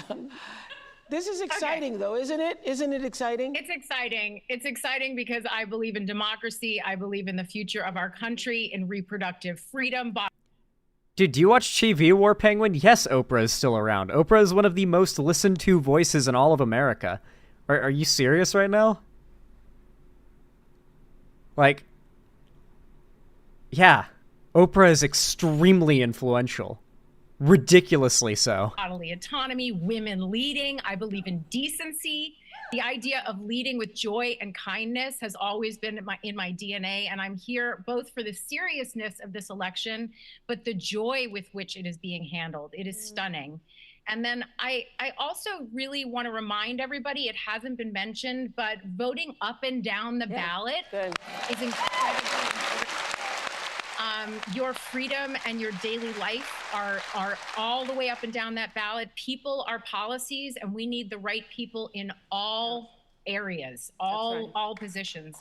And then I would like to say to you two women, thank you for what you represent, because as a 52-year-old childless woman, I want to say to the people who think that a woman's worth is measured in her baby count, I mean, shout out to all the amazing mothers, but the childless women have been mothering the world and elevating culture as aunties, godmothers, teachers. I like this. The Republicans blatantly attacking women who haven't had children as if it's not blatant misogyny. I like the calling this out. It's very good. It's very good. This is so based.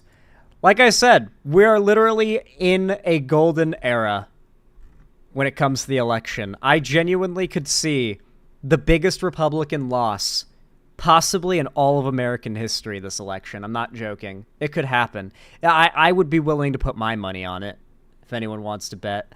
Like $5. I don't know. Something friendly.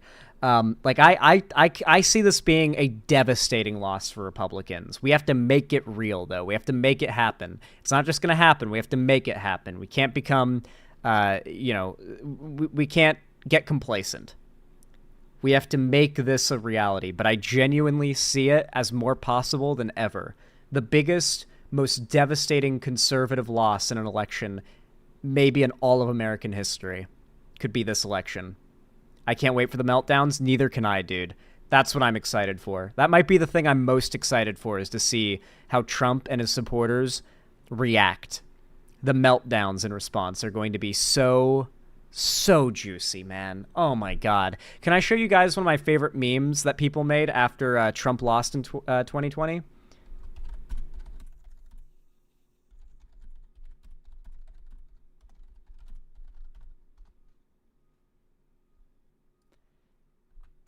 This meme goes kind of crazy. Let me see if it... Here it is. Oh my god.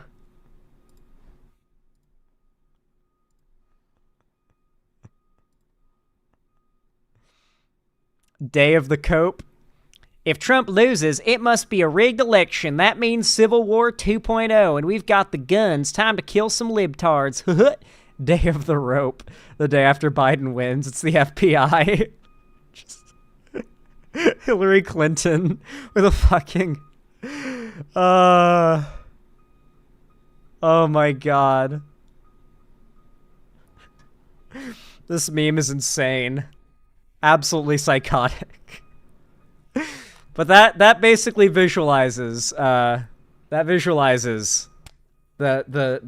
reality of what will happen if Trump loses this election, guys. We need to make it real, all right? Just replace Joe Biden there with Kamala Harris and Hillary Clinton with Joe Biden in that image, and you've modernized it for this election.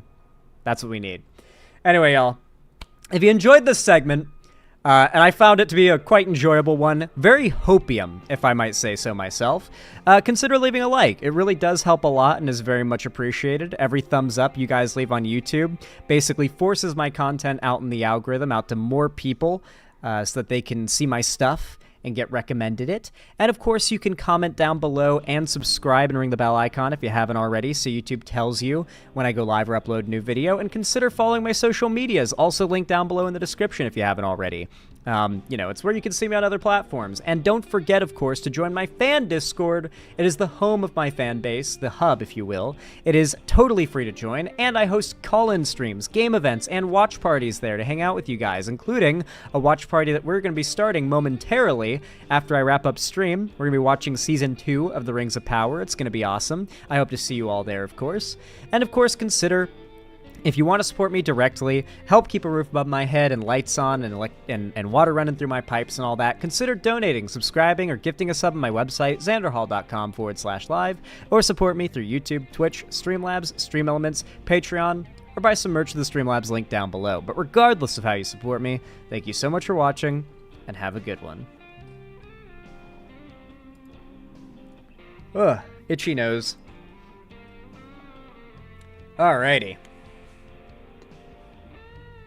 Guys, I think here's where we're going to be wrapping up the stream for the night. But if you have not already, I do need to read donos first. If you have not already, make sure you've joined my fan Discord.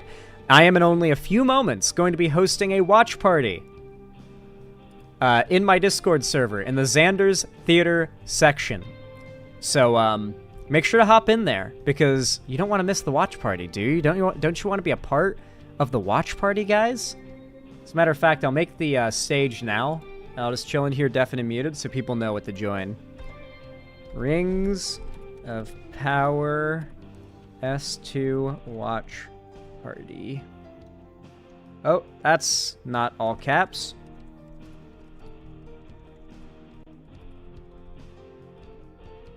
There we go.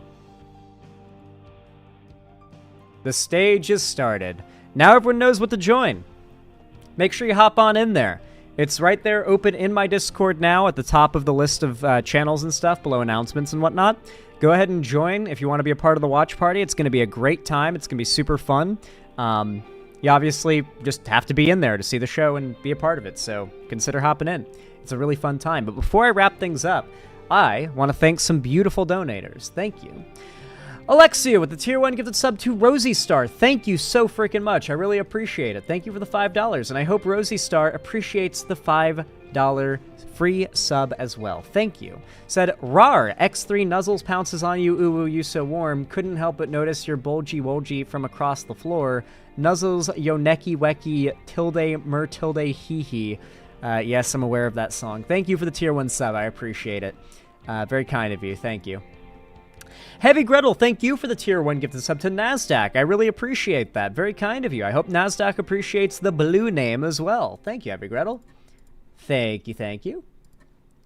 You guys are so kind. So kind. Let me update the dono goal really quick to reflect you guys' generosity, of course. And I guess it's time for us to start wrapping things up for the night. I really appreciate you all coming out. I hope to see you in the watch party after stream. It's going to be starting in about 4 minutes. So, we're going to be getting right into that in just a hot minute. So hopefully you guys get in there. You hurry up. I hope to see you there.